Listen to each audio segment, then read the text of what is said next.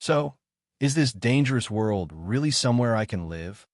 In a quiet apartment on Queens Boulevard, New York, a blond boy lay on his bed, sunlight spilling across his body.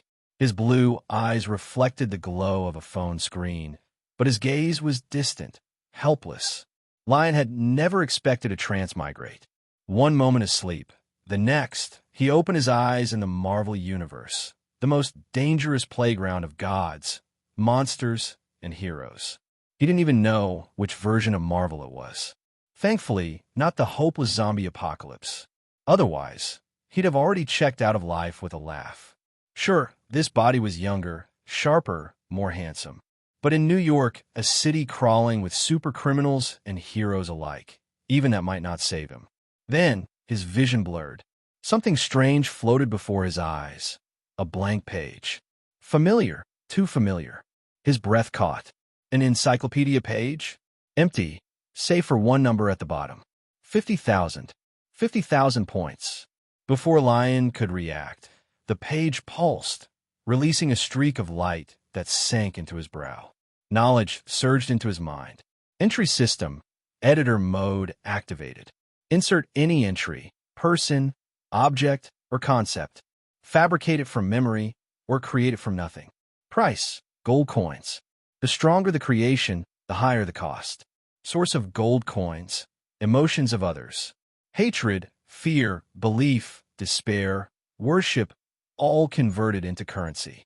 His lips curled into a slow smile. Characters he created could be fully controlled, or their powers could be claimed for himself. It was duplication, manipulation, and deception combined. A stage, Lyon whispered. I need a stage that will make the whole world watch and cheer. In his mind, the image of a righteous king raising a holy sword appeared. Noble, unyielding. But that alone was not enough. A medium was required. On the virtual page, words formed, followed by a picture that chilled him to the bone. A magnificent golden cup, sacred and radiant, yet already corrupted. Black gas coiled like ancient tentacles, devouring its light. The entry shimmered. Cost 1,000 coins. And with that, Lyon set the world on fire. Hudson River Park, Manhattan. The night was alive. Families picnicked on the grass. Couples strolled under the trees. Street singers filled the air with melody. Until the sky split open. Rumble. A golden streak tore across the heavens like a divine spear. Screams filled the park. To human eyes, it could only mean one thing. Meteorite. Chaos exploded. People fled, dragging children, clutching lovers, stumbling over each other. Within a minute, the park lay abandoned, just as the blazing meteorite struck. Boom! The impact shook Manhattan. A shockwave ripped through the park, uprooting trees, flattening the grass, throwing men and women to the ground. Dust and debris filled the air. When the storm calmed, the survivors turned trembling eyes to the crater. What they saw froze them in place. Not a rock, not a meteorite. A cup, a golden chalice, flawless, radiant, otherworldly. A murmur spread like wildfire. A cup from heaven. But greed quickly followed awe. People stepped closer, ready to seize it. And then the cup changed. Its golden glow rotted into black. Crimson veins spread across its surface. An aura of corruption burst outward, heavy and suffocating. The crowd froze, eyes rolling black, breath stolen by shadow. From their bodies, black and purple gas seeped, twisting into a terrifying miasma. Those who hadn't approached could only stare in horror. What is that thing? SHIELD response. The event triggered alarms across the highest levels of government. Within minutes, heavily armed agents surrounded the park. A black SUV screeched to a halt. Out stepped a man in a trench coat, bald head gleaming under the lights. A black eye patch covering his left eye. Nick Fury. What's the situation? Unknown artifact. An agent reported, handing over a tablet. Emits mental pollution. Victims lose consciousness, become puppets. On the screen, the crater glowed dark. The once golden chalice now floated 10 meters high, 20 corrupted civilians standing motionless around it like guardians. Even Fury, hardened by decades of secrets, felt his heart stir with suppressed desires as he stared into the black haze. Troublesome. Very troublesome. Sir, Iron Man and the X-Men have arrived. Before Fury could reply, the sky roared. A red-gold streak descended, thrusters blazing. Tony Stark. His armor gleamed in the night sky, the embodiment of technology and arrogance. Nick, Tony. Their greetings were curt, their gazes fixed on the darkness ahead. JRVS scanned the scene, panels flashing with warnings. Sir, radiation confirmed. Psychic in nature. Recommend activating the neural defense chip. Tony smirked. Good thing I came prepared. But when his HUD cross-referenced the artifact, the AI displayed an uncanny match. The Holy Grail of Jesus. Tony muttered. Myth made real. Dangerous or fun. Either way, he wasn't leaving it here. Flames burst from his boots. Tony launched himself into the park, determined to rescue the enthralled citizens. But the moment he landed, the puppets attacked. Blank-eyed, yet savage, they lunged at him as though defending their god. Tony sighed, flicking his wrist.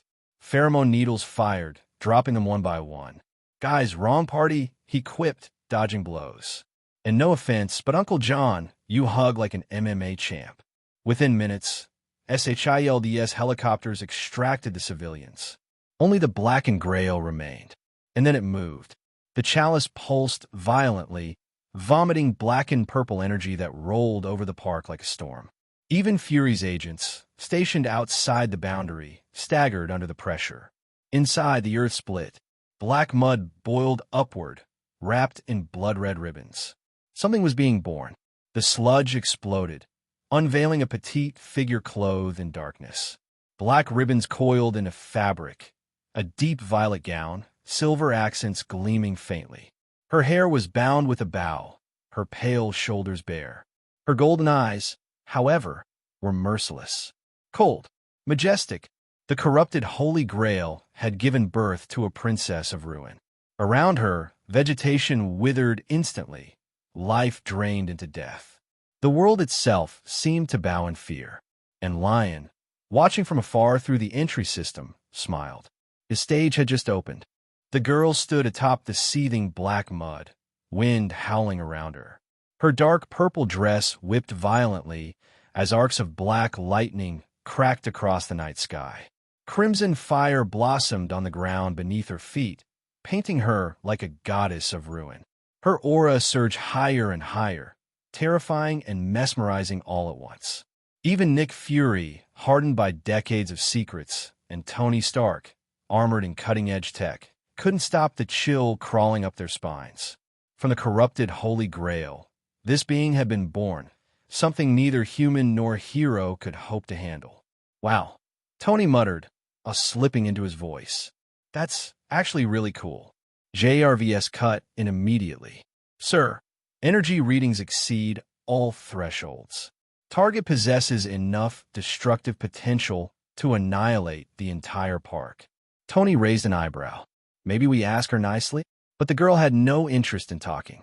With a casual lift of her hand, darkness swirled into a storm of particles, condensing into a long black sword streaked with blood-red lines. She raised it high, then brought it crashing down. Boom! The earth split open. A tide of scarlet lightning swallowed the park, the ground rupturing as the world turned crimson. Her power climbed even higher, oppressive and merciless. Her dark golden eyes locked onto Tony Stark, emotionless, cold, brimming with killing intent. JRVS. Tony snapped. Before the AI could respond, she swung again, this time unleashing a colossal beam of blood-red energy from her blade. It screamed through the air toward him, tearing the night apart. Tony's HUD flooded with alarms. Thrusters roared at maximum output, and he barely dodged in time. The light cannon scorched across the park, detonating with an earth-shaking roar. A swath of forest simply ceased to exist, reduced to ash and fire. Even through his armor, Tony felt the heat. His MK suit's near-indestructible alloys showed scorched edges. He hissed under his breath. If that hit me head-on. He didn't finish the thought. The corrupted Grail pulsed again. Black and crimson energy rippled outward, and the girl moved. Her body blurred. One step, an explosion of air. She tore through the sky like a bullet, appearing before Tony in an instant. Sweat trickled down his forehead. For a split second, when her empty gaze met his, he thought he saw a purgatory of corpses and oceans of blood. Her blade arced toward his throat. JRVS reacted faster than Tony could. The arc reactor flared, blasting energy to his thrusters. Tony rocketed backward just as the black sword sliced through where he had been, the air itself screaming in protest. She didn't relent. A black magic circle flared under her feet, launching her forward again. Each movement was brutal, precise, meant to crush him utterly. She's not some fragile girl, Tony realized grimly. She's a damn monster. He tried to keep his distance, unleashing plasma cannons and micromissiles, but she batted them aside with contemptuous swipes of her sword. Black ribbons of energy lashed up from the mud below, writhing like serpents, trying to ensnare his armor. Worse, she fired off stray light cannons mid-charge, each blast forcing Tony to juke and weave like a mouse in a maze. His flight became a desperate dance, one mistake away from death. What the hell is this thing? Despite his arsenal, he was being hunted. The sky itself became their battlefield, crimson and black flashes tearing across the night. Finally, Tony faltered. A split second too slow after dodging a cannon blast, and she seized the opening. Stepping on another magic circle, she launched forward, her sword raised, eyes glinting with merciless resolve. Tony couldn't escape in time. The black blade fell, radiating death. Far away, aboard the Quinjet, Nick Fury's single eye widened as he watched the scene unfold. His jaw tightened, and then, bang! A gunshot tore through the night sky, breaking the clash in an instant. Hey everyone, welcome to FanFic Canon. Thanks for hitting play. I'm thrilled to bring this fan-made story to life for you. If you enjoy the ride and want more narrated fanfics, smash, subscribe, and tap the bell so you never miss an episode. And if you want audiobook of a novel of your choice, join my Patreon. Request any title that's freely available online, and I'll produce a full narration just for you. Now, let's dive into today's adventure. The bullets shot out, trying to save Tony Stark from the siege, but the girl still clenched the extremely black holy sword with a cold and murderous heart and struck down. To Tony's despair, before the armor-piercing projectile capable of piercing the armor of the tank could hit the girl, a blood-colored lightning burst out of thin air, hitting the bullet just in time, and the latter was instantly vaporized. Watching Jianfeng approaching, Tony's eyes were full of bitterness. Peppo. At the end of death, the first person Tony thought of was the woman he loved deeply. However, when the blade was less than a few centimeters away from Tony's helmet, it stopped suddenly. Although Tony, who thought he was going to die, didn't know what happened, how could he let go of the chance to survive? With the thruster output reaching full power, he was thousands of meters away from the girl in an instant. Tony, who was floating in the air, looked at the girl in front of him who was slowly falling towards the ground in surprise. "She let me go? Why?" Tony couldn't figure it out. With the coldness and ruthlessness shown by the girl before, there was no reason at all to let him go. At this time, Nick Fury's voice came from my ear. "Tony, are you okay? It's still dead, but it's almost there." Tony frowned and replied, "Did you observe anything over there?" In that kind of battle that was almost crushed, he was only concerned about running for his life just now, and he didn't have time to observe the details of the scene. Instead, Nick Fury, who had been watching, might see something. Not surprisingly, Nick Fury did see some tricks. He'd been observing with a high-precision telescope, backed by SHIELD's analysis department, until Tony's near-death and near-death conclusion came to a conclusion almost immediately. Fury replied in the affirmative. "She's limited in what she can do, Tony." "Limit?" Tony looked down at the girl, standing on the side of the road, along the park, and staring up at him. His heart moved, and he thought about it. "You mean the distance?" "That's right. She should be catalyzed by the polluted thing, and she is protecting herself in essence, so she must have an attack range. Within the range, all creatures will be attacked and escape the range. Before he finished speaking, Tony already understood. He frowned. This thing is really evil. It seems that we need to study weapons and equipment specifically. As a genius scientist, Tony believes that as long as he is given time, he will definitely be able to get along with the solution. However, Fury once again said something that broke his fantasy. Maybe we don't have time. Tony, the pollution range of that thing is spreading rapidly. You should have noticed the power of the pollution. I am afraid that within 7 hours, New York will be turned into a dead city. Drop. Tony's mental state was already there, and he looked at the area of the park. Sure enough, just as Fury said, the polluted Holy Grail only exists in the black mud in the deep pit, and it has spread to the entire grassland of the park at some point. How long is this? Sir, what Mr. Fury said is right.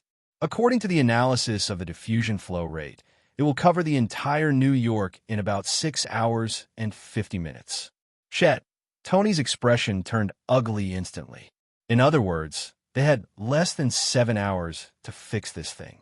Even if the whole city is evacuated, it would be a huge project and unrealistic. Not to mention other things, once New York is destroyed, it will be a huge collapse for American brokers, and his star group will bear the brunt. Not to mention others, even the U.S. government will not agree. Boom.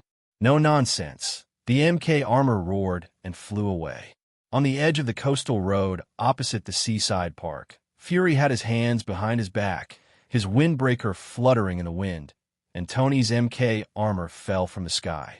The visor opened to reveal Tony's face, which had turned from cynical to serious. We have to figure out how to control the extent of the contamination. It was urgent, and Tony wasn't glib. Fury nodded, looked at the seaside park on the other side of the river that was covered in bloody and black-purple smog, and said in a low voice, I have ordered SHIELD to carry high-precision bombs and equipment. Maybe we could try to blow up that thing. That's the easiest and most effective way to do it when you're short on time. The success rate won't be too high. Tony shook his head immediately after hearing this. From the analysis of JRVS, the energy value in the girl's body is getting higher and higher.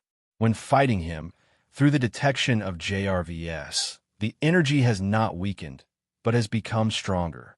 Just look at the light cannon ability that can destroy the world with a single sword. The missiles launched will definitely be intercepted instantly by the girl guarding the Holy Grail.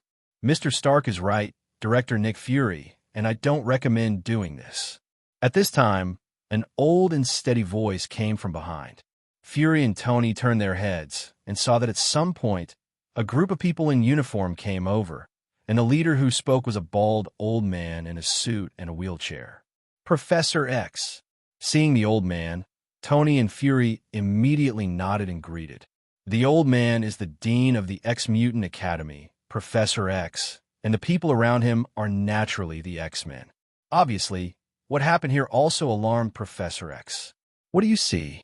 Asked Fury. I can't see through it. What I feel with my spiritual power is only darkness and filth, but in the depths of that filth and darkness, there is a great and sacred power. Professor X's wheelchair came in front of the two of them and said unhurriedly, Great and divine power. Tony and Fury mused. It should have belonged to a very sacred instrument, but it was polluted for some reason. The girl was born under this power.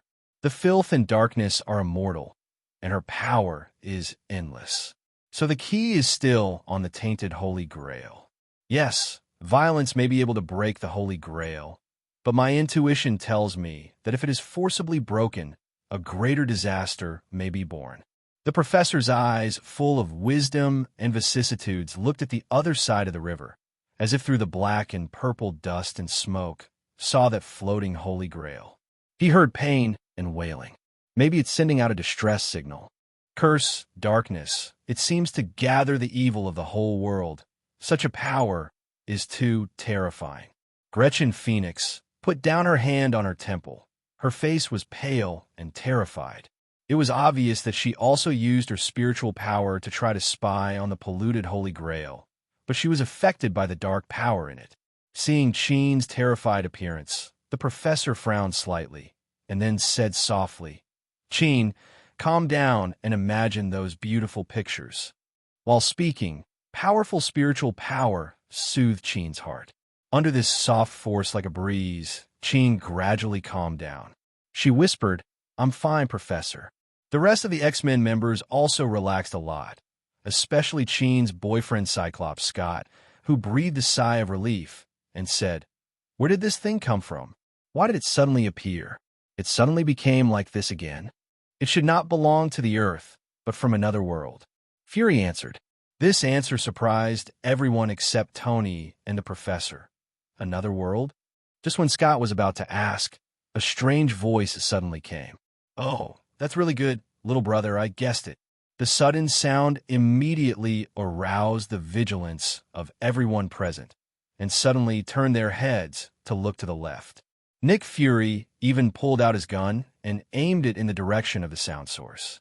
I saw an extremely tall black shadow standing quietly on the top of the lamppost a few meters away on the left, and the figure in appearance could not be seen clearly in the dark. But his stature is astonishingly tall, and from a slight look, it seems to be about 2 meters long. The tall figure, and the way he appeared suddenly, was full of oppression. "Who are you?" Scott put his hands on the violet quartz glasses, ready to strike as he spoke. The professor suddenly frowned at this time, and a look of surprise flashed in his eyes. In the next second, the black figure standing on the top of the lamppost became blurred and distorted instantly. Before everyone could react, he had already appeared in front of them. That tall figure and this speed make people's pupils shrink. Under the light, everyone can see his appearance clearly. Tall, more than 2 meters tall, with black curly hair, wearing a yellow and white striped suit, a white coat, a beard around his face, and a pair of sunglasses. Oh, it's so scary. I didn't expect someone to have the ability to see through the soul, and they were almost seen through. He was extremely lazy while speaking, and looked directly at the professor sitting in a wheelchair under the pale yellow lenses, as if he was sizing him up. "Sorry, sir. I was too presumptuous." The professor knew that his actions must have offended the other party, so he immediately apologized. The rest of the people still maintained enough vigilance, because, no matter from the figure or the amazing speed just now, it was enough to prove that the person who came was definitely not a simple person. "But it's very presumptuous, old sir." The man put his hands in his pockets. His face was indifferent. Then he seemed to remember something, raised his eyebrows, and said, "But if you meet other guys, don't do that. That your temper may not be like mine." The obvious warning made Jean and other X-Men members frown. In the eyes of several people, this is more like a threat. "Who are you? You don't look like a person from Earth." Tony asked. From the moment the man appeared, JRVS immediately compared the database and found that there was no matching data at all. What makes Tony feel dangerous is that, according to the scan analysis of JRVS, this man's magnetic field is very different from that of ordinary people, and there is an extremely terrifying energy data in his body. It was no less than the girl who almost killed herself. "The armor on my brother is very cool." The man didn't seem to care much about Tony's questions and didn't answer all of them. He showed a wave of admiration and then said his name and purpose. "My name is Huang Yuan, and I came here for it." While speaking, he tilted his head slightly, indicating the direction of the seaside park. Seems to have found something, and then muttered to himself with a smile, "Hey, is the mission given by the marshal so interesting? I didn't expect to be able to see Saber and Blacken. I have to find a way to record it and show it to Saber." Blacken Saber? Saber? Saber? Night? Everyone caught this information and guessed in an instant and started a brainstorm. In other words, that girl seems to have such a person in another world. Is it from your world? At this moment, Fury suddenly interjected. The man named Huang Yuan showed a surprised expression. "Alala, he is really smart. He is indeed the leader of the intelligence agency." The rest of the eyes moved. Just when Fury was about to reveal some information, Kizaru seemed to have no patience to continue. "Nice to meet you, but my task is to recover the Holy Grail before those guys, so I can't waste time." As soon as the words fell, Huang Yuan's body suddenly burst into bright light. The dazzling light made him shine like a hot sun. Fury and the others couldn't help raising their hands to cover their eyes. Only Tony and Cyclops Scott, who were wearing face masks and wearing purple quartz glasses, were not affected. With horrified eyes, they saw the yellow ape turned into a beam of light and flew towards the seaside park at an alarming speed. Boom! The moment he entered the territory of the seaside park, the black saber who had been guarding the black holy grail immediately launched an attack. The terrifying bloody light cannon pierced the sky and pointed at the sky, attacking the yellow ape. In midair, the yellow ape, which was gathered into a human form by the endless dazzling light particles, faced the terrifying bloody light cannon attacking, muttering a terrible mantra in his mouth. But his actions were extremely strong. His right fist suddenly turned black, and then aim at the light cannon and blast down hard. Rumble! The dazzling flames exploded instantly. The terrifying roar resounded through the night sky. The earth trembled, and boundless air waves erupted the moment the fist collided with the bloody light cannon. The raging air waves swept in all directions, and in the light of the fire, violent winds and waves filled the sky. The waves almost covered the entire seaside park. Can such power really be exerted by humans? Such an extremely visually impactful picture caused great waves in the hearts of Tony and everyone who watched this scene from the other side of the coast. It's scary. The yellow ape in the sky forcibly smashed the bloody light cannon of the black saber with his fist, feeling the horror of its power, and his cynical expression also became serious. But the heart is very relaxed. After all, he is clear about the background of black saber in front of him. Then, let's play this scene well. I said secretly in my heart. The yellow ape crossed his hands, and the dazzling cross-star light shone in his hands, and then endless photon light bombs poured down towards the seaside park like a torrential rain. Facing the endless light bullets pouring down, the black saber danced gracefully with the black oath in hand. Clang, clang, clang, clang. They bounced off all the incoming light bombs one after another, and the bounced, dense light bombs bombarded the surrounding ground, and the entire surface was instantly bombarded with terror. Boom, boom, boom. The dense explosions blasted the surrounding Fong Yuan hundreds of meters into a mushroom cloud, and some of them hit the river, blasting dozens of water columns. The sky was full of raindrops, flames, and dust, making it difficult for people to see what it looked like inside. The turbulent air flow swept across and even affected Tony and others on the opposite bank. The waves were surging and the wind was blowing. Phoenix Gretchen used her majestic spiritual power to turn into a barrier in front of everyone. At the moment, the yellow ape floating in the sky turned into dense light particles, rushing down, and the fast naked eyes could not even see clearly. Because of the dust and water droplets all over the sky, it is not clear what is going on inside. But the sounds of fierce battles resounded densely through the night sky. The tremors of the earth were getting bigger and bigger. The blood-colored light cannons, the golden light beams continuously cut through the dust, smoke, and water droplets, hitting the ground of the seaside park on the ground, hitting the river, and blowing up the smoke again. Fighting at this level made both Tony, Iron Man, and the X-Men look extremely dignified. Where are these people coming from? Such power shouldn't come from Earth at all. Wolverine Logan was wearing a uniform, puffing on a cigar, her resolute face full of doubts. Logan has been active since World War II, so it can be said that he is also a long-lived person. After experiencing so much, he met too many incredible people, such as Magneto, Professor X, and a group of top mutants, all of whom have the power to destroy the world. But it is only available. It's never really shown. But no matter the man in front of him is the yellow monkey or the girl who is called the Black Saber, he can intuitively feel the powerful strength displayed. Logan's beast-like senses told him that both of them had the strength to destroy the city.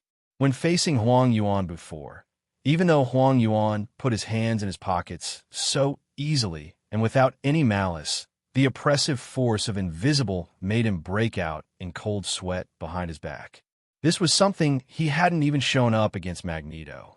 Behind the seemingly lazy and frivolous, it actually looks like a terrifying monster capable of destroying everything.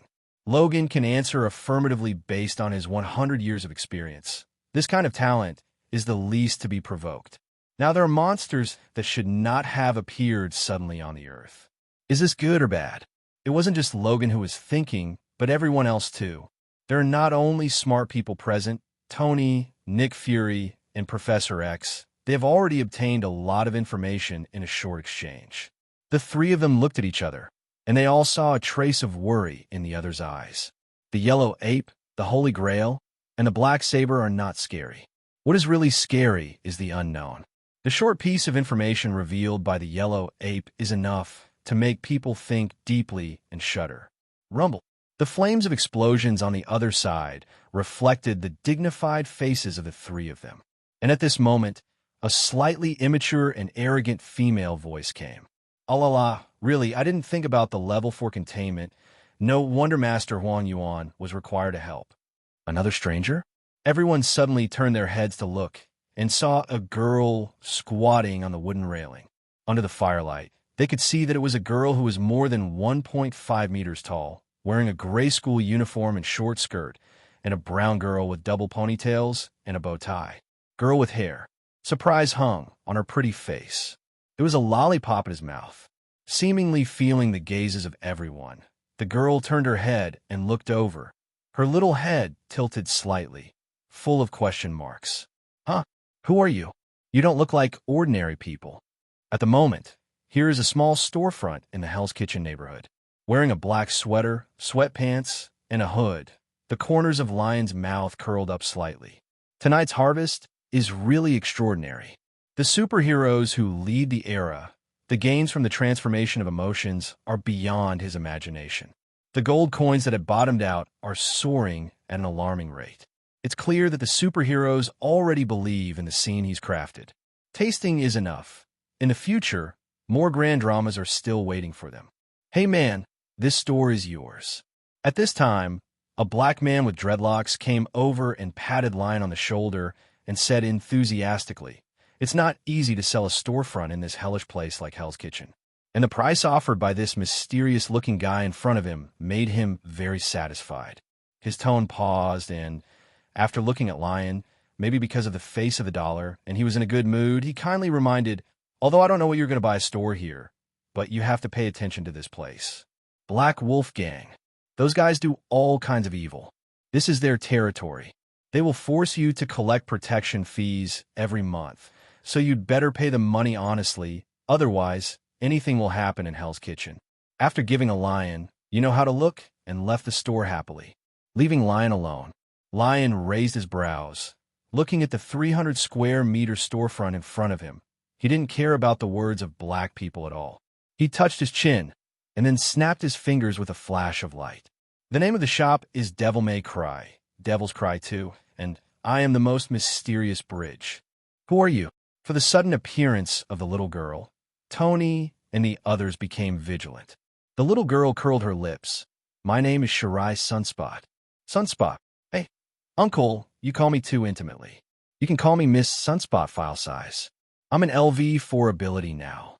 Sunspot glanced at Tony with a look of disgust. Although this uncle looks so mature and handsome. However, she will never like this one. Although it was only from the heart, it was all on the surface, making Tony, who was already narcissistic, black-faced. But what could he say? Is it possible to compete with a 13-year-old girl? But it's not Tony's style to be aggrieved and ridiculed. Tony immediately stared at Sunspot suspiciously and said, "What LV4 ability is it? You're a little girl who should go to school." "Huh, I'm one of the few high-ability players in the academy who can reach LV4, and the only ones who can surpass me are those at the top of the academy. Okay." Tony's question made Sunspot unhappy, and he quickly refuted. "College?" Everyone's eyes moved. The little girl had too little experience, and she really revealed more information. The marshal that Huang Yuan mentioned before has revealed that there seems to be an army that is respected only by strength in that unknown, mysterious world. And now, there's an additional academy that seems to be able to train superpowers, which shows the integrity of this world system. The wily Nick Fury didn't speak. After all, he knew very well that the best way to deal with a little girl with such a character was undoubtedly to let Tony come, or let an old man with a gentle temperament like Professor X come. But he couldn't do it. After all, with his appearance and temperament, it is obvious that the little girl will be wary of him. Tony also wanted to dig out more secrets, so he communicated with Sunspot without leaving a trace. To Tony's surprise, though, the little girl named Sunspot looked a bit arrogant, but she was not brainless. On the contrary, she had a kind of maturity that didn't belong to this grade. So the information obtained through communication is not too much. However, no matter how mature, Tony still caught another piece of information. That is, in this academy, there are many so-called great abilities. Not only that, but also very strong. Especially Sunspot also inadvertently revealed another girl who seems to have a very close relationship with her. That girl seemed to be the strong ones that Sunspot said were standing at the top of the academy. The electroshock user of LV5 super ability. Are there any superpowers about electricity? Everyone at the scene felt more and more heavy, especially for a suspicious person like Nick Fury, who had already begun to think about and prepare to investigate this matter. Boom! At this time, a terrifying loud bang resounded through the night sky, accompanied by even more violent vibrations.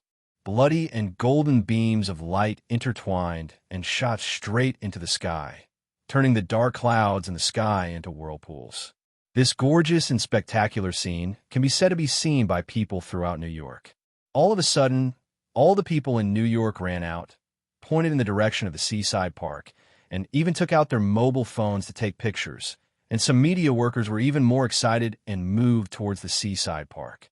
For these journalists who are afraid of chaos, the big news is their ladder to the Vanity Fair. However, it was forcibly blocked by a group of agents. Definitely, this is the handwriting of SHIELD Nick director Nick Fury. Although it is said that super ability, mutant, and superhero are common nowadays, he still does not want to expose this matter to the public and cause panic. Here in the seaside park, the blood-red and golden beams of light from two different nature forces collided and intertwined with each other, blasting out dense electric lights, which also melted each other until they finally disappeared. The raging wind caused seawater to almost flood the entire seaside park. However, in the battle between the two powerhouses, the destructive power was vividly displayed, and everything in the park was displaced and turned into scorched earth. With no line of sight blocking, Tony and a group of people on the other side could directly see what happened in the scorched earth. On the flat land, turned into scorched earth, there are countless large and small pits, and there are even mooring magma flowing due to high temperature. The floating black Holy Grail remained silent. And just not far from the Holy Grail, the Black Saber was wrestling with the gorgeous black Oath Sword and the photon energy sword produced by the yellow Ape through ability. The howling wind made their skirts and coats rattle. The only difference is that the Black Saber has added armor to the black-purple dress, and also wears black glasses with blood-colored patterns on her eyes. The overall style is darker and colder. The wrestling between the two strong men cracked a large piece of the ground under their feet, and under the impact of the force collision, densely packed gravel unconsciously floated around the two of them. It could be seen that the two seemed to be still in a stalemate. Sunspot, who was squatting on the wooden railing of the road by the shore, placed his palm between his eyebrows in a wait-and-see attitude, and muttered in a low voice in amazement. Didn't you think that even General Yellow Ape couldn't be taken down in a short time? It really deserves to be level 4. Containment. Luckily, no one from Sunspot took the mission. Sunspot, is that Black Chalice the level 4 containment you're talking about? Tony asked in a chatty tone. Sunspot seemed to be watching the battle with great interest, and without thinking too much, he replied casually, Yes, the 4th level containment is very dangerous, and you must be a general level or LV5 super ability person to handle it. I don't know why it suddenly appeared and that you guys must have done something here. After she finished speaking, her big eyes widened sharply, and she immediately covered her small mouth with her hands, as if I would be punished for accidentally revealing a secret. Ah, You really are not a good uncle. Sunspot stared at the bad uncle in front of him viciously, looking very angry. The black eyeballs rolled up and down on Tony's body, as if he was thinking about whether to take action to teach this bad uncle a lesson. Wow! Tony seemed to be frightened by Sunspot's vicious look, and quickly spread his hands and shrugged his shoulders, as if it should be taken for granted. I thought we were friends. This shouldn't be some very confidential information, right? Who is friend with you, bad uncle? This is my first mission as Sunspot. If I'm taught a lesson when I go back, I must make you look good. Sunspot snorted coldly. Hell's Kitchen. Lyon stands at the door of the store, looking up at the devil may cry. Devil formed by purple light tubes on the door of the store will also cry. Nodding in satisfaction. Slowly walked into the store. The empty store was filled with large and small, unopened cardboard boxes. Here is the furniture he bought from furniture store. Tisk, as a well-known demon hunter, it seems that the office needs to be remodeled. It seems that the number of gold coins is enough, and new characters should also appear on the stage. Order has appeared, so how can there be no chaotic camp? I have to say that a group of superheroes really convert a lot of gold coins. Glancing at the 10,000 gold coins that were still soaring under the entry column, Lyon knew very well that apart from Tony and others, the entire New York City people were also emotionally transformed by the shocking blood color and golden beam of light. The amount of gold coins is enough. Then the villain camp definitely will also appear. And it's just right. On the other side of the park, Sunspot, who was slapped by the nasty uncle, was very angry, but the magnanimous Sunspot was not entangled with Tony. He just kept Tony in his notebook and prepared to take revenge in the future. Now her eyes are on Hyben Park, muttered to itself. The little face was full of suspicion. Sunspot always feels very wrong, suddenly appearing in the Earth's level 4 containment. This critical time and place, no matter how you look at it, it looks like a trap. Could it be that this is a trap? But this is General Huang Yuan. Even if it is a trap, with General Huang Yuan's ability, he can't stay. Although Sunspot's murmur was very small, everyone present had keen hearing. Hearing Sunspot's words, Tony and the others immediately frowned. Nick Fury and Professor X, who were especially scheming, looked at each other, their eyes flickering. Obviously, Sunspot is just suspicious, but from Sunspot's point of view, and the information they have observed and collected, this must be a trap. Although they don't know much about that world, it's just the tip of the iceberg. A lot can come to mind with a little thought. No matter where it is, there must be opposition. A force suspected of possessing extraordinary power may belong to the peaceful side, or even the world. There must definitely be hostile forces. A level 4 general of the Yellow Ape. Then, thinking of this, Nick Fury and Professor X were startled. If this is the case, then next. It doesn't even need Nick Fury said. Professor X immediately looked solemn, and a surge of spiritual power swept across a range of 10,000 meters around him. Countless information came into the mind. However, no abnormality was found. Everyone present could perceive the powerful spiritual power suddenly emanating from Professor X. Phoenix, Gretchen, Logan, and others looked at Professor X involuntarily, with surprised faces, and wanted to ask. However, it is not waiting for everyone to speak. A carefree and thick voice suddenly sounded. Hey, old man, your strength seems to be very good. Maybe those guys might be a little interested in you, leader. Do you want to kill him? Another mysterious appearance, but this murderous tone immediately aroused everyone's vigilance. Especially Logan, with sharp steel claws protruding from his finger bones, and turned his head to look behind him. I saw a dozen figures standing on the top floor of a one-story apartment on the opposite side of the street behind me. The black figures seemed to blend into the night. Under the moonlight, this sudden mysterious group revealed its true body. This is a group of grotesque people with blue complexion, faces with shark gills, sharp teeth, and golden pupils, with a sickle and so on. But everyone is wearing uniform clothing, a black windbreaker embroidered with red clouds, a hat with wind chimes on their heads, rings with code names on their fingers, and nail polish on their nails.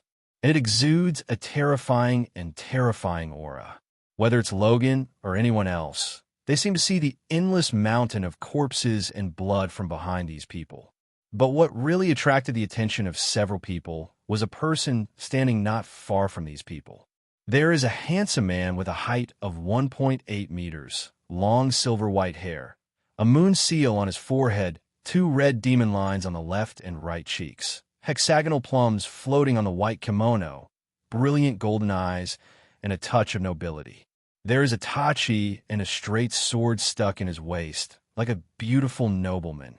His handsome face is full of indifference. Temperamentally, he is a taciturn and terrifying character. Temperament is incompatible with the group of people in uniform, but it seems to be above them. If everyone was vigilant when they saw the group of people before, then when they saw this handsome man like a nobleman, everyone couldn't help but sweat on their foreheads. That terrifying pressure is even higher than those people. Especially Logan. He felt his whole body trembling. This feeling turned out to be fear. It seems to be the fear engraved in the genes and the soul. That comes from instinct. Oh, Logan's strong body leaned down slightly, like a wolf waiting to attack at any time, with a low growl in his throat.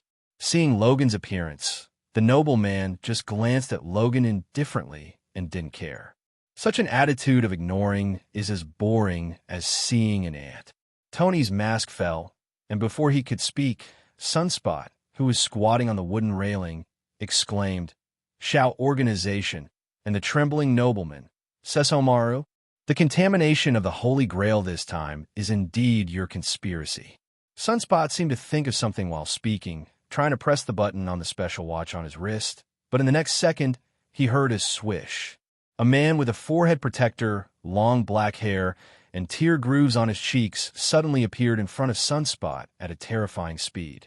A pair of blood-colored three-goat jade eyes stared at the terrified Sunspot and said coldly, "Give up your stupid actions. We have cut off your communication here. We also set up an enchantment here. Your ability won't work anymore." But damn it, Sunspot wanted to activate his ability to escape from the scope of the terrifying man in front of him, but suddenly found that his ability was completely useless. This is enough to prove that this man is not lying.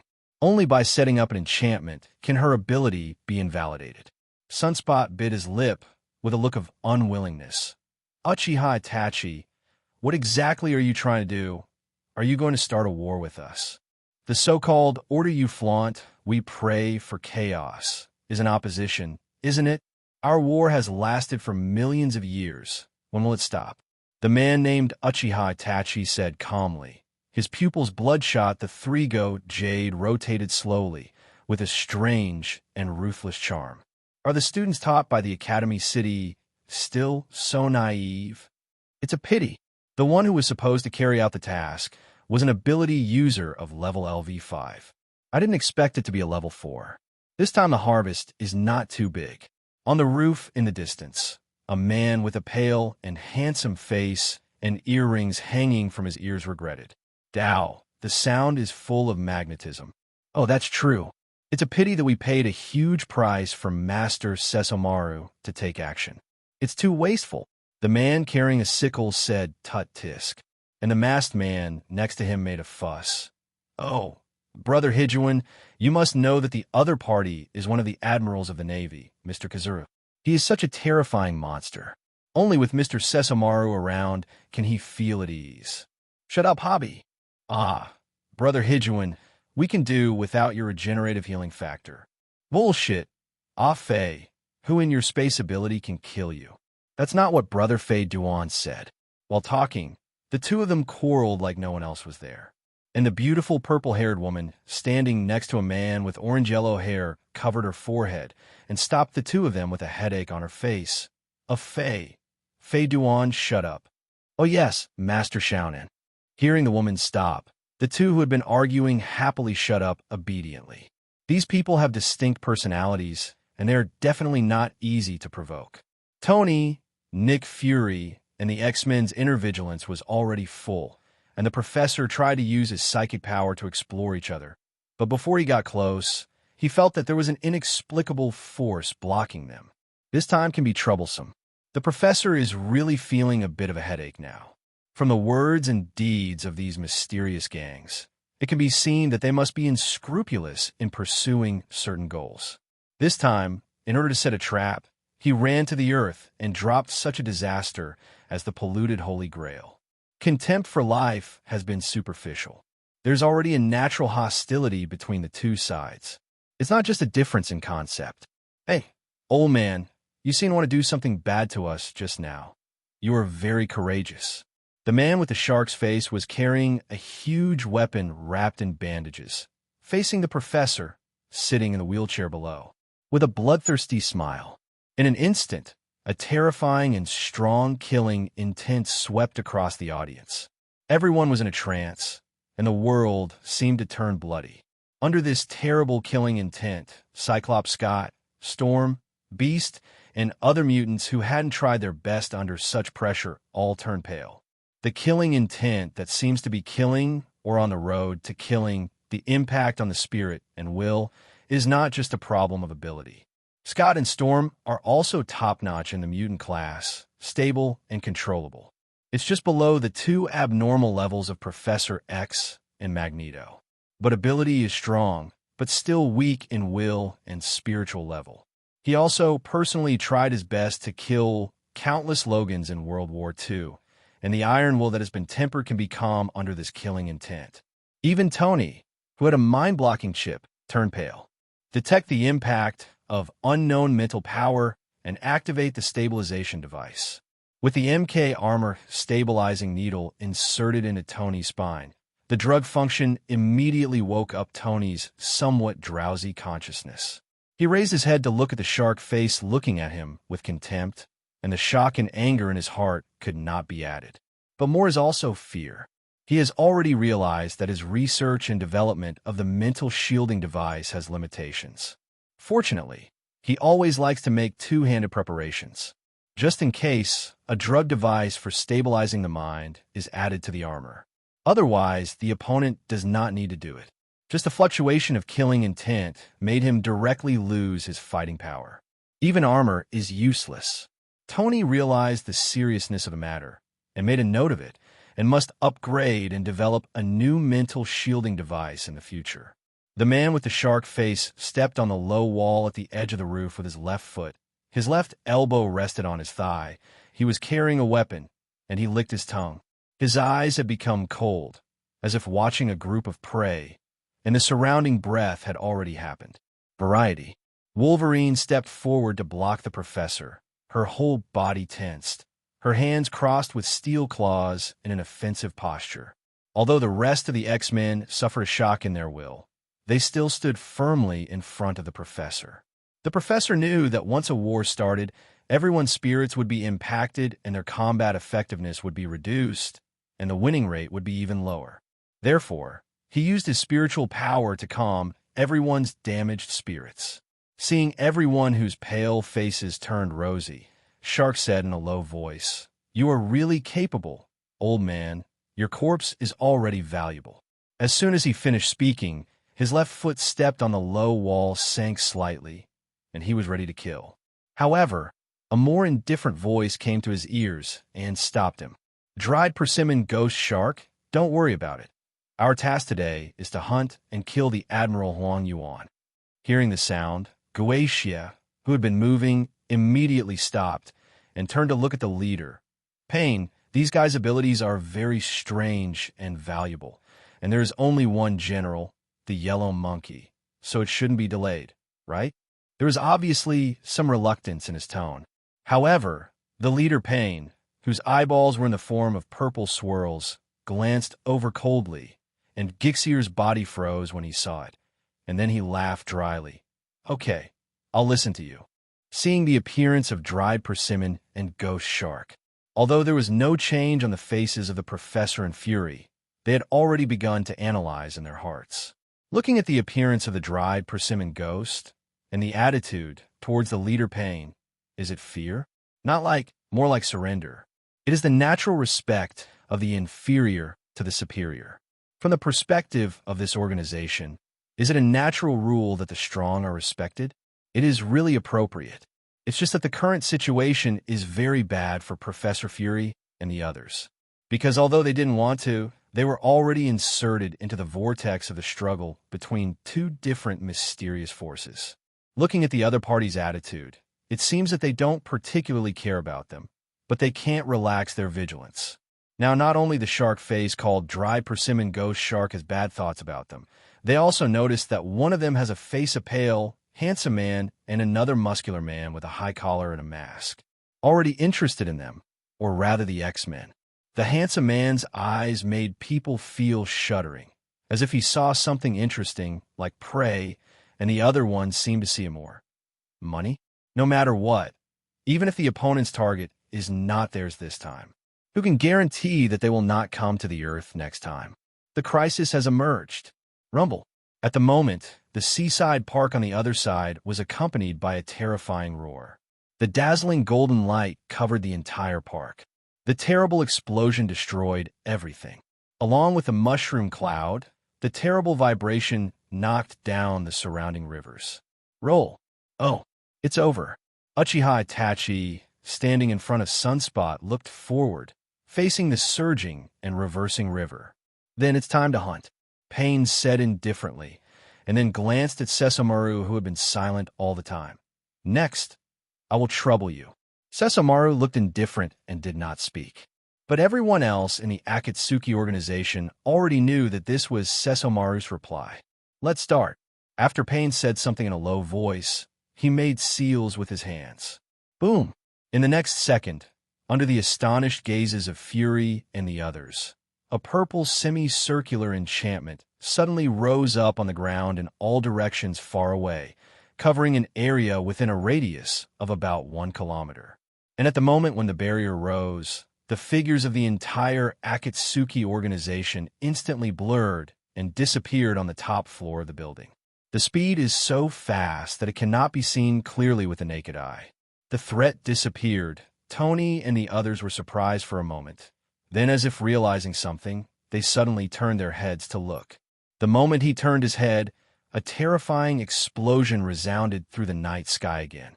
A deafening sound came. The art of raining 4 sharks. The art of fireball. Sand iron Shigure. Fire escape head hard. Terrifying fireballs, iron sand all over the sky, and thousands of water sharks transformed into dense rivers instantly obliterated the original location of the seaside park. Boom, boom, boom. The flames, water splashes, and electric lights exploded, and the gorgeous light almost illuminated the entire night sky. The revolving flames rushed to the sky, burning the sky red. The raging river flows backwards, even submerging the roads along the coast. In the strong wind, Sunspot just stood on the wooden railing. Looking ahead, his big eyes were full of worry. He looked at the watch on his wrist from time to time and operated it, but he would sign disappointment if he didn't get any results. The ponytail and skirt kept swaying in the strong wind, and Sunspot bit his lip full of unwillingness. It seems that the yellow monkey is not able to get help and feels uncomfortable. On the highway, Phoenix Gretchen stretched out her hand to block the raging river with her majestic mental power. Nick Fury stood next to the professor with a gun in his hand, wondering what he was thinking. And Tony is wearing armor and emotionally unstable. He is also very unwilling.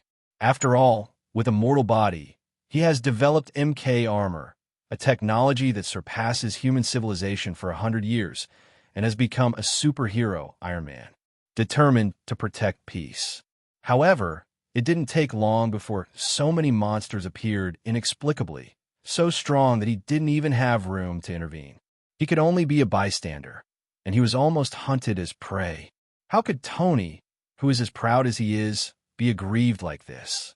However, he also knew that anger and unwillingness could not solve the current situation. He glanced at Sesomaru, standing on the opposite road, without leaving a trace. The little girl asked Sunspot. Sunspot was fiddling with his watch and responded casually. Our Sesomaru and that Akatsuki organization belong to the same force.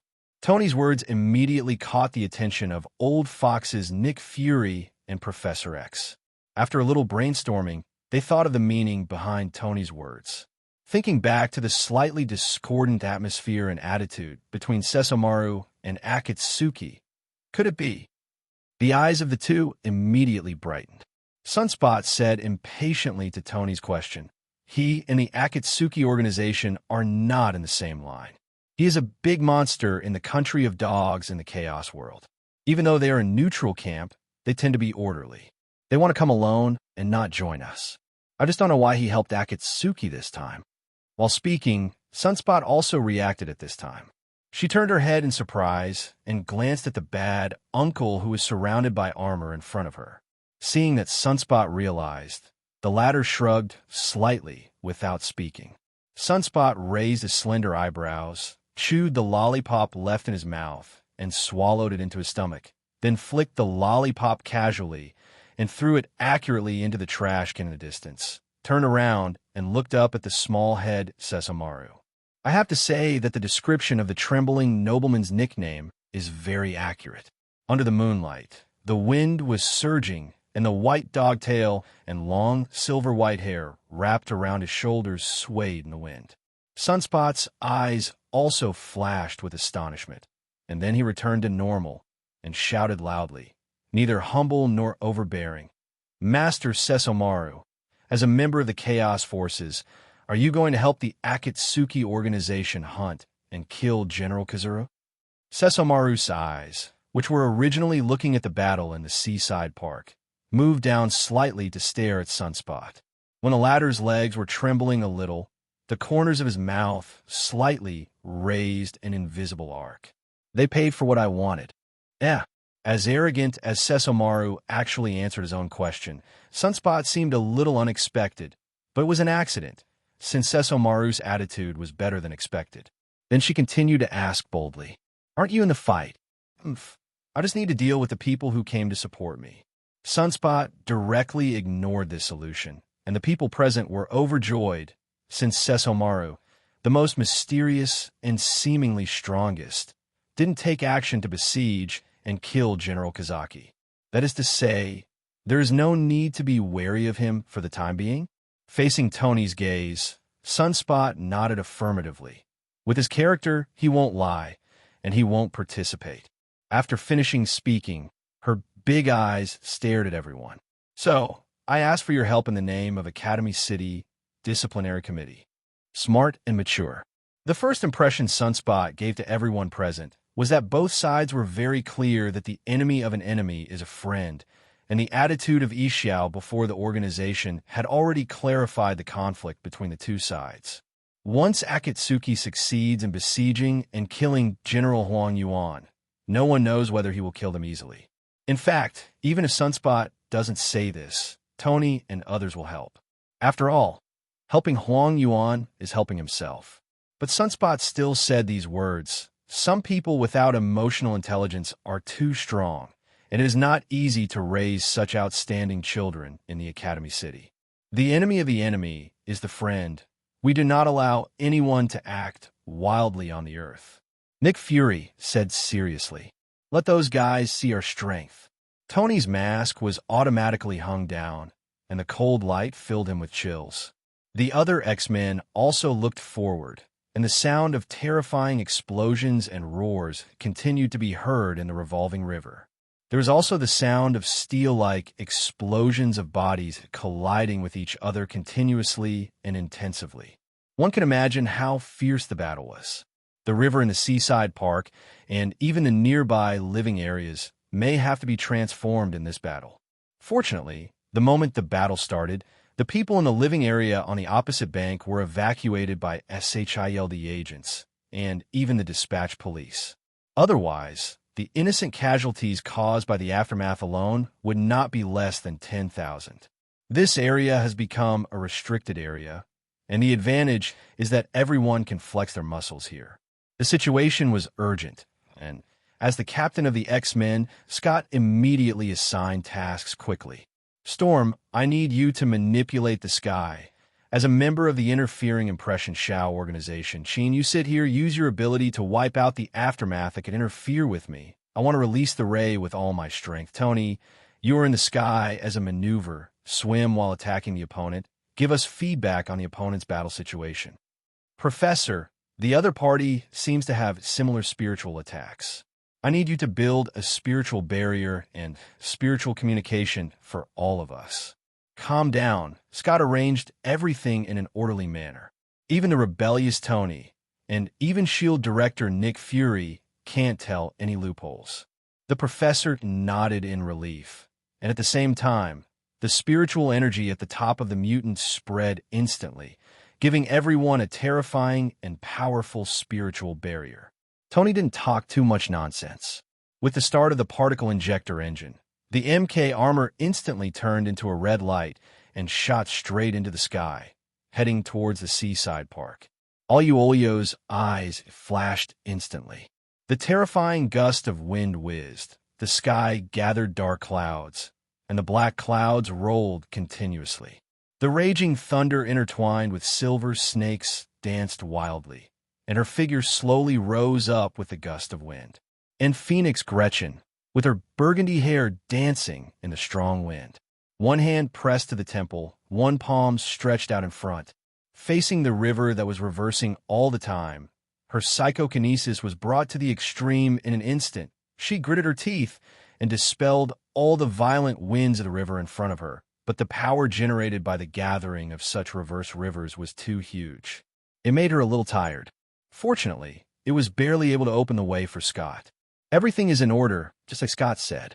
Ahead, the battle situation is rotten, and one can see that over the seaside park that has been completely flattened into a river, a golden light and shadow shuttles back and forth among a group of Shao organization members, and dense photon energy pours down like a torrential rain. Facing the strong Ruxiao organization, General Huang Yuan showed his demeanor at this moment.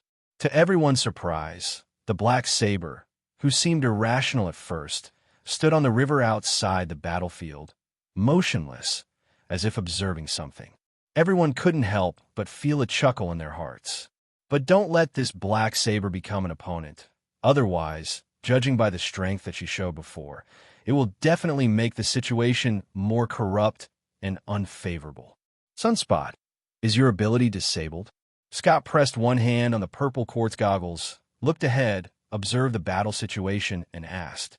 Sunspot had a bitter face and was very unwilling. This enchantment organized by Shao can interfere with communication and my ability. I can only wait and see for the time being. I am really unhappy. The professor at the side gently comforted. Although you are a LV4 ability master, it is not the time for you to join this level of battle. Wait until you grow up. TCH, if my sister was here, she would definitely be able to wipe out those villains. Sunspot snorted arrogantly with his little hands folded over his chest. Fury's eyes flickered, and the current situation didn't seem to be very bad. At least, through Shirai's Sunspot and General Huang Yuan, you can understand the bridge of the three forces. Otherwise, the mysterious forces of the three parties have always existed in the mist, which is a bit disturbing. Rumble. In the sky, a series of terrifying and thick lightning bolts pierced the night sky, and the terrifying power of thunder spread to the Shao organization. The destructive power of this level of thunder is astonishing. Even if it is as strong as the members of the Nashao organization, they dare not easily resist. The thunder speed is fleeting, but everyone is not a simple character, and they use their own methods to dodge. Especially the leader Pain, with a palm blocking the direction of his head. Give a low drink. Shenluo Tianzhong. The world seemed to freeze for an instant, and the next moment, Invisible's terrifying repulsive force strongly blocked the oncoming thunder, and the thunder visible to the naked eye was repelled and disappeared into the air as an endless arc. However, the attack is not over yet. A dazzling and terrifying thick red ray pierced the night, like a terrifying light cannon, aimed at a puppet manipulated by members of the Akatsuki organization. The puppet seems to be able to manipulate iron sand, and it can float in the air. Its ability is extremely powerful and tricky. It is also this puppet that can cover and limit General Huang Yuan in a large area. Tony in the sky analyzed this and fed back to Scott through the mental barrier built by Professor X. Not only that, but Tony's plasma cannon and densely packed miniature missiles are like covering bombing. Aurora remotely manipulates the sky again, and the sky is filled with lightning, thunder, and strong winds. It is to prevent other Akatsuki members from going to the rescue. In fact, the strategy did pay off. Without the aid of the other members, the golem is alone in the face of Scott's 100% power unleashed ray laser. However, the Scorpion's reaction was still surprisingly fast. I saw the puppet floating in the air. Its black coat was constantly swinging, and its hands were crossed to block in front of it. With the activation of ability, the tiny black sand and stones all over the sky suddenly gathered and turned into thick iron blocks to block in front of it. The thick red rays instantly bombarded the black iron cube. The terrifying high-temperature energy impact, the extremely dazzling sparks bombarding the iron cube, and the extremely destructive rays caused the iron cube to be impacted into a huge pit, and the black color also turned red due to high-temperature combustion. However, it still blocked the fatal blow. Scott's feet were nailed to the spot, and the strong reaction force cracked the ground in a large area. He set off waves of turbulent airflow centered on himself, roaring in a low voice and continuously input rays. His eyes can connect to another dimension full of energy. In the world, energy is almost endless. One-round destructive power. His ability is definitely one of the best among all mutants. Definitely, the limit is also enormous. At least for the powerful members of the Akatsuki organization, there are too many shortcomings. The Scorpion stooped and stepped on the river, snorting coldly. I saw the puppet hiding behind the iron cube in the sky and immediately flew to other places flexibly. And put your hands together. The dense iron sand and rocks visible to the naked eye gathered and turned into black spears, whizzing swish, swish, and shot towards the Cyclops on the opposite bank. Nick Fury's complexion changed here. The quantity and speed, I am afraid that this side will be destroyed. Seeing that the attack was ineffective, Cyclops immediately gave up attacking the iron cube, but turned his eyes and continued to attack the incoming spear rain with red rays. Calling the spears one by one did block quite a few. However, it is still too late to solve the part. At the moment, Phoenix Gretchen was in a stalemate with the backflowing river, unable to make a move at all, and saw Beast and Wolverine Logan standing in front of him, leaning forward slightly, waiting to defend. At the last moment, dense golden rays shot from the sky. Precise capture blasted some of the remaining black spears alive. Wolverine and the others looked around and saw the besieged orangutan floating in the midair not far away, stretching out a finger. Obviously, he was the one who had breathed out and rescued everyone. It's so scary. I didn't expect everyone from the Akatsuki organization to make a move, and they were almost killed. The yellow ape's coat floating in the air swayed with the wind, but his originally lazy expression had become serious, and his eyes behind the frame were full of coldness. Obviously, the previous attack and siege angered the general of the yellow ape. Cut. It's true, this has made him react. Knowledge, domineering, and his fruit ability are really tricky.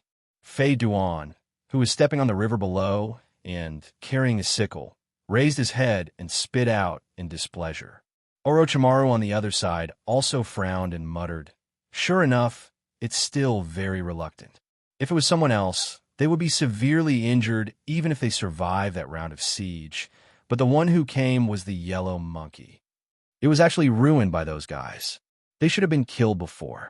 On the other side, the professor and the others couldn't help but breathe a sigh of relief when they saw that the siege was rescued. They joined forces for the time being.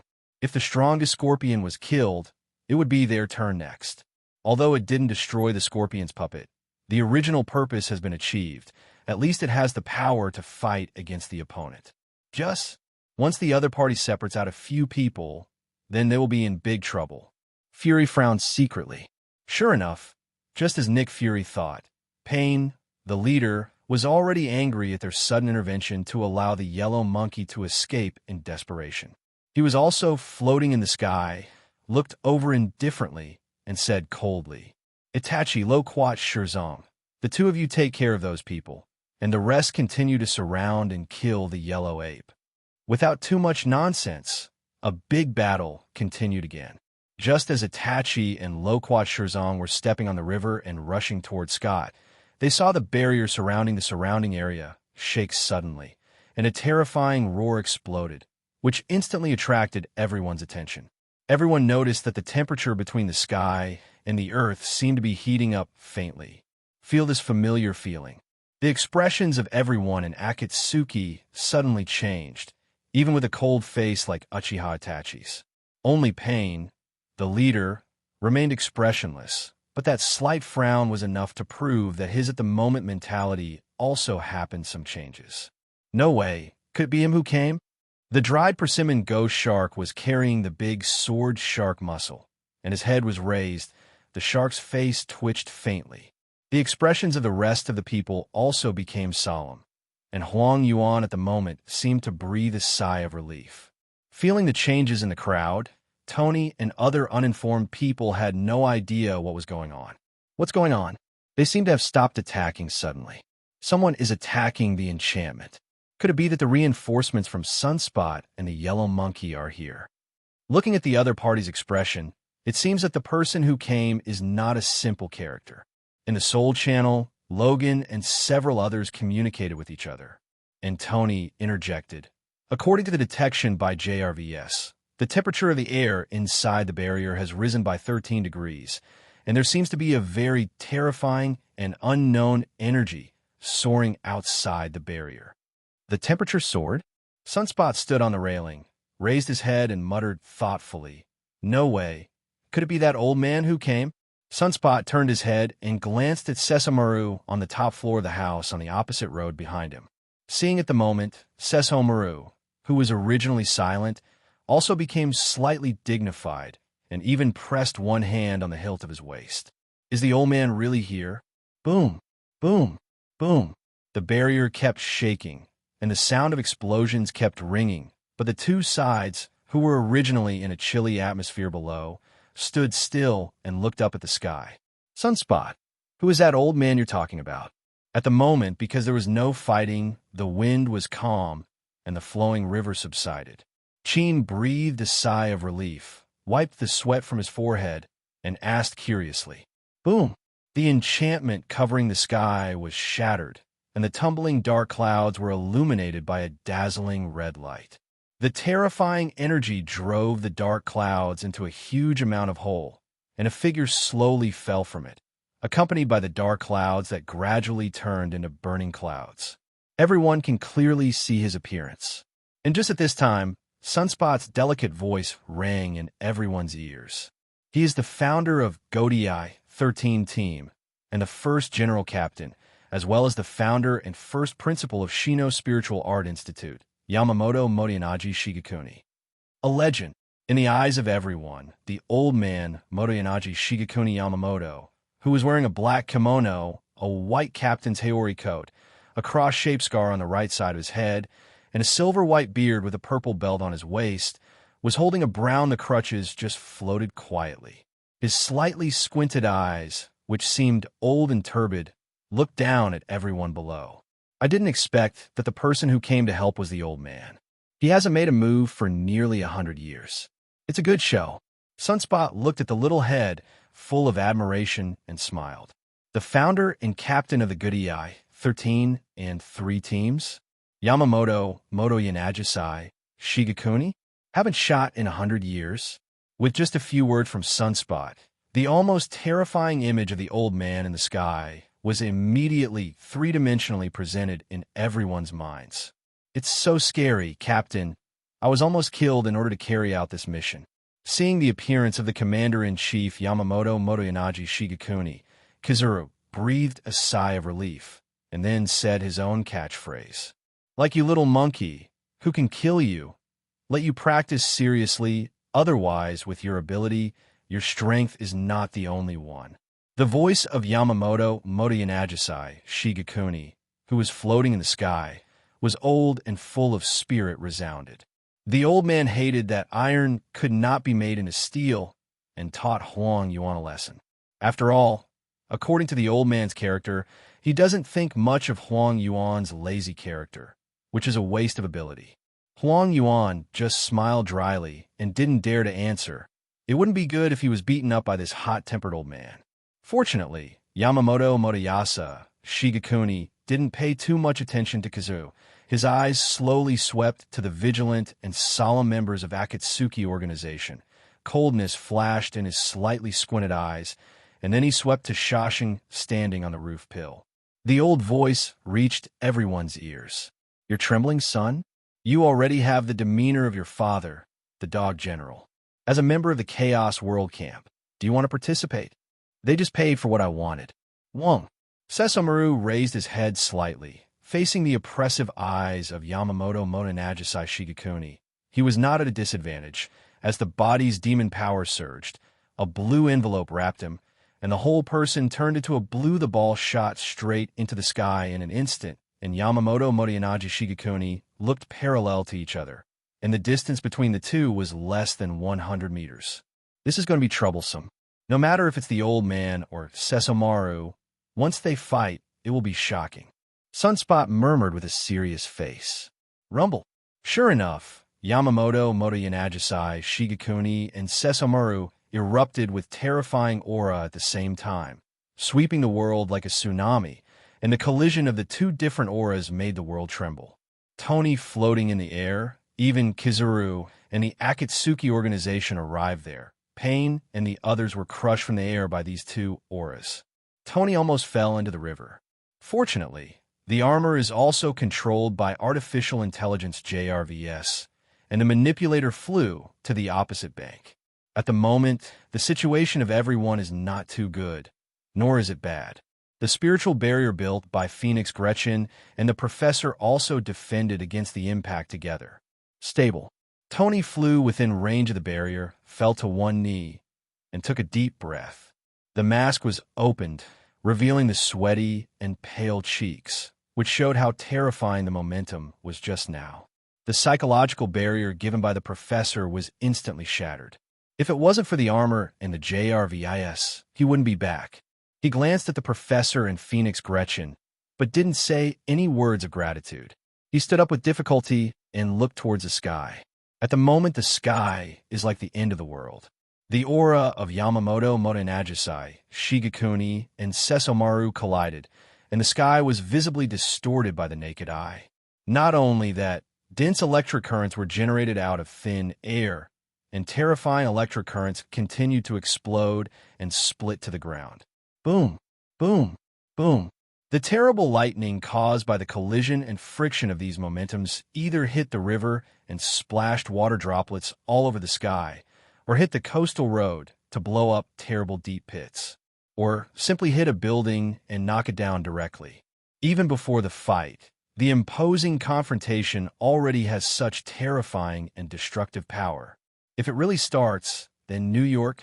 Nick Fury and the professor exchanged glances, both seeing concern in each other's eyes.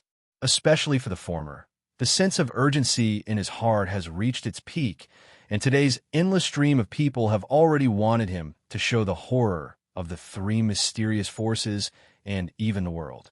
And the Earth, although I don't know why it suddenly became the center of this storm. Nick Fury couldn't believe this was just an accident. The Earth has been exposed in front of the three forces, and no one knows what will happen after that. The Earth must have its own power, otherwise, just like today, they have no room to resist at all. Crackling. The sky is full of thunder and thunder. The red fire clouds have not dissipated, and thunder dragons are intertwined and dancing chaotically. This gorgeous scene almost attracts the eyes of the whole New York. People don't know what happened here. Especially those media reporters are in a hurry. They keep trying to stop what they call the FBI and CAI agents about human rights and freedom. The people have the right to know the truth, and so on. However, the agents simply don't like this. Once a media reporter tries to coerce people into attacking the defense line, they will be brutally arrested by the agents. As for the means, they never skimp on their weapons. Just weapons from SHIELD that won't kill you, but make you sleep like a baby in an instant. The citizens near the nearby urban area looked at it suspiciously and exchanged guesses with their friends and family members. Maybe it was Stark again, or the military, or the government was conducting some secret experiments. After all, this kind of thing is not uncommon in the United States. It's just that it's rarely done with such fanfare, and it's rarely exposed to the public eye. But the constant movement over there was a bit too loud. The strong earthquake can be felt even in the urban areas that are still far away, let alone the urban areas that are closer. Definitely how people think about it, and they can't imagine that at the moment, which was originally a well-known park in New York City, has completely disappeared. On the battlefield, the turbulent wind raged and swept through, and the turbulent air current made Yamamoto, Jinyanaji Shigekuni's captain's Haori coat and Sesomaru's dog-tailed fur flutter. The Akatsuki organization below, and Huang Yuan and others also evacuated involuntarily. After all, once a battle broke out between the two, even if they were stronger than them, they would not dare to approach them. If they were accidentally injured, it would be bad luck. Huang Yuan simply ran to Tony and the others, enjoying the protection of the spiritual barrier. Everyone who looked at this lazy look couldn't help but want to complain. It's scary, Mr. Yamamoto. I heard that he hasn't made a move for hundreds of years. I didn't expect that the first time he made a move was to save me. It's really touching. Huang Yuan put his palm between his eyebrows and looked at the sky, said with emotion, General Huang Yuan, I didn't see you being moved at all. Sunspot complained. Huang Yuan scratched his head and laughed nonchalantly. To be touched definitely is to keep it in my heart. But I really didn't expect Mr. Yamamoto to come, which is really surprising. Yamamoto Motoyasa Shigekuni, as the captain, has been sitting in the rear for 100 years, and he rarely goes out on missions.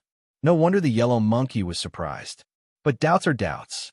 At the moment, the confrontation between the two powerhouses has reached its peak. The terrifying breath flowed across the sky, almost blowing away the burning clouds in the sky. Yamamoto Motoyasa Shigekuni held a cane in his right hand and stared at Sesomaru with slightly squinted eyes, while Sesomaru's right hand was placed on the hilt of the sword at his left waist, and he was about to wait for the peak battle to begin. Payne's voice came from below. Master Chief, I don't think there is any need to fight this battle. This voice caught everyone's eyes, especially Yamamoto Motoyasa Shigekuni and Sesomaru in the sky. The former tilted his head slightly and swept towards a group of members of the Akatsuki organization standing on the top floor of the building in the distance, and his old voice was transmitted. A group of rats who wantonly subvert order and peace. Do you think the old man will let you go? True peace is not determined by what you say. What is the difference between being immersed in false peace and living in chaotic times? Captain, although you are powerful, you should be clear that since we can set traps, we will get ready for the back road. Payne was not angry at the captain's offensive language, but said it flatly. Yamamoto Jinryasai Shigekuni did not speak, but fell in his silence. There was a cold glow in the slightly squinted eyes. The atmosphere fell into silence for a while. Only the wind howls and thunder explodes. Payne continued. Master Sesomaru's strength is not inferior to yours. I think the captain doesn't want to let the people here suffer. These menacing words made the captain's eyes widen suddenly, and the terrifying aura surged again in an instant. The temperature of the surrounding air began to rise at an alarming rate, and the air became more and more distorted, almost blurring the face of the captain. Boy, is that what you call peace? The captain's tone gradually became cold. The word from Payne's mouth, the so-called backroad, is obviously the life of the people in this city. How can he, as the captain, be angry if he is used as a backroad in this way? Until there is real peace, any sacrifice will be worth it. What's more, it's just a twisted and backward civilized world. The cold words made the captain extremely angry, and Tony and others are even more angry beyond words. Distorting backward civilization? In the eyes of these people, can they sacrifice at will? These bloody bastards. Nick Fury is also becoming more and more determined to speed up the formation of a defense force that belongs to the Earth. Otherwise, this is too passive. No one knows what lunatics will appear in the chaotic camp and what will happen to the Earth. In front of this group of lunatics with devastating power, He can't guarantee how long the Earth can survive it all. The captain was extremely angry, but he also knew very well that the gang of sewer rats would definitely be able to do this. It is easy to start a war, but all the humans in this city will inevitably fall. Yamamoto Motoyanagisai, Shigekuni didn't speak, but his Ryatsu had already restrained. Seeing this, Sesomaru also put down his hand nestled on the hilt of the sword and withdrew his momentum. No nonsense. Boom, boom, boom. Everyone in the Shao organization exploded into white smoke and disappeared. Sesomaru didn't talk nonsense. He swiped backwards casually. The space behind him was torn, and a different space full of black and purple blended emerged, and the demonic power bloomed and wrapped into a blue light ball, rushed in and disappeared. Yamamoto Motoyanagisai, Shigekuni, looked at the restored space. He also snorted coldly. The light of the flame flashed past and also disappeared in place. Everything returned to calm. The people below looked bewildered. Oh, it's finally over. Huang Yuan adjusted the glasses on his eyes and sighed. I almost died here. I have to ask the marshal to give the old man a good vacation when I go back. Hee. Sunspot looks like you're slacking off at work, but I won't expose your expression. However, Huang Yuan is too thick-skinned, completely ignoring Sunspot's disdainful little eyes, and the eyes under the glasses flashed fiercely. Before the holiday, the old man has to pay back to those guys. Although it was said that the siege left Kizaru safe and sound, it was only the sudden appearance of Motoyanagi Shigekuni Yamamoto to rescue him. With the incomparable strength of the old man, the Shao organization retreated in the face of difficulties. Otherwise, with the strength of Sesomaru, the Akatsuki organization would not give up the siege plan with a reinforcement of comparable strength. Dangers are everywhere. How can we not make the yellow ape angry? Do you really think he has no temper? He was just being lazy, but when he got really ruthless, even the other generals had to give up 3 points. The rest of the people couldn't help but shudder when they felt the faint killing intent overflowing from Huang Yuan's body. But more is joy. After all, the war between the two forces may not take into account the Earth, buying time for them to develop their own defense forces. Definitely these ideas, Azalea and Sunspot, are not clear. General Huang Yuan, what's the situation with that black saber? Sunspot noticed the girl standing on the river, and asked a little strangely. At the moment, the yellow ape came back to his senses, put his hands in his pockets, and said lazily, "The battle between me and her has affected the Holy Grail. Maybe the Holy Grail sensed danger and integrated into her body, which later led to her change. She was originally a product catalyzed by the Holy Grail, but now she sprouted a consciousness of her own."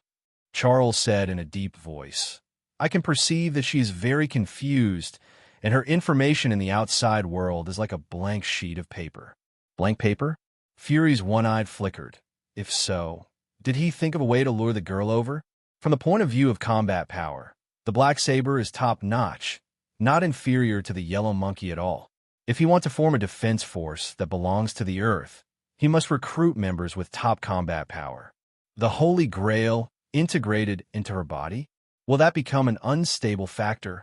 Sunspot worried. I don't know, but now she will be attacked whoever gets close to her. Because of the Holy Grail, her magic power is almost unlimited, and her combat awareness learning ability is improving rapidly. If you fight, I will lose, Huang Yuan affirmed. Physical fitness at the general level is no different from that of a monster. Will they all lose? Sunspot clicked his tongue. Then this will be troublesome. It is dangerous to just let it go on Earth like this. I will report to the higher authorities to see if I need to send other people. As he spoke, he operated on the wristwatch. The information from the watch was quickly replied. According to the information from the watch, Sunspot said in surprise. Huh? What do you mean I have full power to deal with it?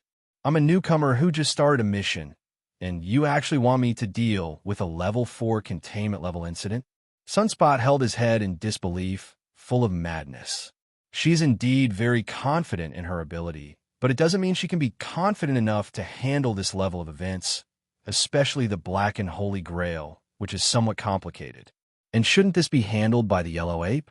Aren't you here to solve this mission? Sunspot stared at the orangutan with wide eyes. The latter looked innocent.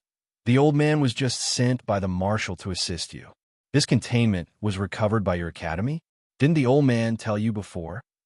You didn't say it at all? Sunspot continued to be mad. Oh, that's why I forgot, huh? Huang Yuan smiled dryly, and then waved his hand under Sunspot's disgusted gaze. Since your academy said to leave it to you, then I have nothing to do with you. Goodbye, Miss Sunspot. After speaking, it seemed as if he was fleeing for his life. His whole body exuded a golden light, and as the dense photons scattered, the whole person disappeared in place. Only Sunspot, who was frantic, was left. Dish! Sunspot was very angry and helpless. How could she deal with a monster of Black Saber's level by herself? On the contrary, the few people on Fury's side remained silent. Fury had already made up his mind, but he was still planning to continue observing. Sunspot stared at the girl who was about to merge into the night with wide eyes and muttered, I always feel very dangerous if I get close. Will I be hacked to death by her? Sunspot doesn't want to die here. Sunspot, I'm going on a date with my elder sister. Can I ask that woman for help? Forget it. That narcissist Sunspot doesn't want to find her, and he will definitely be ridiculed. Seeing that the little girl was distressed, Tony didn't know why, but he liked that Sundara little girl quite a bit. So he said, Hey, ma'am, do you need help from the great Mr. Tony Stark? Huh? Sunspot turned his head and glanced at Tony in surprise, seeing Tony's smug look, then ignored him and continued to fiddle with his watch. This attitude hurt Tony very much. When had he, Iron Man Tony Stark, offered to help, only to be ignored or discussed? The performances of One Big and One Small made the originally chilling atmosphere a little more interesting. A smile appeared on the corners of Logan and the others watching. Phoenix Gretchen is also a woman, and she is as intellectual as Big Sister. She has a natural intimacy with a little girl like Sunspot. She said gently, Sunspot, we don't know why the Academy needs you to handle this matter alone, but after all, it is designed to the Earth. I think we can figure out a way together. Sunspot thought for a moment. Brainstorming is indeed feasible, but she can't think of a way by herself anyway. Then what can you do? Maybe we can talk to her.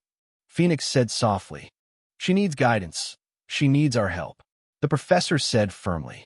His psychic power is unrivaled on the entire Earth, and his psychic power may not be able to affect the girl who has the holy grail of the most evil curse in the world, but it can still be done only by induction.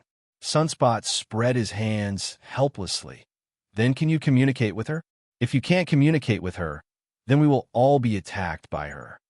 Black Saber can instantly shatter and destroy thousands of meters of the Earth's surface with just one touch. Who can resist this? Anyway, whether it's the X-Men or her, they can't bear it at all. I can try. The professor nodded. Just when the professor was about to communicate with the girl with psychic power, at the moment's originally silent Black Saber moved. Due to the blood-colored patterned black goggles, the emotional changes in her eyes could not be seen clearly, but she suddenly raised her head, looking somewhere in New York City. This sudden change surprised everyone who had been paying attention to her. However, she saw the girl's body squatting down slightly, and with a boom, splashes of water exploded under her feet. Along with the surging river, her whole body turned into a blood-black beam and shot towards the direction she was looking at before. The speed was so fast that it disappeared into the night sky almost instantly. Boom, boom, boom. Walking through the jungle of New York buildings, the terrifying air wave shattered the glass of the buildings along the way. Only the sound of falling glass and screams could be heard. Oops! When Sunspot, Tony, and others saw this scene, they were shocked immediately. The former did not have any hesitation, activated his ability, and his smaller body instantly disappeared in place. When it appeared here, it was already on the top floor of a building several kilometers away. Several flashes also disappeared from everyone's sight. I'm going to chase. Tony knew that it was urgent to lose his composure, so he didn't bother to say anything more and only left a sentence. the particle flame engine jet, and he also went straight into the sky to catch up. The professor and everyone left in a hurry without talking nonsense. And Nick Fury walked towards the Chevrolet SUV he brought with great resoluteness, while taking out the communication to give instructions. He doesn't know where the Black Saber's destination is, but he must control the information immediately and eliminate all unfavorable factors. At the very least, SHIELD may have blocked the news about this seaside park battle, but there will still be news leaked. The powerful Black Saber will inevitably become the focus. He would never allow the girl to be disturbed at this time. Just like what Charles said, the newly born girl is a blank slate, full of vigilance towards this unknown world and unknown people. So girls at this time are the most vigilant and the easiest time to communicate. If he was disturbed by idiots from the government or the military, his plan might fail. Hell's Kitchen, at the moment, is already around 8 o'clock at night. Hell's Kitchen at this time is the moment when the crime rate in New York is the highest. It is full of countless crimes, and gunshots can be heard from time to time.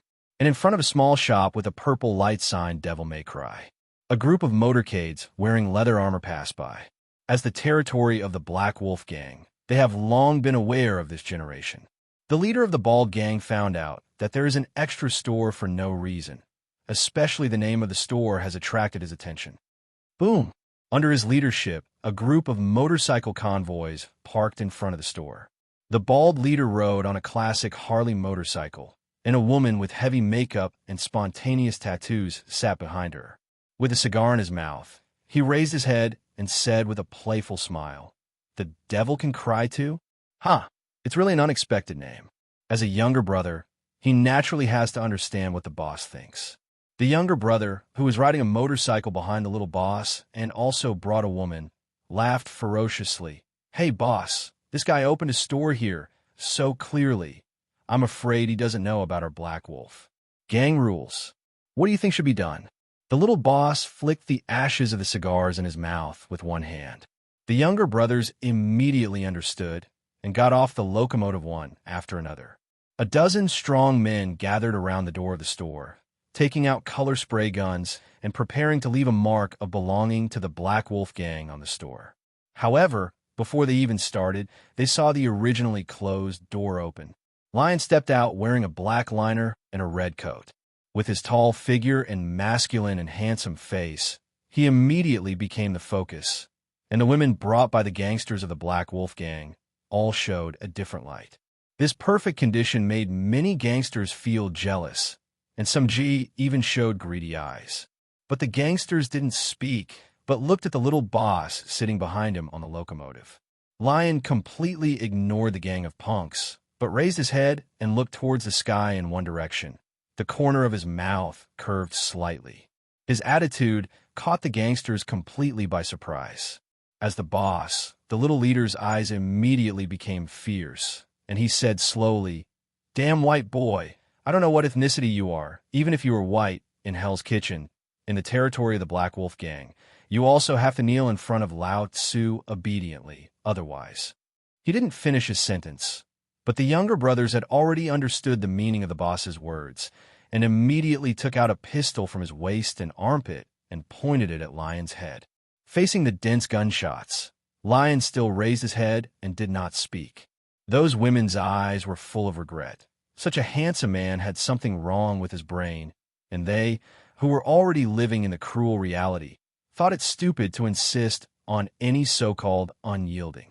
Lyon's approach was without a doubt the stupidest. When the boss saw Lyon like this, his eyes became bloodthirsty.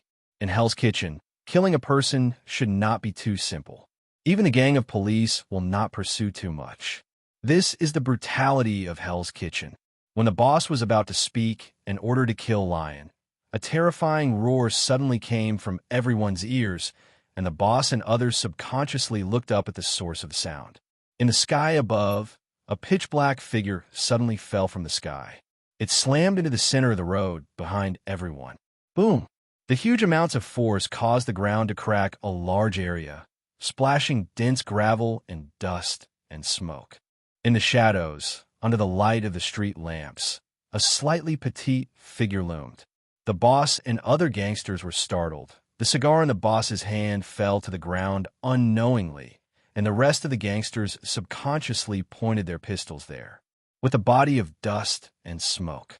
What attracted everyone's attention was a figure that was enough to shock people.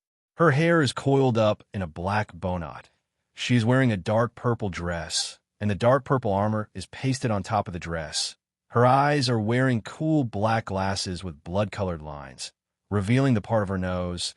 Her facial features are so delicate, she can tell it must be beautiful, holding a pitch-black holy sword that also has blood-colored lines.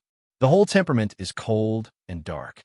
In addition to the scene of falling from the sky before, the cracked ground under the girl's feet made the gangsters of the Black Wolf Gang swallow involuntarily and nervously. Here, what kind of monster is this? Difficult. Is it a mutant? No way. She doesn't look like the disgusting mutant race, but more like a medieval knight. Or is it cosplay? Everyone held their guns and kept trembling. Those women who were brought had already run far away, and they didn't want to be affected. Facing this large group of people, the girl moved her head slightly. Sensing that she was about to be attacked, she squatted down slightly and immediately assumed an attacking posture. She wants to kill everyone who threatens her. This is her instinct. Seeing the girl clench the hilt of her sword with both hands and preparing to attack, the boss was startled and wanted to speak, but the already nervous subordinates already pulled the trigger. Boom, boom, boom. The dense bullets poured towards the girl. At the moment, Sunspot and Tony in the sky, who had already rushed over, wanted to curse. But it was already too late. The girl stepped on the metal boot with her right foot. A blood-black light beam tore through the air in an instant, and the figure even pulled out afterimages, and the bullets hit the afterimages. And when she appeared here, already standing in front of Lyon at the door of the store, time seemed to stand still. All the gangsters, including the little boss, stood there dumbfounded. Ho! Ho! Everyone stiffened their bodies, subconsciously placed their hands on their necks, and made a horrifying hoarse sound from their throats. His eyes were full of fear and despair. Puff! Blood gushed out from everyone's necks, drawing bloody petals on the ground. With a few plops, all the members of the Black Wolf Gang fell limply to the ground, becoming corpses one after another. Ah! Horrified screams resounded through the night sky. The tattooed women who watched from a distance looked at this scene in horror. None of them thought that the girl who looked like a cosplay was actually like a ruthless death god. Ruthlessly killed this gang of brutal gangsters. Without hesitation, all the women fled in all directions. The girl ignored these women, because in her instincts, these women were not threatening or aggressive to her. She stood in front of Lyon, looking up at Lyon. In her ignorant and superficial consciousness, this man has an unusual attraction to her. Wong. At this time, the figure of Sunspot flickered and appeared not far from the road. Watching this scene, his big eyes were full of unbearable. It seems that I am not used to seeing such a bloody scene of killing. Rumble. Then Tony's armor fell on Sunspot's side. The mask opened, frowning at the corpses and pools of blood lying on the ground, and then looked forward to Lyon and the girl. In the eyes, there is surprise at the girl's strange behavior, and there is also exploration of Lyon. Why did this man let the girl kill her all the way from the seaside park? Was there something about him that attracted her? The voice of JRVS came from my ear. Apparently JRVS has investigated Lyon. Lyon, Kennedy, 21 years old, born in Washington, graduated from Cornell University in New York. No family members. Tony frowned slightly. How could such an innocent person be so attractive to the girl who was born from the evil Black Holy Grail? And for some reason, Tony always felt this man named Lyon had an inexplicable sense of danger. It must not be simple. The atmosphere went down for a while. Lyon looked at the girl he had personally created in front of him. His eyes were full of admiration. Such a beautiful, dangerous, and powerful character. How perfect. The characters he created have flesh and blood, and also have their own thinking. They can be said to be real people, but there's an extra memory that he edited. There is also the incomparable loyalty to his master. Those who left the disappearance of organizations, such as Huang Yuan and Xiao will return to the entries he wrote and become a piece of data. When he wants to use it here, he can still release it again. Lyon's plan is big. He is willing to create a three-party camp world, such as City College, Death God World, and so on. He can use gold coins to create these real worlds, but the amount required is huge. When the strength is insufficient, it is most cost-effective to use gold coins to create the entire world. After all, he is strong, and it is impossible to become a creator god, creating a civilized world with flesh and blood that has developed over countless years. Those thoughts are fleeting, and Lyon's show isn't over yet. This grand performance should also be ended by him himself. Lyon looked at the quiet and well-behaved black saber in front of him. His eyes flickered for a moment. So the commotion over there was caused by you. That thing has become her treasure. The last sentence was spoken to Sunspot, and it sounded like a question, but was full of affirmation. Who are you? When Sunspot heard Lyon's words, his face was full of surprise, and he said suspiciously, according to the logic, people in your world should not know about treasures. Who told you that no one on Earth knows? Lyon smiled slightly. Sunspot frowned, unconsciously grasping one side of the ponytail with one hand and wrapping his fingers around it while thinking. In the universe of order, although the Supreme, Mei Luo Tianting, and the God Realm haven't released clear mantras, few of us will come to this special universe. Have you come into contact with people from Chaos or Chaos Forces? For Sunspot's guess, Lyon didn't affirm or deny, but changed the subject. Look at your clothes. Are you a student of Tokawadai Middle School in Academy City? That's right. My name is Shirai Sunspot, and I'm a Discipline Committee member of the 177th Activity Branch of the Discipline Committee, responsible for maintaining law and order on campus. Sunspot answered. Lyon nodded. Although I have heard of it, I haven't really seen it. Your school's training model is very good, and there are many talents. The praise in the subtext made Sunspot's arrogant little face a little happy, but she, Sunspot, is not full of fools. She was originally a member of Academy City to perform tasks, and she has her own pride and confidence. When dealing with the mysterious Lyon, she is neither humble nor overbearing. She said generously, the college has given you full authority to deal with this code-named Black Holy Grail incident. So can I ask her what's going on? Her big eyes swept towards the well-behaved and ignorant girl. Sensing Sunspot's gaze, the girl remained obedient and quiet. Lyon smiled and shook his head.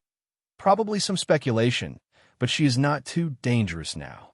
As he spoke, he turned his gaze to the street on the left. At the other end, Nick Fury just got out of the car. Also coming are Professor X and X-Men. That's it. The audience is all here. Nick Fury walked over resolutely, maintained a strong attitude, and said in a deep voice, Mr. Lyon, as the chief of the supernatural event department that surround the Earth, I also need to be responsible for this matter, so I can't cancel the complaint based on your remarks. Her observations.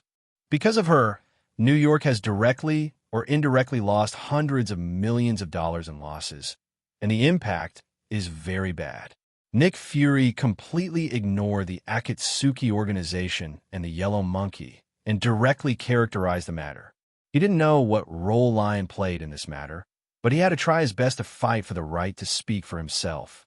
Professor X has already learned his lesson at this time. He doesn't know why Akatsuki and Huang Yuan have the power to resist his spiritual ability. But he is clear that in this matter, he can't act recklessly. Once the ability is recklessly activated and Lyon detects it, the situation may change in other ways. So he and the X-Men are just as a bystander. After all, their figures had entered the eyes of the mysterious Shao organization, and he had to understand the information of the Shao organization no matter what, so as to prevent possible future attacks from the other party. Lyon scoffed at Nick Fury's strong statement and his awe-inspiring appearance. What this guy said was high-sounding, but he was very clear about his actual plan. He also expressed it intuitively. He shrugged, took out a cigarette from his pocket, and lit it in his mouth. After lightly blowing his eyes, he pointed to the girl in front of him and said bluntly, "Then you take her away. I didn't stop it." Seeing Lyon like this, Nick Fury was immediately dumbfounded. If he had the ability to take the girl away, would he still be here to break up with Lyon? It's been said that Lyon and Sunspot were taken away together. If you want any information at that time, just interrogate it directly. Nick Fury immediately realized Lyon's attitude at this time. Obviously confident, the girls seemed to have a different emotional dependence on Lyon. The other party must be hiding some secrets. Before knowing the other party's secrets and confidence, he must not be hostile. So Nick Fury immediately changed his attitude, and his tone became much milder.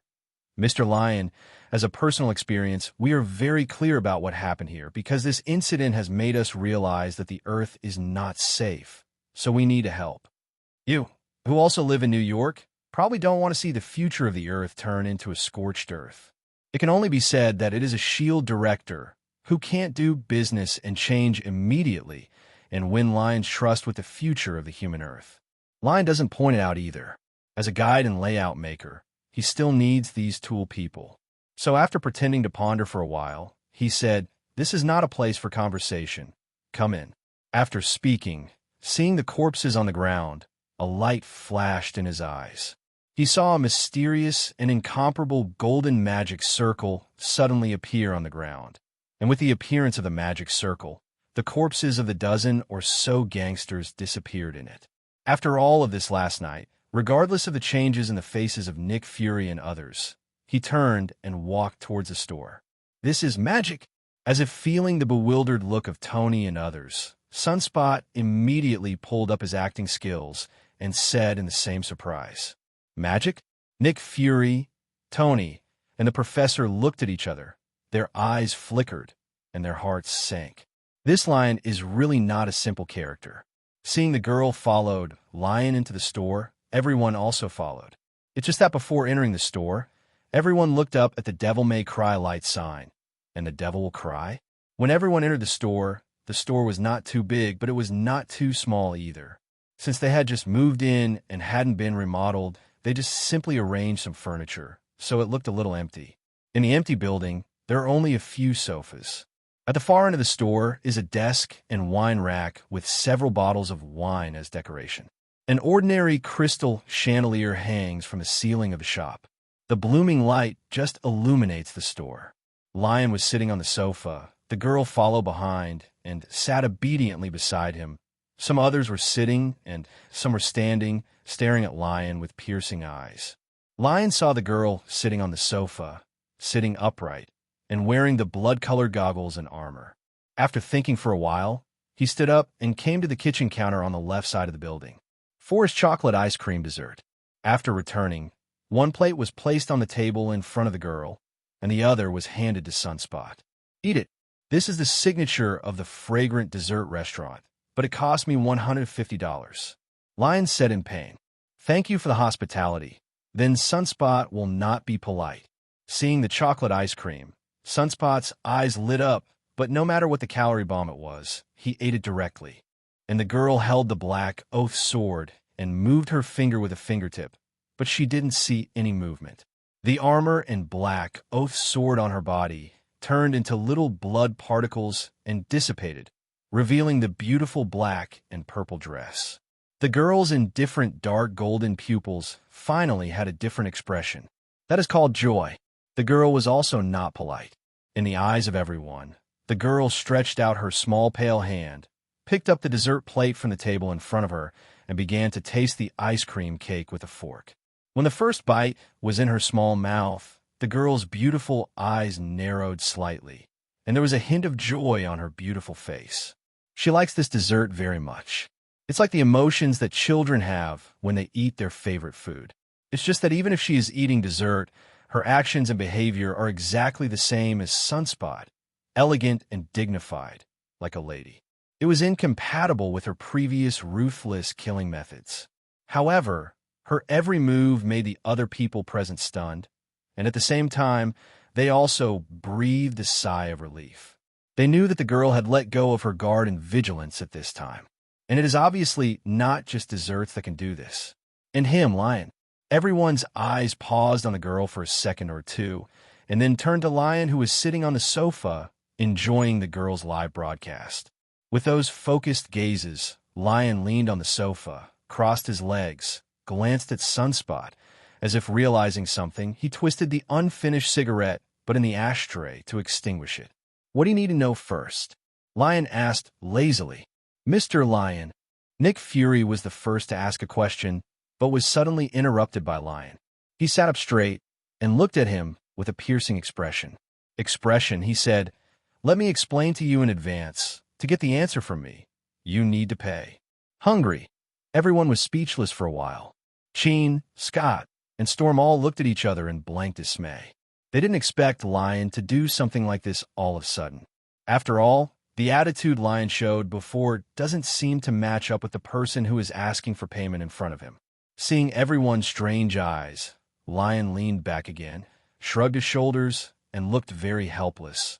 "The shop I opened is an office, and I have to support her, so I can't do it if I don't have money.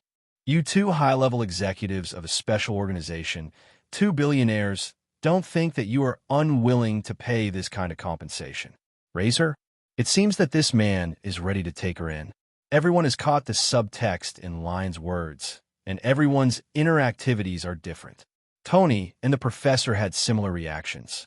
After all, the girl's fighting power was too strong. They had experienced it firsthand, and the factors were unstable, so they were a little worried. But judging by Lyon's appearance, it shouldn't be a big problem, so he relaxed a little later. On the contrary, Nick Fury thought a little more, but after thinking about it, it's not bad, at least as long as he is not taken away by Sunspot. He has a chance.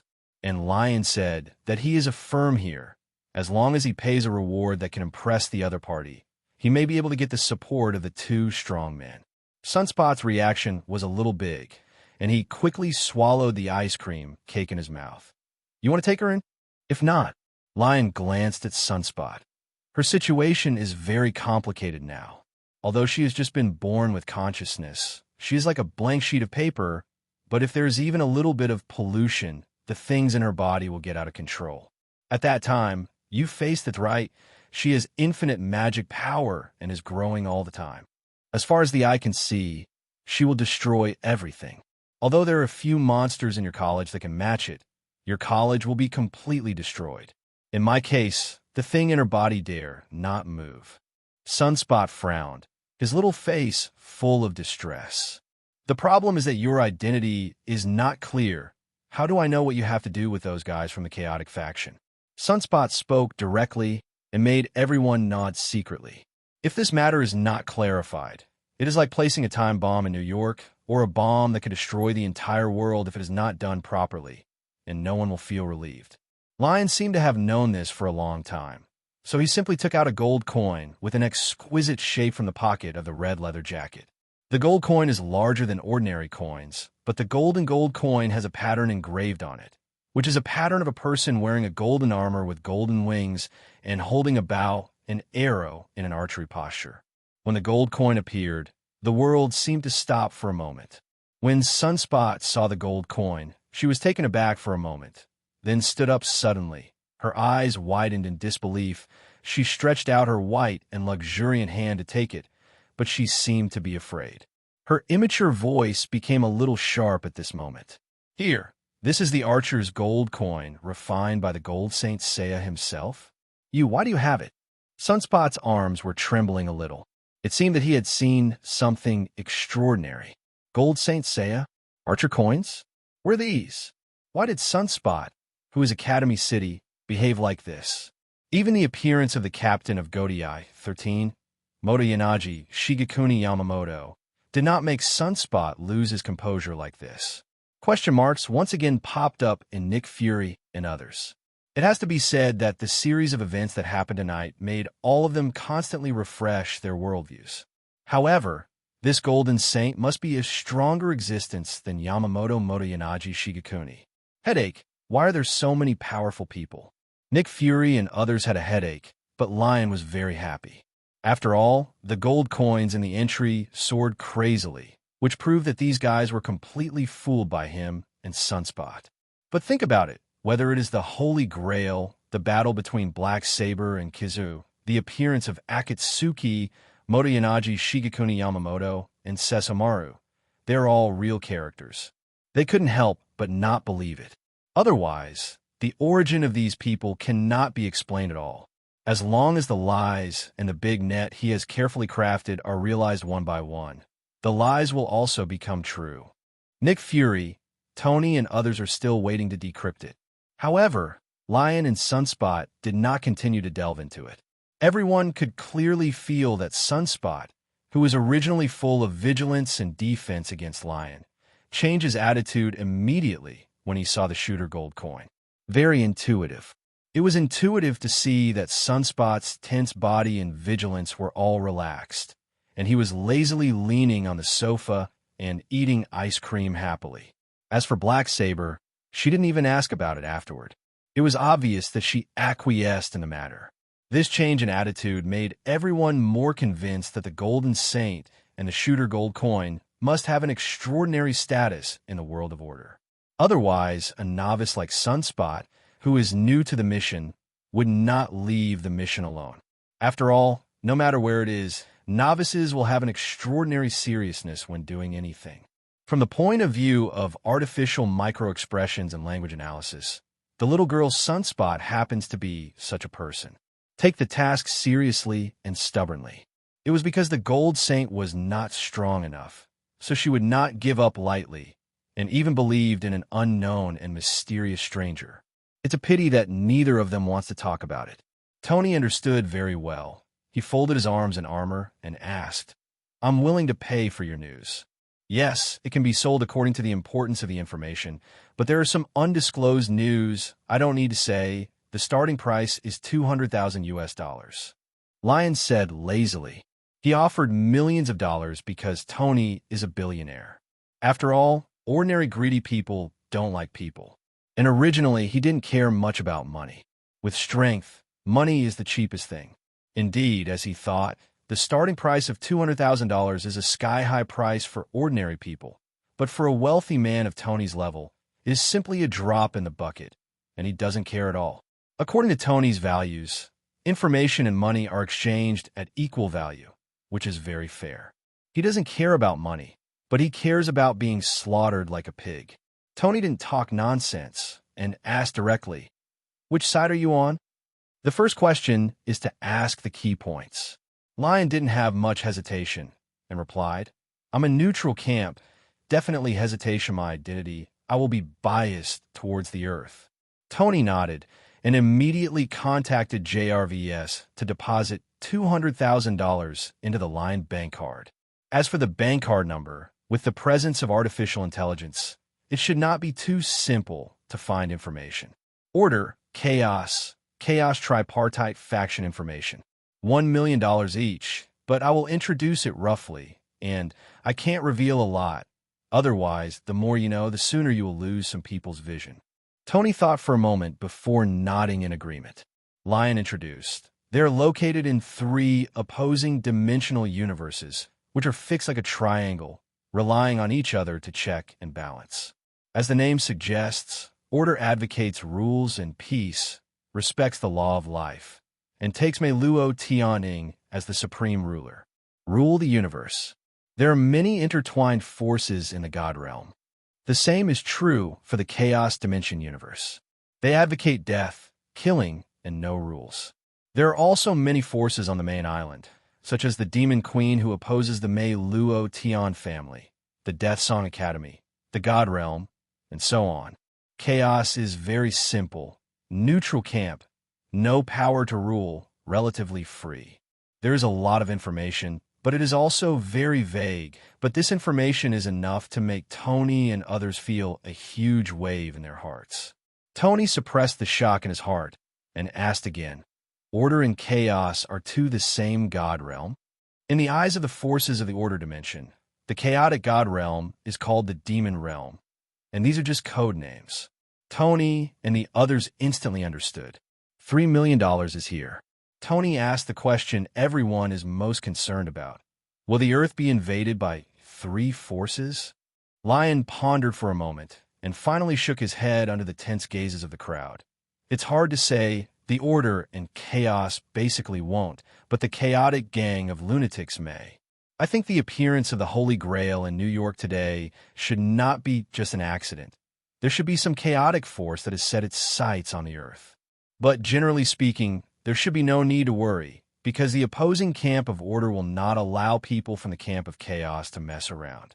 It's just that the battle between the two sides will definitely cause a lot of damage on the Earth. It depends on the follow-up development. Sunspot subconsciously nodded his head while eating, with an expression that they would definitely not let those villains mess around. Seeing everyone's worried look, Lyon gave a word of comfort. But don't worry for the time being. The price to be paid for crossing dimensions to come to Earth will not be small. It's just that this sentence has little consolation effect. After all, the Shao organization can come to the Earth tonight by setting a trap. It is conceivable that the price will not be too big. The more you really want to know, the heavier it is. Lyon, what role are you playing here? Tony stared at the young and handsome man in front of him. This man was full of mystery. Except for a period of blank period in the data, other events were normal. But it happened to be such a secret that shouldn't be known. Lyon looked at this Iron Man with a mortal body comparable to a god with great interest and said, "This answer is very expensive. Money has never been a problem for me. I just want an answer that can make me fall asleep a little bit more peacefully." The two just looked at each other, although one was sitting and the other was standing. But for some reason, the professors present felt that these two people might be able to subvert or even change an era in the future. After Lyon and Tony looked at each other for a while, the former pondered for a moment before speaking out. "I'm a demon hunter, and I have my own tasks and responsibilities. In a sense, I am in a hostile relationship with the Chaos faction." As soon as these words came out, Tony and the others hadn't reacted yet, and Sunspot's small body, which was eating ice cream cake, suddenly trembled. Seeing that Tony was dubious, Lyon seemed rather helpless and said, "To put it bluntly, I killed a lot of demons and offended a certain queen with a lot of evil, and that be asterisk asterisk, she hunted me down all day long." "Are you Dante the Demon Hunter?" Sunspot's surprise scream came from everyone's ears. "Demon Hunter Dante? Isn't his name Lyon?" Looking away, Lyon shrugged his shoulders, looking indifferent. "Who doesn't have a vest when you're away from home?" Tony raised an eyebrow. "You said you offended the great evil. Wouldn't it be the Demon Queen?" Hey, Lyon didn't say much, just smiled. But everyone still saw something from the smile. Everyone's brains made up with a tacit understanding. There are various plots in mind. Either they hunted too many demons and were hunted down by the Demon Queen, or Lyon and the Demon Queen met inadvertently. Furious and angry, he began to hunt down Lyon. There may be both. It's just a matter of order. Most likely it was the latter, and then the Queen sent demons to chase and kill Lyon, who earned the title of a demon hunter. That's why you have a blank period. Tony mused. Nick Fury's doubts about Lyon dropped again. After all, some things cannot be faked. From Nick Fury's point of view, Lyon's lying is not good for him. At best, just to get some money. But then again, with the strength Lyon has shown, it shouldn't be too easy to get money. However, Fury's character still maintains basic vigilance and suspicion. He doubts anyone. He never trusts anyone. The only exception is the woman who fought side by side back then. "Mr. Lyon, I want to know the information about the Akatsuki organization, whether he will pose a threat to our mutant group, and I am willing to pay $3 million to buy it." At this time, Charles spoke. Compared with how far three rely on the vast forces of the world, he is more willing to pay attention to the crisis that may occur in Mutant now, Shao organization. He couldn't forget the look in the eyes of the members called Orochimaru when they left. Greedy and crazy. This reminded him of an old friend, Wilhelm. Stryker. Another large reward came in, and Lyon was very satisfied and decisively sold the news. The members of the Akatsuki organization are organizations in the chaotic dimension. All of their members are from the former ninja world. The leader is called Pain. There are not many members, but each one has terrible destructive power. According to the ranking of Academy City, each of them is basically at the level of LV4 or above, and even the leader Pain may reach the level of LV5. Their idea is to make the world peaceful. Definitely this world is a three-party world. Oh, world peace. What noble idea. Tony couldn't help but sarcastically, He couldn't see that the other party's actions had anything to do with the idea. Unscrupulous sabotage and invasion, completely disregarding the lives and deaths of innocent people. In order to design the General Kizaru, he specially threw out the blackened Holy Grail full of cursed dark power, which catalyzed the birth of Black Saber, and especially spent a price to recruit Sessamaru, who also has powerful strength, to increase the success rate. In order to leave a way out, it seems that there is something behind in New York. If it wasn't for the fact that Mr. Yamamoto Motoyanagisai Shigekuni was too powerful to let the Shao organization retreat despite difficulties, who knows how much damage it would cause. Logan and the others also agree. These people are so bad that they bleed, and they have such a noble idea, they just take off their pants and fart. No matter what, they're a group of powerful lunatics, and their methods are diverse and very strange. Their strength may not be so strong among the chaotic forces, but they are difficult to catch. Anyway, ordinary people are not willing to provoke them. But this time, I think the old man Motoyanagisai, Shigekuni Yamamoto, should be a little angry. I'm afraid that the gang of Akatsuki will be hunted down by the old man frantically, and he probably won't be able to take care of you in a short time. Thank you, Mr. Lyon, for answering me, the professor said politely. Lyon waved his hand lightly. We each take what we need, and that's all I can reveal. In addition, let me tell you about your body shape. The strength of your mind is indeed very powerful. Ability is also one of the best among mutants. It can treat these three worlds. People don't use it casually, especially those guys from Chaos. Although the people of those forces are in the neutral camp, their individual strength is so outstanding that they don't want to provoke order and chaos. Just in case. The words were not finished, but everyone understood what Lyon meant. If you use it casually to provoke these people, maybe they will have a bad temper and throw away their ashes. The professor also smiled when he heard that and nodded. It's because I take it for granted. Generally speaking, I don't use abilities on people lightly. When he was young, the professor was ignorant, and he liked to use his psychic power to obtain other people's memories when he was fine. But as he grew older, he also felt the pain of obtaining other people's memories, so he stopped using ability lightly. This time was too anxious. Lyon just shrugged his shoulders and didn't speak. He was just reminding that the people he created have distinct personalities.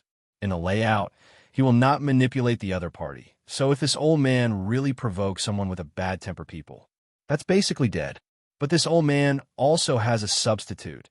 As long as he doesn't kill this old man at the conceptual level, he still has the ability to resurrect. It is indeed a very good ability. At this point, the two parties have generally achieved a satisfactory harvest. Lyon revealed the general information and obtained a large amount of gold coins for emotional transformation, and Tony and others also realized that the world is far bigger than they imagined. Similarly, although the sense of urgency is still full, at least the corresponding information has been obtained. The source of fear has always been the unknown and the mysterious. This is true no matter who it is. It's just a general understanding. Even if it still exceeds their expectations, they still have some confidence. Then they can prepare for this aspect first. According to Lyon, they and Earth still have time to prepare. The exchange didn't last long. After Tony, Nick Fury, and a group got a satisfactory answer, they left in a hurry. The appearance of the Black Holy Grail tonight, until the appearance of such a mysterious variable as Lyon, all the information shocks made them a little bit overwhelmed. They need to go back and digest it. And the three huge universes are like the sword of Damocles hanging high above them, and even the entire Earth civilization. No one knows when the powerful war of forces will affect them. As for Sunspot, she left with them after eating the ice cream, but according to her own words, she has completed the task and is going back to the academy to report the task summary. Receive rewards, by the way. As for the reward, they didn't say anything, but Tony and others knew that it would be very rich when they saw Sunspot's smiling face. A large number of people left, and the store was completely emptied. Only Lyon and Black Saber were left. The latter had just been born, quiet and well-behaved. The shop had 2 floors. The second floor was a rest area, and there happened to be 2 bedrooms. Lyon took the girl to her bedroom. The bedroom was a little empty, with an empty wardrobe, a bed, a dressing table, and some furniture. The original homeowners, black people, seldom live in this place. After all, the existence of the Black Wolf Gang makes no one dare to come here. There was no one living there for a while, and it was a bit dusty. After Lyon cleaned with ability, it became very clean. "Saber, this is your room. You can rest here, and there is a toothbrush and some cleaning tools for you in the bathroom," Lyon said softly to the girl. The girl was ignorant, but as an orthodox Fool King template-born life. Her aptitude and learning ability are like the human ceiling. Lyon's basic teachings allowed King Dumao to master the use of modern furniture. As for cleaning, although the girl's body has a huge magic power and will not produce dirt, it is a kind of learning after all. Sleep. The girl was lying on the bed in a black and purple dress, covered with a soft cup, revealing a pair of tight facial features. Matched with that dull hair, it was simply too cute. Lyon looked at the girl, the corners of his mouth slightly curved. His eyes were full of tenderness. Although it was only created using entries, it is now a real life with flesh and blood. "Good night, Saber." "Good night, Lyon." The girl's eyes were wide open, full of dependence, and her voice was as melodious as a clear spring. Lyon left the room and closed the door. After Lyon left the room, the girl slowly closed her eyes. She was full of interest in everything in this world, but Lyon let her sleep, and she closed her eyes obediently and fell asleep. And Lyon came downstairs, closed the door, and went back to the room to check his harvest. It was close to 20,000 gold coins. The gains are huge. You know, creating the Holy Grail of Blacken only cost 1,000 gold coins, and the entire Akatsuki organization added up to only 2,000 gold coins. Together with the principal, he paid 13,000 gold coins and received 17,000 gold coins. The price-performance ratio of gold coins is scary. Even so, the gold coins are still not enough. According to the blueprint world he created, the amount of gold coins needed must go to the sky. However, there is still time, and the entire human race on Earth will become his tool for converting gold coins. Lyon looked at the number of gold coins in front of him and began to conceive the next layout and plan in his mind. Now, because of tonight's play, Tony and others have already entered the game, and what he needs to do next is a deeper level of people. Examples include Ancient One and Odin. He didn't believe what happened tonight. The two of them would not know. The former is the Sorcerer Supreme who has guarded the earth for thousands of years, while the latter is the king who dares to form hard steel with the gods, and his strength is unfathomable. It's just that the latter generally ignores the earth because of the former, and Ancient One is now either entangled with the Dark Lord Dormammu or is still on the sidelines. Ancient One has wandered through the multi-universe and knows that there are more unknown universes, and also knows that the universe is vast and has all kinds of horrors. Not to mention entanglement for the time being. If it is still observed, it means that Ancient One is not sure whether his layout is true. With his 20,000 gold coins in hand, even if Ancient One wants to make trouble, he is not afraid. Time is in his hands, and his future path is smooth.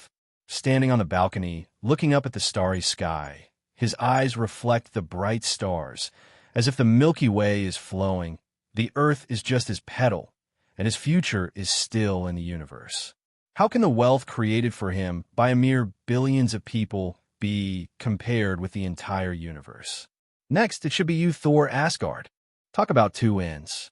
The professor and the group hurried back to Mutant College. Nick Fury and Tony did not return to SHILD or the villa. Instead, they came to the beach farther away from the seaside park. Tony's armor had been separated, and the two of them were on the pitch-black, scorched earth beach. Tony was sitting on a big rock, thinking while eating the hamburger he bought on the way. Nick Fury stands on the beach and stands in the distance to drive the motorboat, and the SHILD agents who are doing the finishing work by the helicopter, their windbreakers flapping in the wind. "Tony, what are you thinking?" "I'm wondering why this hamburger is not delicious." Tony answered irrelevantly, saying that the hamburger was not delicious, but actually ate the last bite of the hamburger. He casually crushed the wrapping paper into small balls and placed them on the rock beside him, then picked up the Coke cup and started to suck. Nick Fury turned his head, his one-eyed twinkle, and Tony had something profound to say, which he understood. You think Lyon has reservations? It's normal to have some reservations. Judging from the fragments of information he revealed, his experience is not ordinary. Tony pondered over the scene of communicating with Lyon in his mind and asked, "What do you think of him?" My people checked his life history. Before the age of 17, everything about him was normal. However, at the age of 17, he disappeared for a while, then reappeared every once in a while, and then disappeared. Went back and forth for 4 years, disappeared a few times during the post-university period, and then everything was normal. To this day, he bought that store. Nick Fury told all the information he got. In such a short period of time, he actually checked Lyon all over. Tony was not surprised by the power of S.H.I.E.L.D. Then there was the outbreak of the Holy Grail tainted by the curse. Regarding what happened tonight, both Fury and Tony believed in the so-called three-party camp of order, chaos, and chaos. Regardless of the diversity of power displayed by the Akatsuki organization, General Kizaru, Black Saber, Sesomaru, and Motoyanaji Shigekuni Yamamoto, it is natural to not think that these are just a script created and written by one person. A smart mind would not think in this direction. It was still Lyon they both suspected. Whether this person's identity role is connected with what happened today. To put it simply, is there any deal between Lyon and Akatsuki? Otherwise, for so many years, there has been no order, and chaotic people have appeared on the earth. Whether it is because of Lyon that the earth is exposed to the Shao organization's site, this is the most important point, the saying that the safety of the outside must first make the inside work everywhere. Tony and Fury are afraid that they are still actively working hard to defend against the Chaos faction, and as a result, a ball gangster appears on their own Earth. Opening a back door for the Chaos faction will be the end of it. The importance of this matter is directly related to the entire Earth civilization. They dare not be careless. And even if Lyon is a member of the Earth camp, but the other party has offended the Demon Queen and is a powerful figure who does not know how powerful, once Lyon's identity is known by the Demon Queen, he will come to Earth in person. Thinking about the scene at that time, it gave Fury and Tony even more headaches. Before the relationship, the mutant crisis and the human war were completely child's play under this kind of multi-universe power. The highest threat weapon to mankind, whether it works or not, is another matter.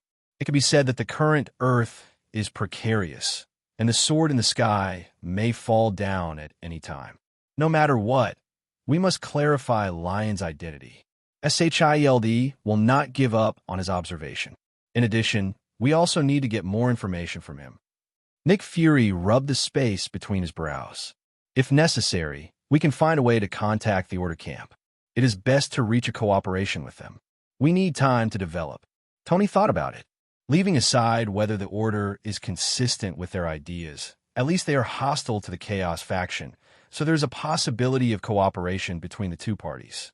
But the premise is that the Earth has to show the qualifications to cooperate. Fury also understood this, so he looked at Tony. Avengers, I need you to join Tony, and I will also work with Professor X and X-Men to seek cooperation intentions. Tony didn't veto it. If he didn't trust S.H.I.E.L.D., a mysterious intelligence agency before, he doesn't care that much now. The Avengers need stronger individual combat power. In Tony's mind, the battle between the Black Saber and the Yellow Monkey, the siege of the Yellow Monkey by the Akatsuki organization, and the terrifying scenes caused by the collision of Motoyanaji Shigekuni and Sesomaru appeared in Tony's mind. For people with this level of single combat power, the number of people and ordinary thermal weapons have completely lost their effect, and the individual combat power is the most important. And this development trend may be the standard in the future. Tony can imagine that when his own technology reaches a higher level, with high mobility and flexibility, technology capable of manipulating space and time, and carrying powerful energy, he can subvert and destroy the planet with one person. This is the end of the single combat power he can think of so far. However, the limitations of the era and technology have restricted this. Perhaps Contacting the more advanced Civilization Order camp can unseal the shackles of this technological era, allowing him to obtain more advanced technological civilization knowledge. Do you have any options? Shaking off these thoughts, Tony drank the last of his Coke, crushing the glass and setting it aside. 2 for now, Nick Fury said softly. 2? Looks like you got a good harvest. Tony raised his eyebrows. An old fellow, a very grumpy fat man. The corner of Nick Fury's mouth curved. I need the independence of the Avengers. It's not under anyone's jurisdiction. You should know that once they see the strength of the Avengers, they won't let go. Then look at your wrist, S.H.I.E.L.D. Director, and I will give you some help. Tony stretched his waist and stood up. After jumping off the rock, he walked towards the back, and after a few steps, seemed to remember something, turned around and said, "Don't try to hide it from me, Nick." The night of this day was full of wind and clouds. Such a war broke out in New York, the economic center of the United States. Even if the news of SHIELD was blocked, it could only be concealed from ordinary people. Naturally, it is absolutely impossible to hide the high-level officials from all parties. The White House, the Pentagon, the FBI, and a series of intelligence agencies received news and questioned SHIELD one after another. As S.H.I.E.L.D. Director, Nick Fury also met with the World Security Council, former SHIELD Minister Alexander Pierce, the old boss, at the SHIELD headquarters building that night. There are some things that he can't hide even if he wants to. Therefore, the old boss must come forward to negotiate with all parties. The meeting room on the top floor of the building, Nuota's conference room, was brightly lit. After listening to Nick Fury's narration, the energetic white man in a suit felt a huge wave in his heart. Order, chaos, triangular dimension universe. It's really unimaginable. Nick, this thing is too big. Alexander Pierce took a deep breath, calmed down his emotions, and said in a deep voice, "The appearance of people in these three-dimensional worlds can directly plunge the entire Earth into an era of crisis in an instant, and the situation in the entire United States, and even the world, may change. Once this matter is exposed to the high-level gentlemen in the White House, who knows what kind of things these insecure guys will do? Once the United States launches a new round of arms race, will other major powers follow or become nervous?" Pierce had a headache on his face. However, the heart is not as good as the surface. He rubbed between his brows and took off his glasses. "Nick, what do you think we should do?" "Extract some important information," Nick Fury replied without hesitation.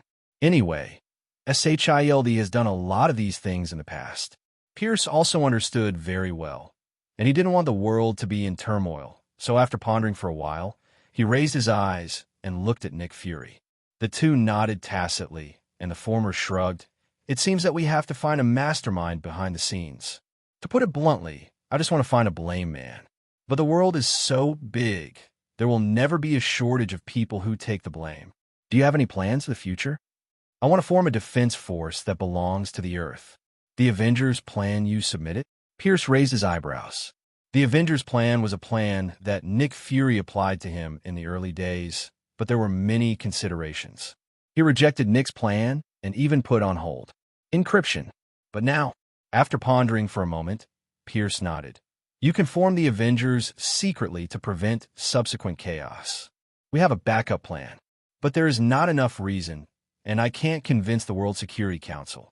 An independent and powerful team composed of individual combat abilities, this destructive force is not ordinary. The most important thing is independence. The Security Council and the U.S. government will never agree." But Pierce knew. He knew the reason, and he couldn't keep blocking Fury. Otherwise, with this suspicious personality, he would definitely cast suspicious eyes on himself, and Pierce would definitely not do such a stupid thing because of his wit and scheming.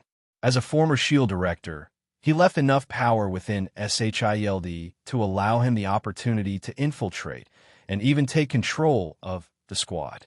Nick Fury didn't guess what his old boss was thinking. He had expected that Pierce would definitely agree to this plan, so he was not surprised either. The communication between the two parties was not particularly close, and Fury immediately went downstairs after explaining, turned around, and walked towards his office. The conference room fell into silence again. Pierce was holding a thick-bottomed tumbler glass with whiskey filled with ice cubes. He walked to the large floor-to-ceiling windows, overlooking the city in front of him, savoring the wine casually, with a strange light in his eyes. Think about something. After half an hour, he left the headquarters building and drove to his villa. After driving the car into the garage, he walked to the hall by himself. In the luxurious hall with modern sci-fi, as he entered, the lights turned on automatically, illuminating the dark hall. He was sitting on the sofa, turning on the TV, although it was playing his favorite comedy, but he was not in the mood to watch it at the moment. Another half hour passed. There were slight footsteps behind him. He turned his head, and a burly man in a leather jacket and sweatpants came to the hall. Seeing the appearance of the man, Pierce leaned forward slightly, stretched out his hand, and hummed on the glass table in front of him. A brilliant light and shadow passed over the glass plane, and the words with red light appeared and then disappeared. "Sir, rum low." Pierce nodded to signal the other party to sit down, but the latter was not polite, but sat on the sofa beside him. Pierce said softly, "Any orders from Fury?" "No, sir," Rumlow replied succinctly. "Will you be suspicious if you go out now?" "No, sir. The people in the Quick Response Special Forces are all ours, and we have recently received an operational mission order, which is on a half-leave." "Very well. I want you to bring some people from the base to monitor a person." "Who?" Pierce took out a mobile phone that had been prepared a long time ago and put it on the table. Rumlow picked it up and took a look. It was a very cheerful and handsome young man with a smile on it. "Lyon. Kennedy, you bring a team of people to monitor closely, and as long as you pay attention and don't contact him, his strength is unpredictable and his background is very difficult. Secretly investigate all the people he is coming into contact with, and let your people not show any emotions to him. In terms of your professionalism, you should know how to deal with it." "Yes, sir." A super ability user with extraordinary strength? Rumlow understood immediately. "Go, suspend our other plans, and call back the manpower." "Yes, sir."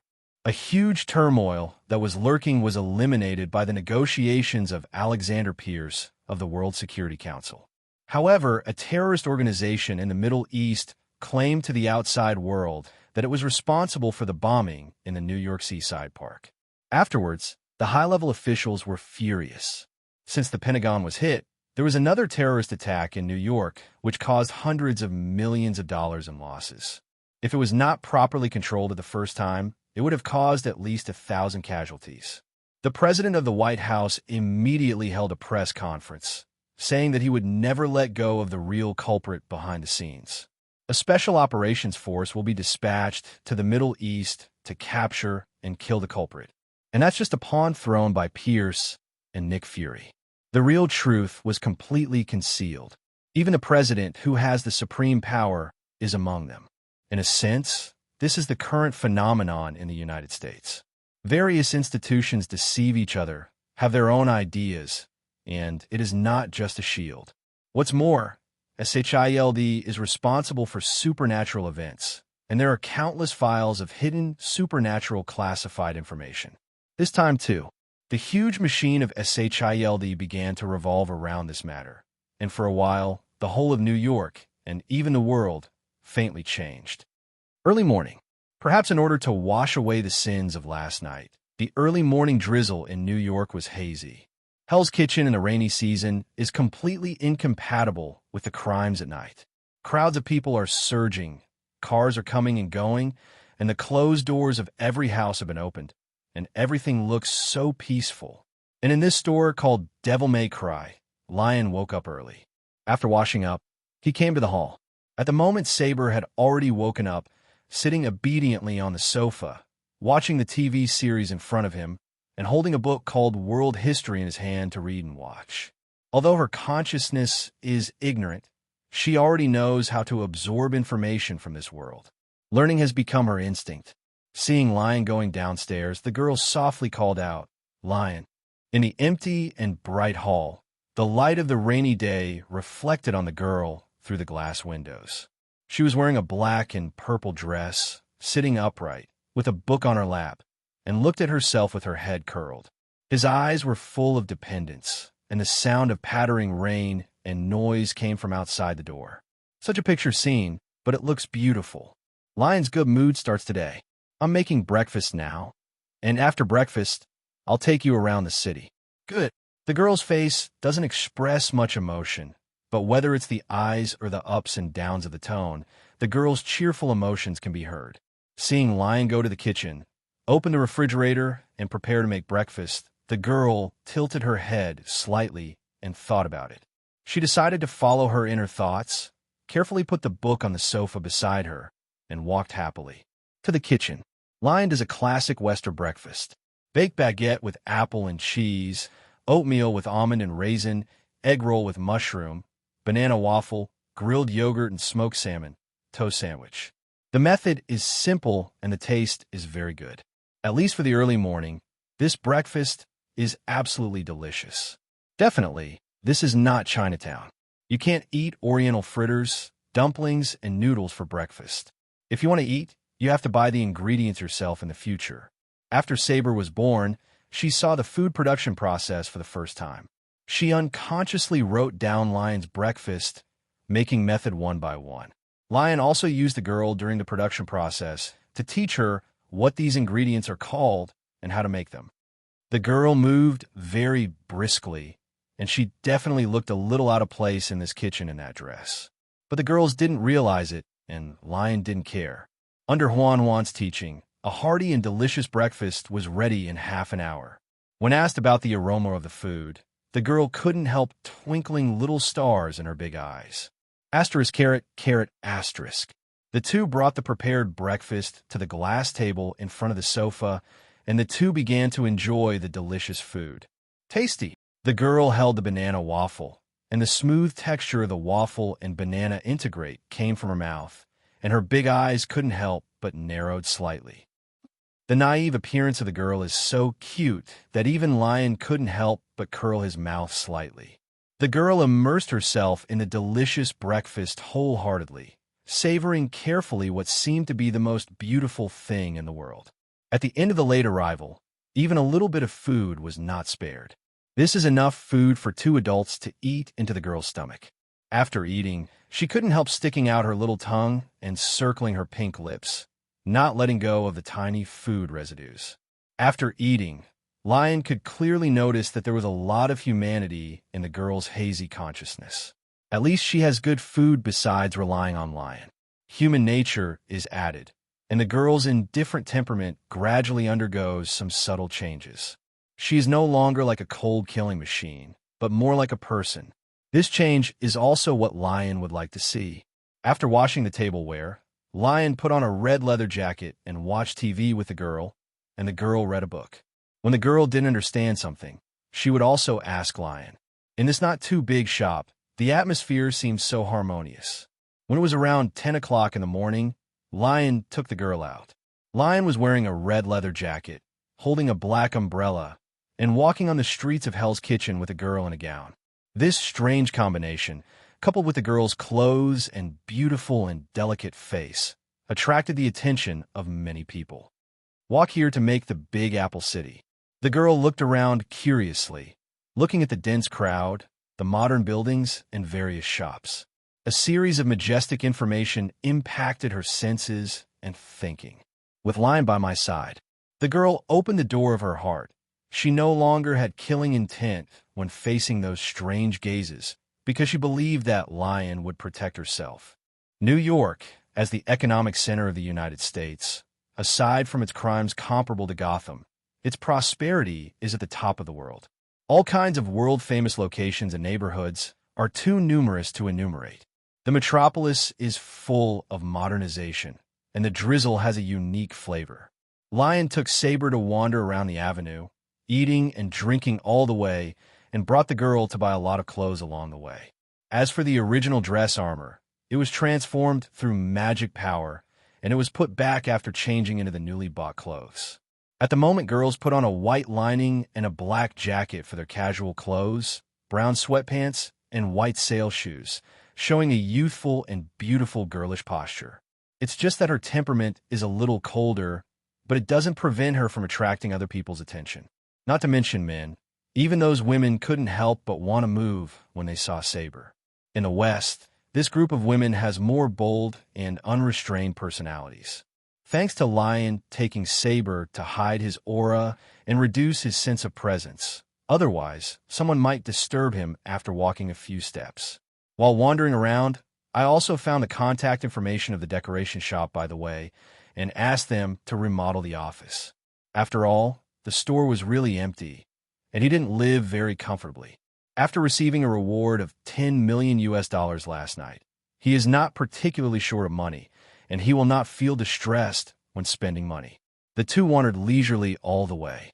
Even if it is cloudy and rainy, it does not affect the good mood of Lyon and the girl. Needless to say, the former is full of curiosity about the world. Everything she sees and hears is enriching her world.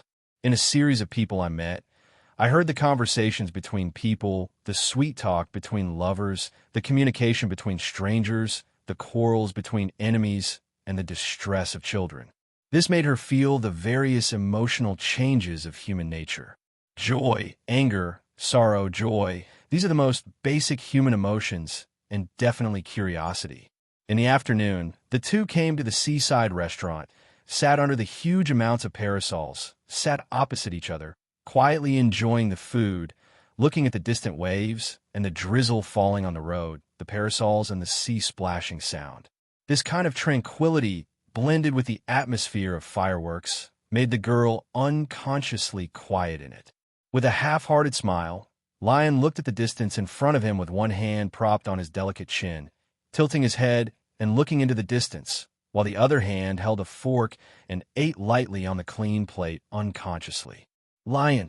While the two were enjoying this peaceful moment, Saber spoke softly, and her soft voice was like a clear spring that made people feel refreshed.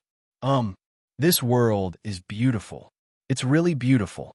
I like this place very much, but why is there so much evil hidden in this bustling and beautiful city? I can see the hidden darkness, desire, and blackness of one person after another.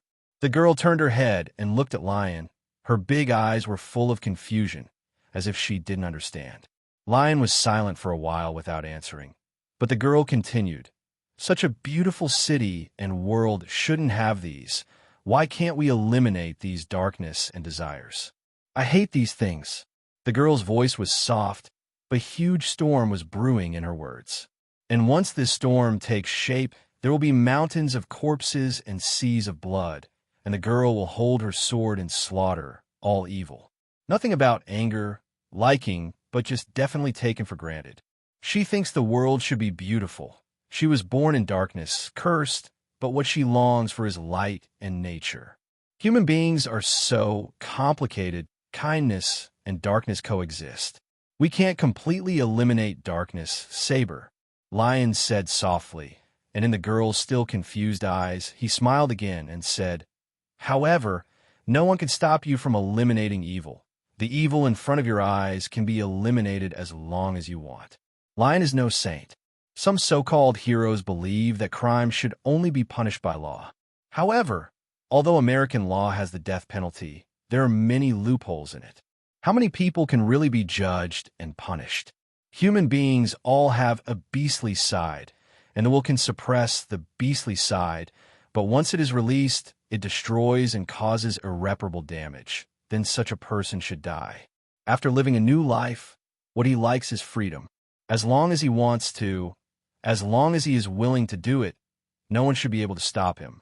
Like his attitude towards Saber, he will not be able to lead the girl to degenerate into darkness and indulge in killing. As long as the girl thinks, he will support it. The mere so-called law and morality will not limit him and the life he created. Feeling the pampering in Lyon's words, the girl enjoyed it very much. She nodded thoughtfully and tentatively said, "Then can I kill them?" The girl held the fork and pointed in the direction of the street in the distance. On the side of the street along the bank, she felt a strong sense of malice. This malice made her very uncomfortable. Lyon knew who the girl was referring to without even looking. "So, as long as you want," he repeated again. The girl nodded. The two stood up and walked towards the street. "Wong." The two of them took crisp steps, splashing splashes on the stagnant water of the road with each step, and with each step, the figures of the two suddenly crossed more than 10 meters. I came to a long van with the name of the photography company on the side of the road. The car on the left is a graphic advertisement of a new camera, and in the camera lens, there's a tiny red light that cannot be detected at all. Facing Lyon and the girl's saber, who came suddenly flashing. The cold and indifferent faces of the monitoring people in the carriage were full of horror and fear. At some point, a heavy and suffocating pressure pervaded everyone's hearts. Sir, we have been found. In front of the computer in the carriage, a man wearing the uniform of an ordinary photography company said bitterly to the communicator.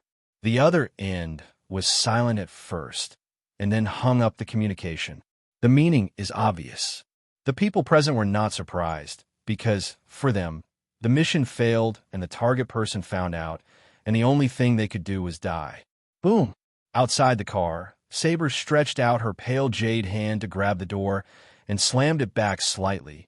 The door was instantly torn off by her terrifying force and thrown aside. The girl was silent. Her beautiful eyes stared at the person inside, flashing with murderous intent. A secret base somewhere in New York. Alexander Pierce was in a slightly empty and old conference room. He looked at the projected picture in front of him.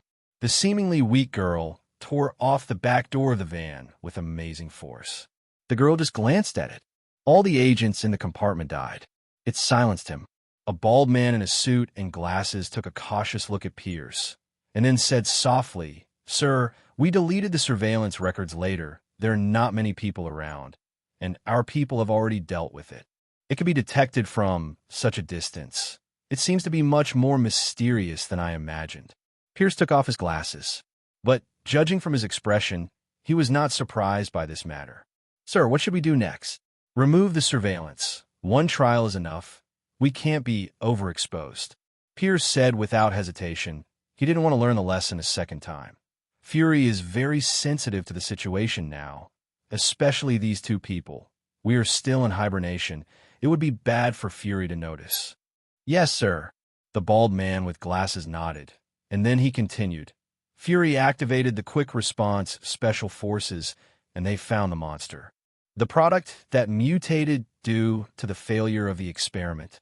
Yes, he seems to want to contact the other party and absorb that monster to become an Avenger.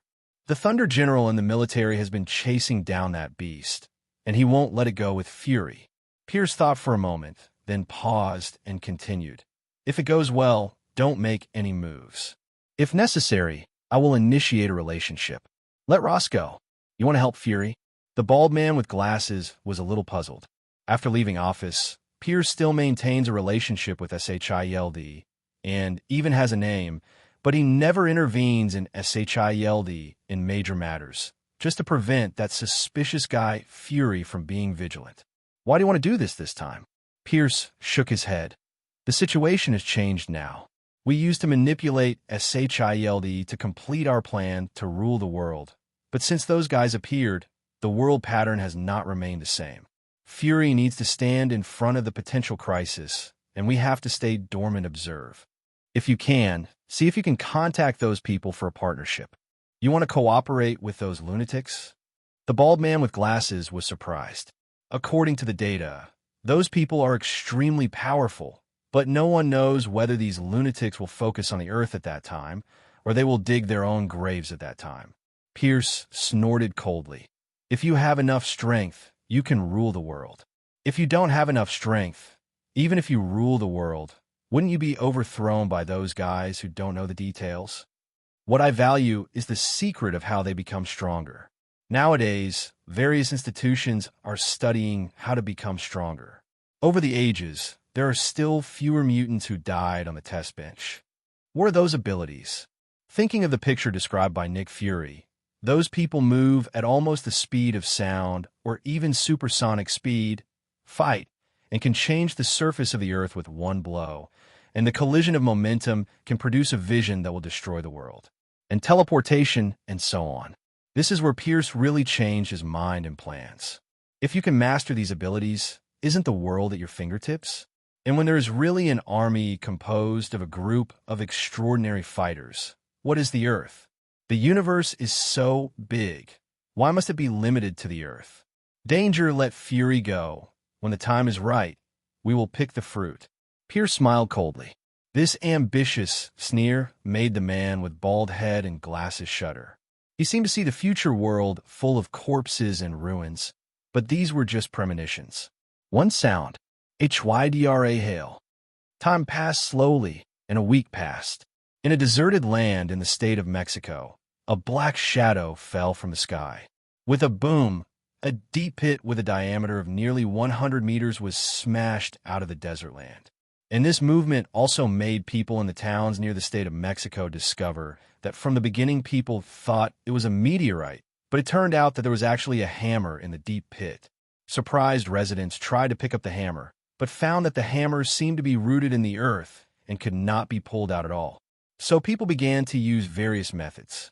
The Mexican hunk who thought he was strong enough used a car to pull it behind him, saw it with a chainsaw, and even wanted to hollow out the land under the hammer, but there was no way at all. Allows the hammer to leave the ground. Ever since, this hammer, which could not be pulled up at all, became famous in cities around the entire state of Mexico. Many tourists have heard the news and come here to challenge. There are also smart residents who simply set up barbecues nearby to make some money. It was not until a group of people arrived that the residents were dispersed. Just at the edge of the hammer pit, several black SUVs stopped, and a group of people in black suits and sunglasses came down. The slightly bald man at the head stood by the edge of the pit, looking at the standing hammer in the deep pit. He picked up the communicator and said something to the other end. "Sir, I found it." And Nick Fury's voice came from over there. "Strictly monitor, seal off the surrounding area, investigate whether there are suspicious people, observe first if you find it, don't touch it casually. If it is something over there, someone will definitely be sent here." "Yes, sir." "Phil Coulson, test that hammer and see if you can find anything." "Clear." The communication hung up, and Phil Coulson just waved his hand without looking back. The agents behind him immediately started to act. However, in just half a day, with the transportation of materials, a simple test base was immediately built nearby. With the hammer as the center, a special plastic sheet was pulled up to cover it, and an electric wire net was pulled up around it. Experimental researchers in white coats test the hammer with various instruments. Phil Coulson, arms folded, stood on the edge of a passage, staring at a raised hammer in the ground ahead. "Could it be you?" Mexican state. At the moment it was already night, and the sky was howling with strong winds. In this Gobi desert, it was rare to see heavy rain. I don't know if it was a sign of something. Right here, at SHIELDS temporary test base. Phil Coulson stood in the passage, listening to the noise of people coming and going and the sound of heavy rain splashing on the plastic sheeting. He stared at the hammer, standing in the pit ahead. For some reason, he always had a bad feeling. He sensed that something bad might happen tonight. Thinking of this, he put one hand on the earphone and said, "Barton, do you notice anything wrong?" From the other end of the earphone came a calm and deep male voice. "Nothing unusual, Phil Coulson. This is the 5th time you've asked." Phil Coulson didn't care about Barton's subtext at all. He thought thoughtfully. "When this thing appeared, I always felt that someone was spying here, Barton. Maybe that thing should appear today. We have already covered surveillance around us, but we haven't found anything." "I know, but the sense of urgency is growing, Barton." The other end paused, knowing that a veteran agent like Phil Coulson would not be aimless. "You must know that people like them who are always on the verge of life and death have long cultivated incredible intuition. Many times, irrational intuition will save their lives." Barton has also appeared a number of times, so he trusted Phil Coulson. "Phil Coulson, don't be the group of monsters that the director said. We are not enough to kill them." Phil Coulson said helplessly, "If it is really those people, we will be in big trouble." Fortunately, the director has already contacted Xavier's school. If there is any movement on our side, they will also support it. Their Blackbird fighters are very fast, but it doesn't take long. Phil Coulson is really tired. When he was still a rookie in the 1990s, he and Fury experienced an alien incident and learned that this universe is not just a civilized race on the Earth. After joining SHIELD, I learned many secrets that ordinary people don't even know. The already complicated Earth has resulted in a more mysterious three-dimensional universe world of order, chaos, and chaos. According to the information obtained, it is only the tip of the iceberg of those three worlds. Its level is the highest, and the Earth may be just an ant file size in the eyes of the other party. Those people may not be interested in the Earth, but who knows? Alas, Phil Coulson sighed. It's just that the more I don't think about it, the more I want to come. At this time, Hawkeye's dignified voice came from my ear. Phil Coulson, 50 kilometers to the southwest, an unknown sign of life was detected. Phil Coulson was taken aback. He quickly walked to the information control room, where all the nearby computer clusters were monitored. What was detected? Phil Coulson asked directly as soon as he came in, looking at the big screen temple above while asking. The infrared radar scan on the left shows a red dot constantly flashing to the southwest, and it is approaching at an alarming speed. At this time, the agents who manipulated the radio continued to report information. Sir, our people detected a person who suddenly appeared 50 kilometers away and approached at a speed of nearly 200 meters per second. It is estimated that they will arrive at the base in less than 5 minutes. Didn't the people around us notice it? Phil Coulson frowned. Sir, this person seems to have appeared suddenly. The monitoring and manpower we deployed only saw a person suddenly appear and then disappear. The destination is our place. Phil Coulson's heart sank. Sure enough, it was aimed at them or the hammer. Get ready for a first-level battle. Phil Coulson took out the SHIELD channel communicator to send the command, and immediately after finishing the command, he took out his mobile phone and sent a message to one of the numbers. After that, he immediately turned around and walked towards the sentry tower southwest of the base. The sentry tower is very tall, specially built for SHIELD ace agent Hawkeye Barton. Hawkeye's vision is far beyond that of ordinary people. Even on a stormy night, he can clearly see tiny creatures more than 10 kilometers away. Barton, what did you see? A very scary guy. He is wearing armor and moves very fast. I seem to see the red triangle mark on his helmet. On the sentry tower, the heavy rain from the sky kept falling, and he was wearing a black SHIELD Kevlar uniform, which made him blend into the night. He held a special composite bow, set up an arrow, and locked his sharp eyes on the approaching people. What makes Barton dignified is that every time he locks, the opponent changes direction at an astonishing speed, and the forward speed is not lost.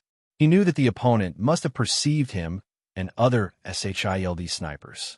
Definitely a pretty scary master. Below, following Phil Coulson's first-level combat readiness, the SHIELD agents showed amazing qualities. They were fully armed and maintained a crossfire formation.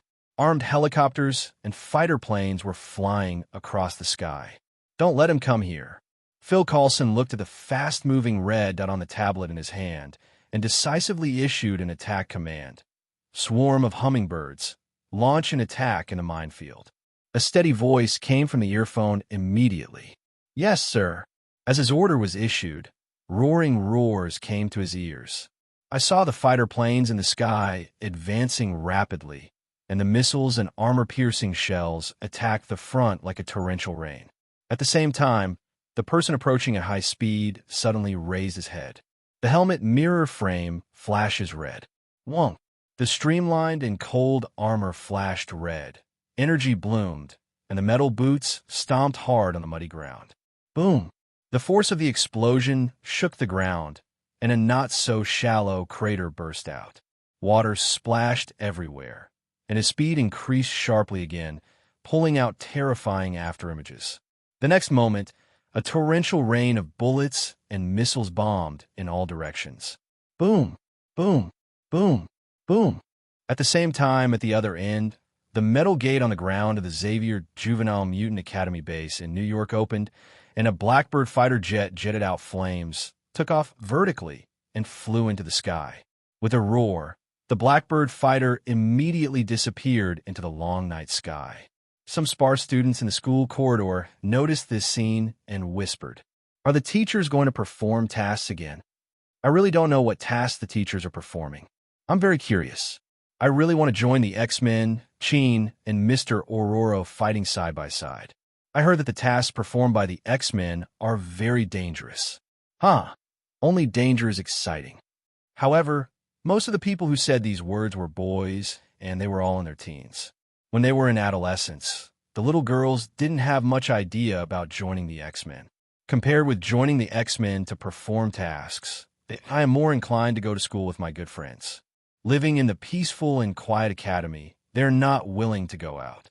On the contrary, the young boys and girls yearn for the mysterious realm, like excitement and danger.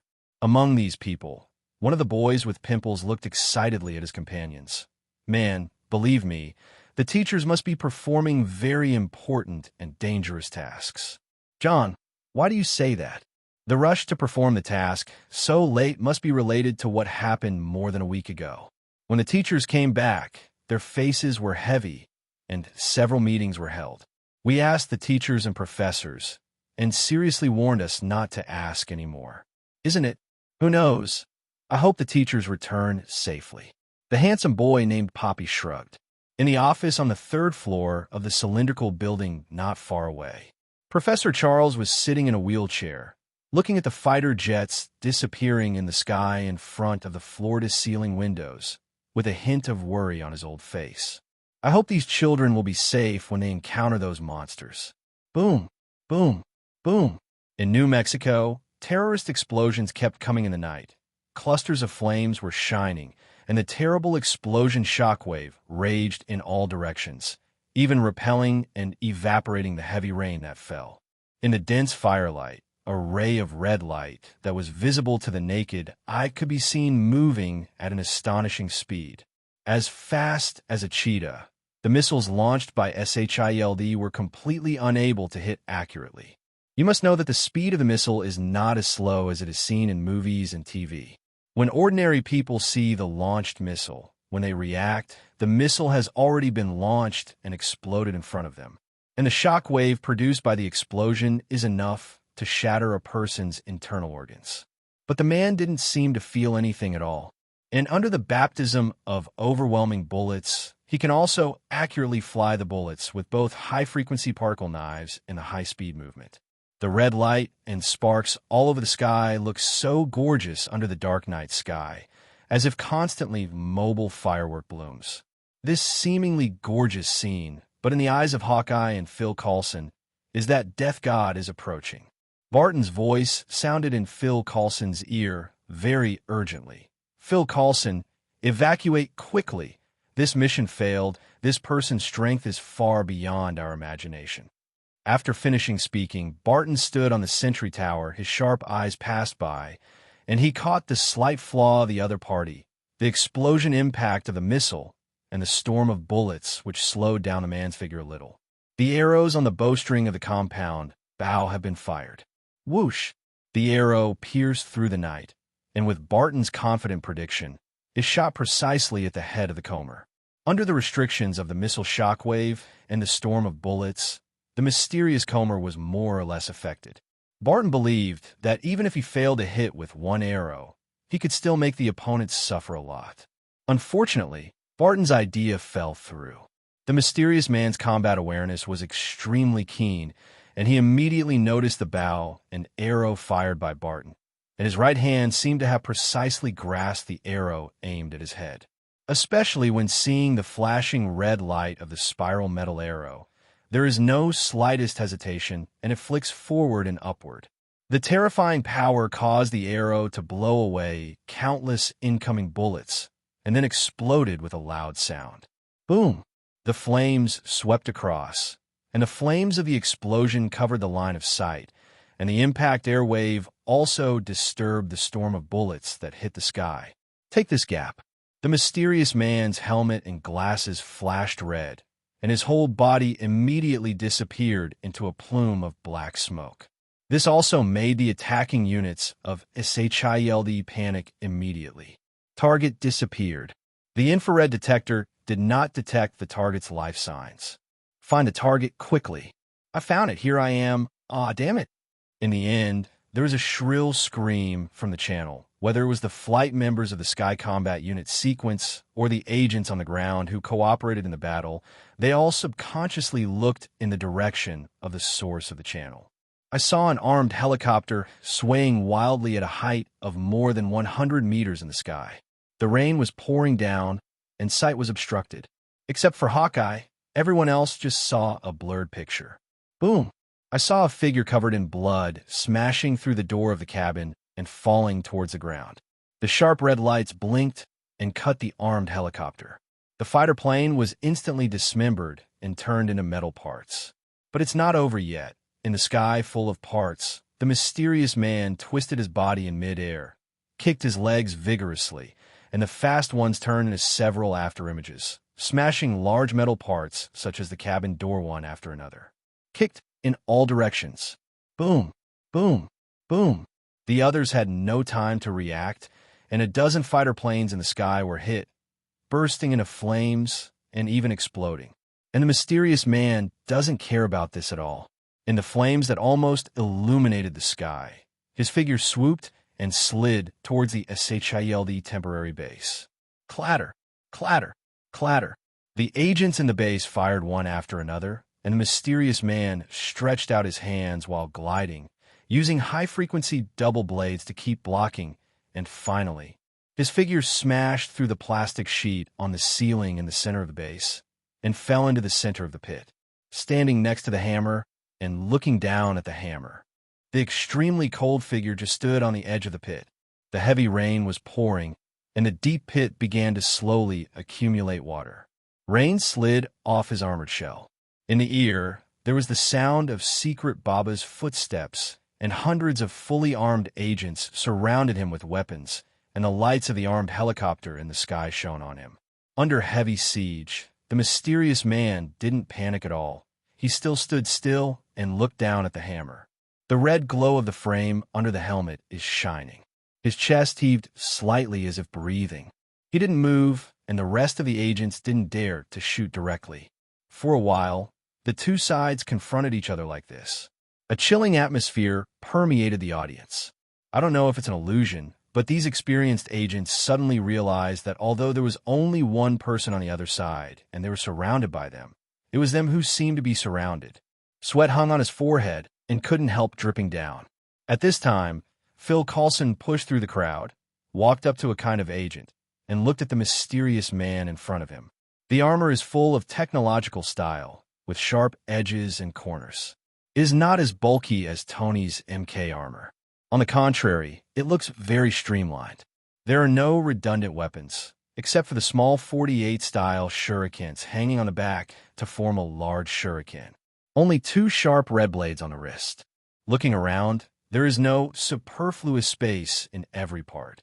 Whether in the eyes of ordinary people or agents such as Phil Coulson, this is a complete killing machine. Hey buddy, can we communicate? Knowing that the other party was not kind, Phil Coulson was still ready to communicate. Even if the opponent caused SHILD to cause a lot of losses and casualties. But Phil Coulson felt that the person in front of him must be from someone over there. He must obtain more information at all costs. This is also the task entrusted to him by Director Fury. However, the other party had no intention of communicating with him at all. After glancing at the hammer for a while, he seemed to have received some information. He stretched out his hand, and under the vigilant eyes of Phil Coulson and others, he spoke to his right wrist. The sound is extremely metallic due to the helmet. Found it, detected the position energy particle fluctuation, and the energy data has been transmitted to the center. After a pause, it seemed that he had received some order, and he had a new movement. As if there was no one else around, he bent down and stretched out his hand to grab the handle of the hammer. This action caused all the agents' fingers on the trigger to move slightly, but Phil Coulson immediately stretched out his hand to stop it. He stared at the man in front of him, ready to observe what happened next. He wondered if this man from over there would be able to grab the mysterious hammer. However, the man grasped the handle of the hammer slightly, and a ferocious aura burst out from him. The terrifying aura permeated the air, surrounded by wisps of red and blood-colored particle energy, which obviously let everyone know that the man has already exploded with maximum power. Boom! Following the sudden force of this person, under the action of huge amounts of force, the earth vibrated fiercely, and the stagnant water even splashed a lot of water. It's a pity that it doesn't seem to have the slightest effect on the powerful force. The hammer wasn't pulled up at all, and the mysterious man didn't seem to be disappointed. He let go of the hammer handle. The red energy particles all over the sky slowly dissipated and continued to reply to the other side. There is a magic imprint, and I can't pick it up. The coordinate point has been marked. Clear. After the exchange, he stood up, raised his right hand slightly to reveal the red high-frequency particle blade in his hand. Raindrops splashed on the blade and tilted his head slightly to scan around. Finally, the eyes were on Phil Coulson. Here, owned by the company, get out immediately, otherwise. Kill. The moment the last kill word fell, a terrifying and turbulent blood-colored murderous aura swept all directions, even repelling the heavy rain dripping from the sky. Even though everyone present is an agent who has experienced many battles, under this chilling, killing intent, fear rises uncontrollably in his heart. Looking at the flashing red mirror frame of the other party's helmet, it seemed that a sharp blade was cutting his throat and the inverted claws were tearing his heart. Under this last warning, Phil Coulson's eyes flickered, and in the end, there was no nonsense and hesitation, and he said something immediately. Evacuate. Yes, sir. In just a few minutes, all the agents in the entire temporary base immediately evacuated and disappeared without a trace. Take away all the instruments and weapons that you brought along. Scary efficiency, like a robot.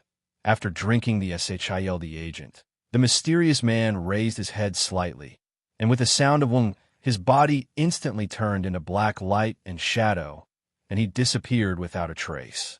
Just tens of kilometers away from the base, a convoy of 20 or 30 carts slowly stopped on the road. The sides of one of the large cargo wagons rose slowly to form a rain shield, and Phil Coulson and Barton, armed with a compound bow, stepped down from it. The heavy rain is getting heavier, accompanied by howling winds, making the night even more noisy. The terrain is much higher than the previous base, so Phil Coulson took out a high-precision telescope to observe the abandoned base, but didn't see any figure, so he frowned. After putting down the binoculars, he turned to look at Barton. What do you think? A merciless killing machine, talking about the company, came to carry out the task. The identity of the other party is not simple. At least our people have nothing to do with him, unless the Tomahawk missile, or a more powerful missile. Phil Coulson took the words, then shook his head. The problem is that we don't know where he comes from. If he is from there, he may use some method to leave the dimension at any time. The director's worries have come true. If this person is from there, the cost of their crossing dimensions may not be as great as we thought.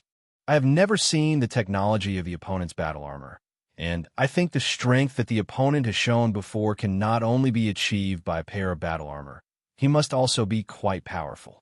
Barton dissected calmly, recalling the scene of the opponent's battle in his mind. The speed, strength, and consciousness are all far better than the average ability I have seen.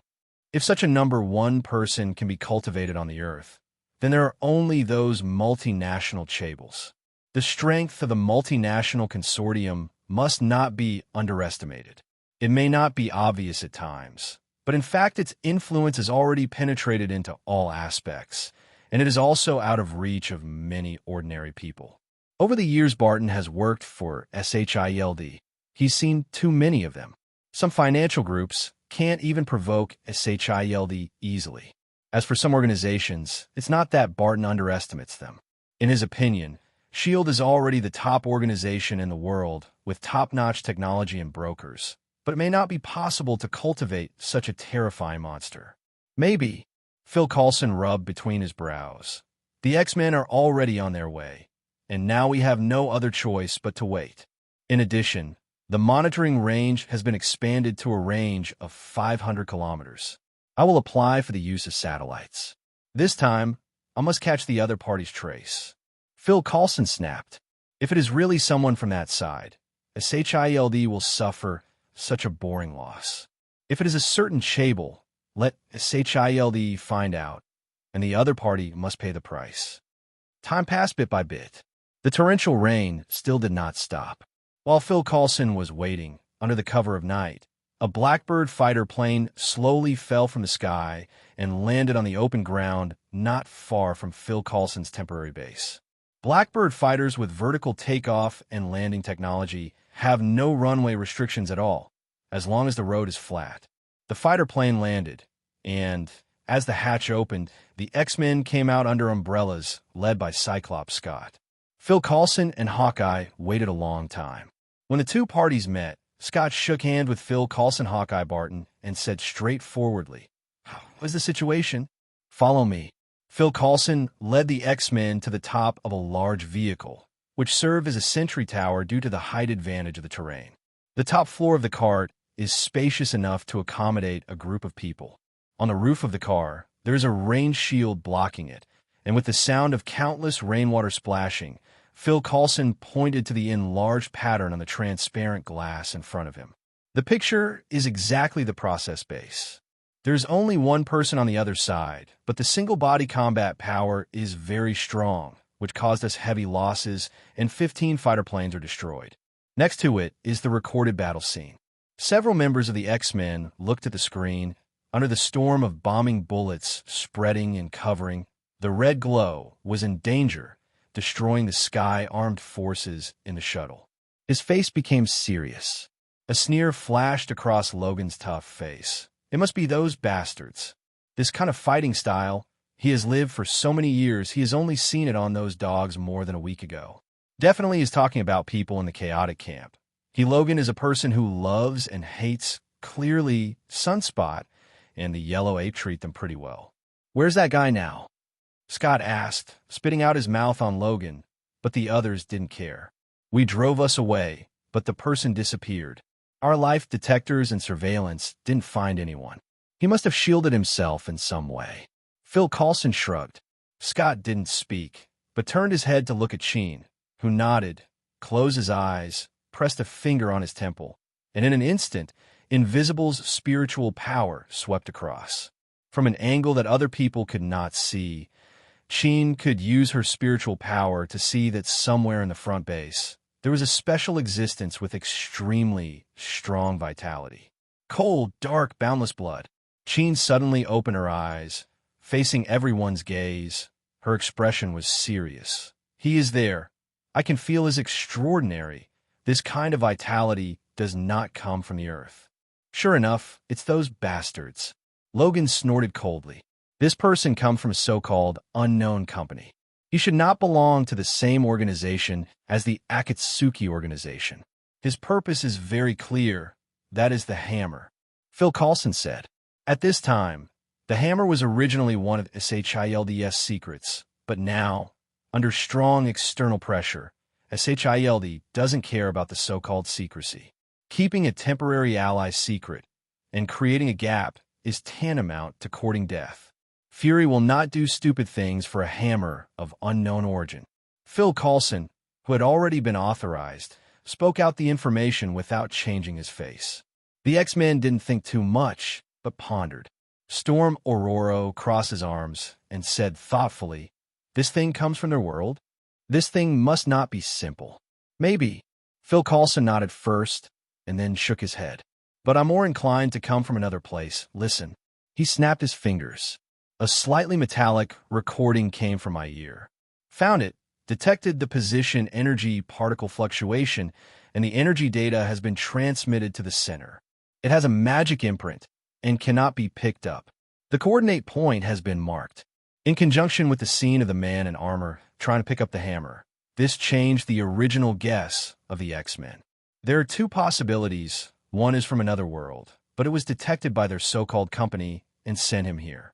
Another possibility comes from a world in the three-dimensional world. There is a magic mark in the hammer. It seems to be related to magic. Scott analyzed.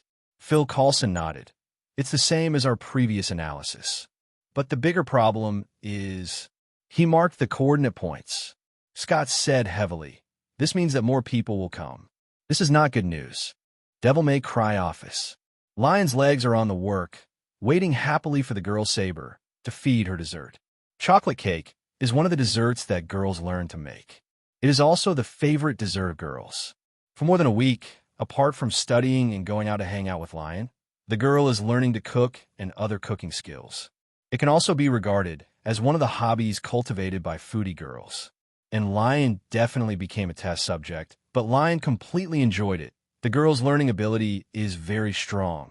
Under the guidance of more than a week, the girl has learned a lot of cooking techniques, both Eastern and Western. While enjoying the feeding, I answer the phone call from Nick Fury. Mr. Lyon, if it's an employment mission, then I'm sorry, I'm on break this month. Lyon didn't show the director's face at all to Fury's familiar deep voice, and directly and self-willedly expressed that he would not do business. It is impossible to work part-time. He is alone in the office, eating and eating with a gentle girl who is as beautiful as a flower and like a princess. Isn't he uncomfortable going out for a walk? Definitely, he just said that. After all, he knew the purpose of Fury's call. What happened 2,800 kilometers away was concocted by him alone. Sure enough, just as he thought, Fury didn't talk about the employment, but directly stated his intentions. Something happened in Mexico State. Well, if you want to tell a story, forget it. I suspect someone from over there is coming. Hearing that Lyon was faintly impatient and about to hang up the phone, Fury spoke up quickly. Lyon raised his eyebrows here. For that hammer? Mr. Lyon knows? Probably clear. That. Just when Fury was about to spend money to buy news as before, Lyon spoke first. The history of the hammer is not simple, but the people you are entangled with are just a bunch of low-level guys. I have no interest in wasting my saliva. That's it gone. After finishing speaking, he unceremoniously hung up the phone. Fury was left thinking in another place. At this time, Tony's gleeful voice came from his ear. Huh, you got rejected? That guy really has a bad personality. Fury turned his head and saw Tony in pajamas coming out of the luxury suite. Did you hear that? I'm getting more and more curious about Lyon. What happened to him in the past few years? And there will be such a change. Tony picked up the thick-bottomed glass from the side table, poured a glass of whiskey with ice cubes, and took a sip. He, who has reached an alliance with Fury, is very clear about what happened in Mexico State. Although the combat power of the mysterious man was not as good as those freaks of the Akatsuki organization and the Yellow Ape, it was still an extraordinary level of combat power. At least Tony thought that if he didn't take advantage of the armored sky at a distance, he might suffer if he got close. It is conceivable how terrifying a company that can cultivate a killing machine of this level is. Looking at the follow-up, there should be support of the same level or even a stronger level. Even if mass production cannot be achieved, the technology should be mature enough. Such a terrible company, in Lyon's mouth, is just a group of low-level people. It can be seen that Lyon's own level can only show this kind of disdain. But think of Lyon, who was hunted down after being provoked by the Demon Queen, and earned the title of Demon Hunter and returned to Earth safe and sound. It is enough to prove that this guy is also a big shot. It's not that Tony didn't think about hiring Lyon to do things, but this guy completely spit out that he could do whatever he wants. Everything depends on his mood, and Tony and Fury guessed that Lyon could clearly detect the abnormalities in many areas of the Earth, but he didn't take a single shot. The high probability is that he is afraid of being noticed by the Demon Queen after using his power. Therefore, I have been living peacefully on the Earth for the past few years. In any case, Lyon's presence is in their favor, but the establishment of the Avengers needs to be accelerated as soon as possible. Thinking of this, Tony drank the wine in his glass in one gulp. Let's go. Let's meet this Dr. Bruce Banner who can transform at any time. I hope he won't let me down. As for the state of Mexico, we can only pray, but judging from Lyon's tone, the situation should not deteriorate to that point. Even if it is corrupt, there is nothing to do. On the Mexican side, the heavy rain is getting heavier, even reaching the level of heavy rain, which is not uncommon for a region like the state of Mexico. Waiting, in this situation, is tantamount to a painful thing. The agents of SHILD also became a little restless in this tense atmosphere, and only Phil Coulson and a group of people remained stable. Didn't have to wait long. Less than 10 minutes after the arrival of the X-Men. It should have come, and it has come.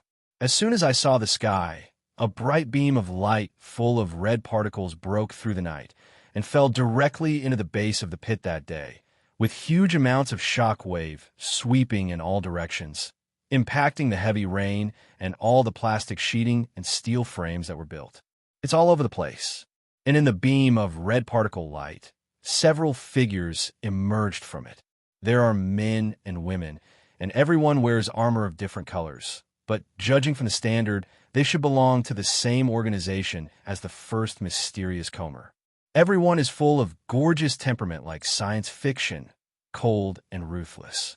The moment she appeared, the woman in the dark blue armor, carrying a huge crossbow bolt with a sense of technology on her back, and with long, silver-colored hair, tilted her head slightly and looked in the direction of Phil Coulson. The faint eyes under the transparent mask exude a sharp color. Enemy. The faint sharp gaze, projected on the enlarged screen, made Phil Coulson and the others frown. The appearance of these people confirmed their previous thoughts. These are all people from over there. But the next thing Phil Coulson and the others noticed was the appearance of another person. In the Tian, several warriors wearing battle armor guarded the four directions, and the first mysterious person also appeared in black smoke. The few people met did not communicate, but remained silent. Everyone looked in the direction of the Tian hammer. I saw a figure quietly appearing in front of the raised mud pillar hammer. I don't know when. The moment she appeared, the heavy rain falling from the sky was affected by an invisible force and unexpectedly stopped like that. The raindrops all over the sky stop. What a power this is. And the moment they saw this woman, other people present lowered their heads one after another, showing their high status. I saw a woman with a slender figure, wearing black shorts, white fur over her shoulders, a black leather belt tied around her left shoulder, and a leather belt tied around her waist. It has a unique temperament that is light and elegant and moves cleanly. Boss!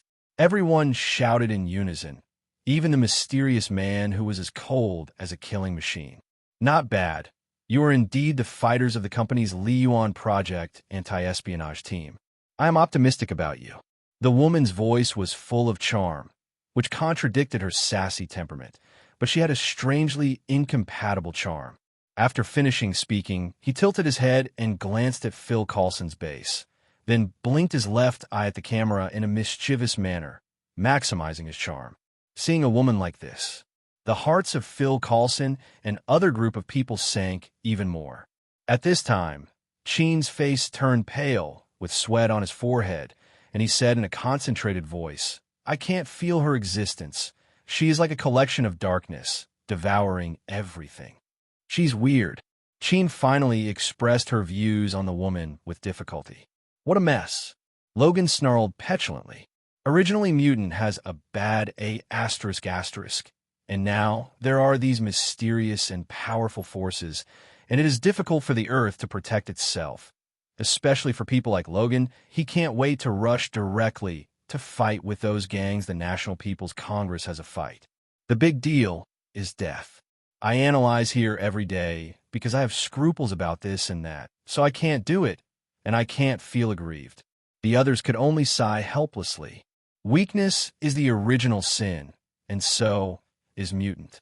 "Look, that woman has moved." At this moment, Storm pointed to the big screen and said, attracting everyone's attention. Looking up, I saw the woman stretched out her luxuriant hand and bent over to brush the hammer. A dark purple viscous stream flowed like an undercurrent. The hammer that had been stationary began to vibrate faintly. Wisps of lightning came from the hammer. Bloom out of the hammer. On the smooth, square hammer body, a lotus-like pattern looms. Seeing this, the woman who was called the boss couldn't help but curled up her mouth, her pink lips slightly parted, and she said with interest, "Very powerful magic power, similar to ours, but different. It seems that the origin of this hammer is really extraordinary, and it should come from a more powerful god. If the old man Rise saw it, he would be very interested." The woman talks to herself. The soldiers of Project Yuan remained silent, but the blue eyes of the woman with the crossbow on her back flickered. "Boss, what should we do now? It's a pity. I don't want to provoke the people behind this thing," the woman said with a bit of regret. "But this universe is very interesting, and there are many powerful gods. Before I heard, Zhao's gang made a lot of noise here. It seems that they have found a new target. Let's go. Let's meet people from the new world." The woman glanced at Phil Coulson's direction and said softly, "The guest is coming. I hope the owner here can prepare a cup of hot tea. Really, this place is really muddy." There was a slight complaint in the tone. However, in fact, she knew that everything that happened here could be known by others. But she doesn't mind at all. This kind of confidence made Phil Coulson and his group look even more serious. "Get ready. What should come will still come." Phil Coulson said something to Barton, who didn't talk nonsense, turned around, and left immediately. This is not the occasion for him to play.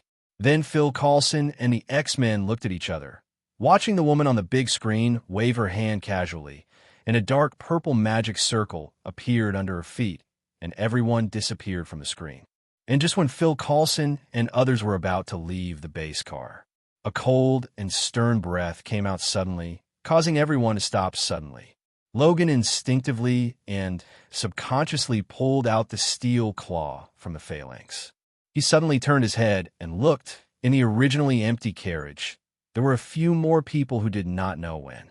The fighters of Project Yuan, full of technological sense and coldness, stood in the four corners of the carriage and watched them silently.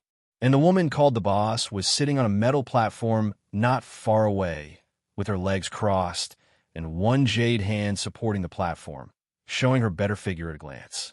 The fingers of the other hand are wrapped around the white silver hair, playing with it with an elegant and charming demeanor. Her big eyes scanned Phil Coulson and the others, and her eyes finally settled on Sheen, ignoring the people in front of her. She said with great interest, "I thought I was going to return home without a feather, but I didn't expect that there would be additional rewards. Little sister, would you like to go to see a wider world with my sister? Sister is willing to train you to become the best assistant." The words were obviously aimed at Sheen. As Logan, who had an affair, and her boyfriend Cyclops Scott saw this dangerous and mysterious woman interested in Sheen, they immediately stood in front of Sheen, full of vigilance.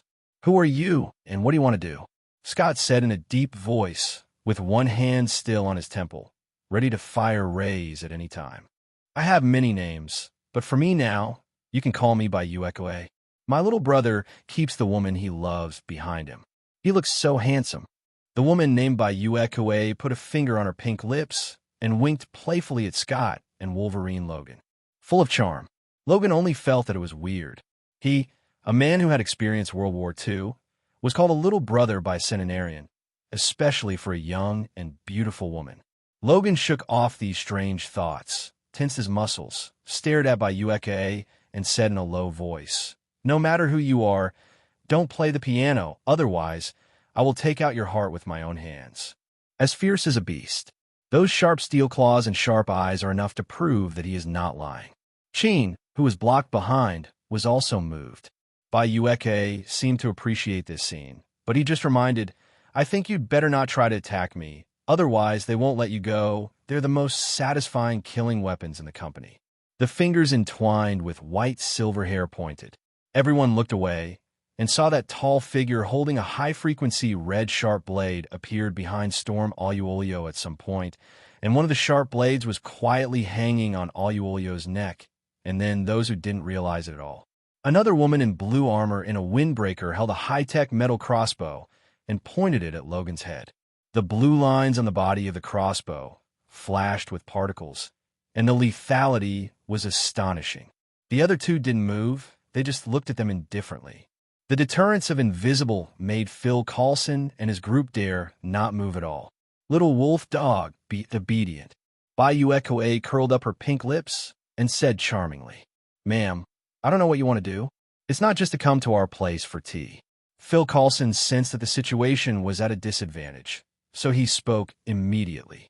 Bai Ueke seemed to have seen what Phil Coulson was thinking, looked over with a pretty face that was half a smile, stretched his waist, and said lazily, "I like the way you fight.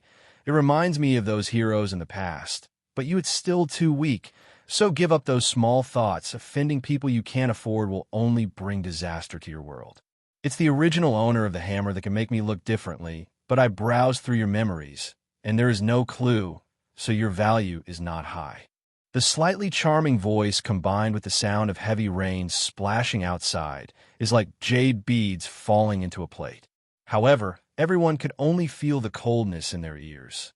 What kind of ruthlessness, reality, and cruelty is that? Every word and deed of the other party blatantly shows a concept of linking the weak to the strong and value. Such a concept is very dangerous. Everyone's hearts sank again and again, and they felt that the atmosphere of killing was getting stronger and stronger. The battle is coming. Logan and a group of people tensed up, their eyes wandering, especially Logan. He knew that the Source Project fighters who threatened Storm had to be dealt with first. But just when everyone thought that the war was about to break out, unexpectedly, Bayonetta invited Tian, Scott, and Logan. You seem very interesting. Would you like to join us? I need people like you. This surprised everyone. Logan and Scott looked at each other, and the latter said mercilessly, "People like you need partners?" "Partner?" Bayonetta laughed dumbly. "You seem a little naive. The meaning of partners has always been equal strength. What do you think of their strength?" Raising his chin lightly to signal the fighters of the Source Project, he said something that horrified everyone. Every one of them was born from an experiment. The meaning of birth is to serve. Once something goes wrong, the end is to be destroyed. This is their existence, value, and meaning. So, like them, we have to become tools that rely on you. Scott sneered. Become a puppet and let you manipulate it. So what's the point of living like this? So this is the sorrow of the weak. Bayonetta's slender white jade fingers slid across his smooth face with a look of self-pity. The weak have no right to choose. The only difference between you is that your value may be more valuable than theirs. Hi. Lots of nonsense. Logan could no longer hold back his violent temper. With a ferocious roar, he turned around suddenly, and the steel claws tore through the air and directly stabbed at the Source Plan assassin who was holding Storm Aurora hostage. The steel claws were extremely sharp, and the latter sensed that he waved his hand suddenly, and the red blade mercilessly wiped away Storm's neck. After all this last night, he immediately retreated without giving a chance. But it was this one that made the X-Men grit their teeth. Puff! Storm's eyes widened. He clutched his neck that was constantly spraying blood and made a ho-ho sound in his throat before finally falling to his knees powerlessly. It never occurred to her that she would die here. Originally, before she set out for the mission, she still made an agreement with those lovely students to do an outdoor class. But is it still over? Her pupils reflected the angry and disbelieving eyes of her companions, and she wanted to say something, but in the end she fell on the ground and lost her voice. Aurora. No. Storm. Seeing the dead partners, whether it was Logan, Scott, or Tian, they were shocked at first, and then a kind of pain and anger erupted violently. Especially Scott immediately turned around and roared angrily at the beast that killed Storm. "I'll kill you. Danby *************. The purple quartz glasses were released at full power, and a shining and hot red ray shot out from the glasses, pointing directly at the beast. Boom! The red ray pierced through a wisp of black smoke projection, smashed through the shell of the carriage, and pierced the pitch-black rain sky. An endless fight to the death is unfolding here. But Bayonetta, who is in charge of everything, sat safely on the table, watching this scene indifferently. Far away at Mutant College in New York, sitting in a wheelchair, looking at the distant night through the window, Professor X suddenly felt a surge of pain in his heart, and his old face suddenly changed. His eyes widened in disbelief. "Aurora, is that you?" The professor couldn't believe that the students who had been with him for more than 10 years had fallen like this.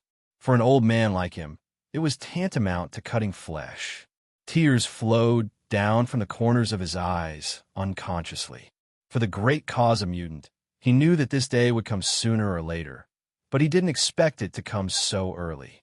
Memories with Storm, each other's frown and smile, came like a tide. The professor, who had already given up drinking, was drunk at this moment.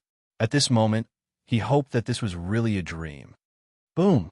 The red ray piercing the sky didn't last long, and SHILD's base vehicle was blown up. Pieces of metal shells and parts were blown away by a terrifying force, accompanied by loud and clear screams that resounded through the sky. Aurora. The terrifying, huge impact swept in all directions, knocking everyone in the car flying. One by one, silhouettes smashed into the muddy ground in the distance, and some smashed into the vehicle not far away, smashing a dent in its metal shell. And several figures were like cheetahs, full of flexibility, rolled a few times in the air, and finally landed safely on the ground, standing in four corners. With the high spotlights set up not far away, it was impressively clear that it was a member of the Yuan Plan anti-espionage organization. Scott, Phil Coulson, Beast, and several members of SHILD were thrown into the mud and became extremely embarrassed in the pouring rain, but everyone didn't care, but immediately got up and looked forward. It was seen that the entire compartment of the SHILD base vehicle in front of it, including the driver's seat, was wiped out by inexplicable violent force and blown away. Only one chassis and tires remain. On the flat floor of the car, Tian hugged the dead storm and cried in disbelief, while the two were surrounded by inexplicable red energy, and the heavy rain pouring from the sky was also frozen under this energy.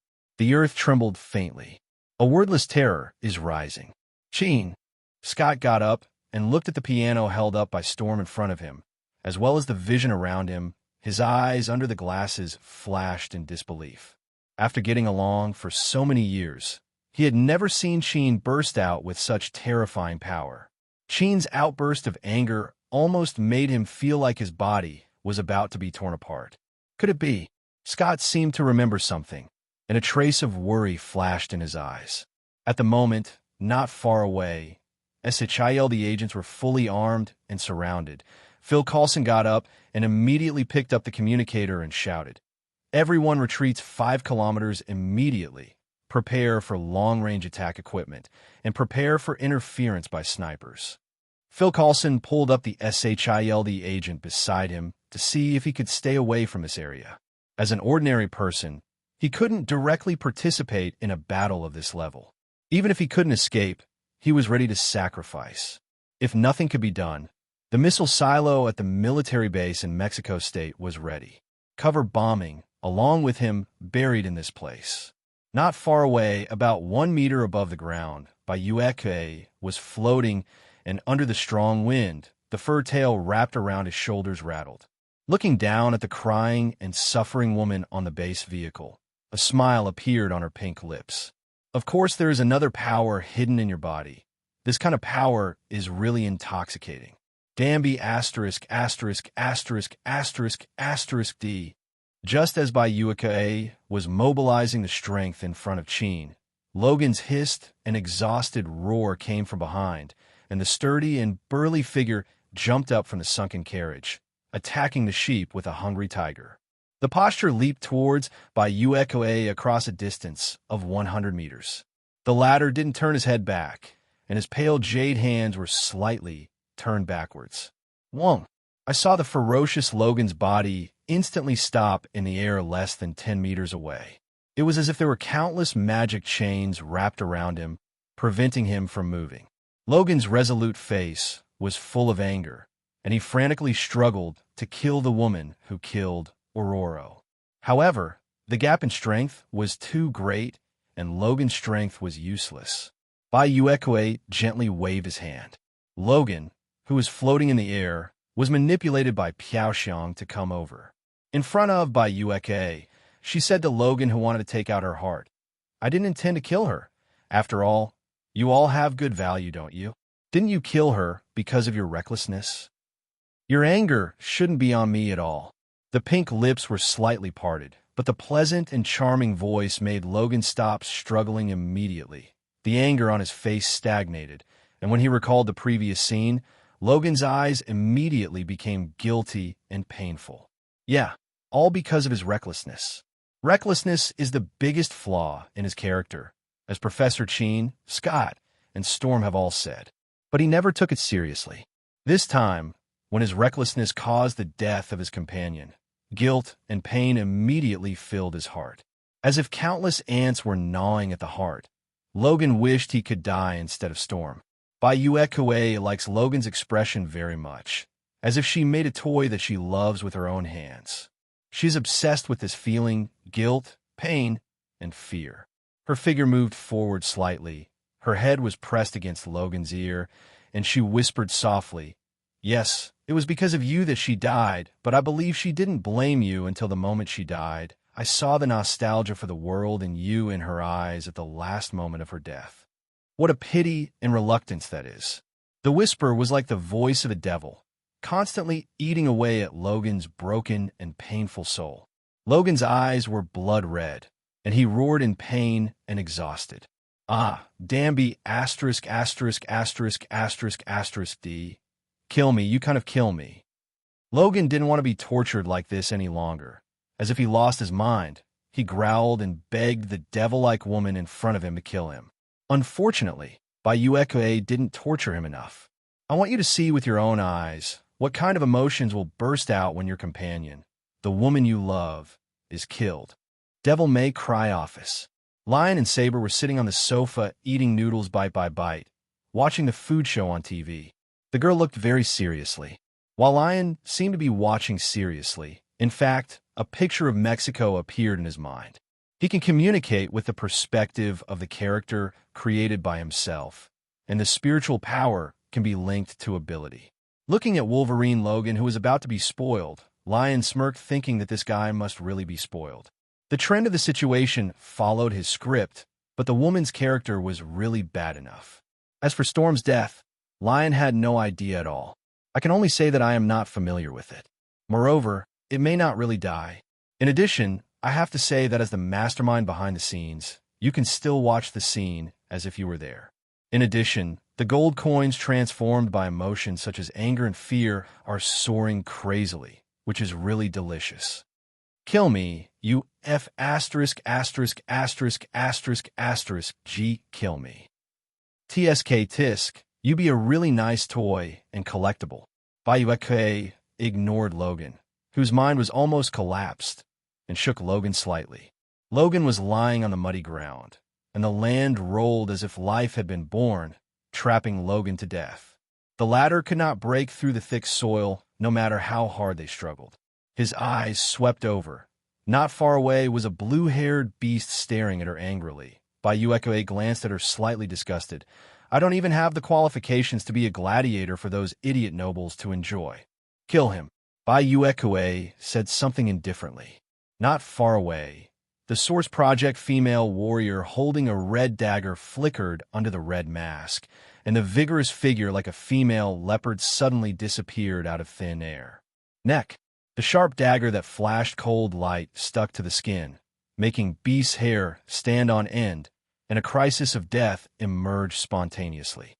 Just when Beast was about to fight to the death, the female warrior waved her right hand lightly. Laugh.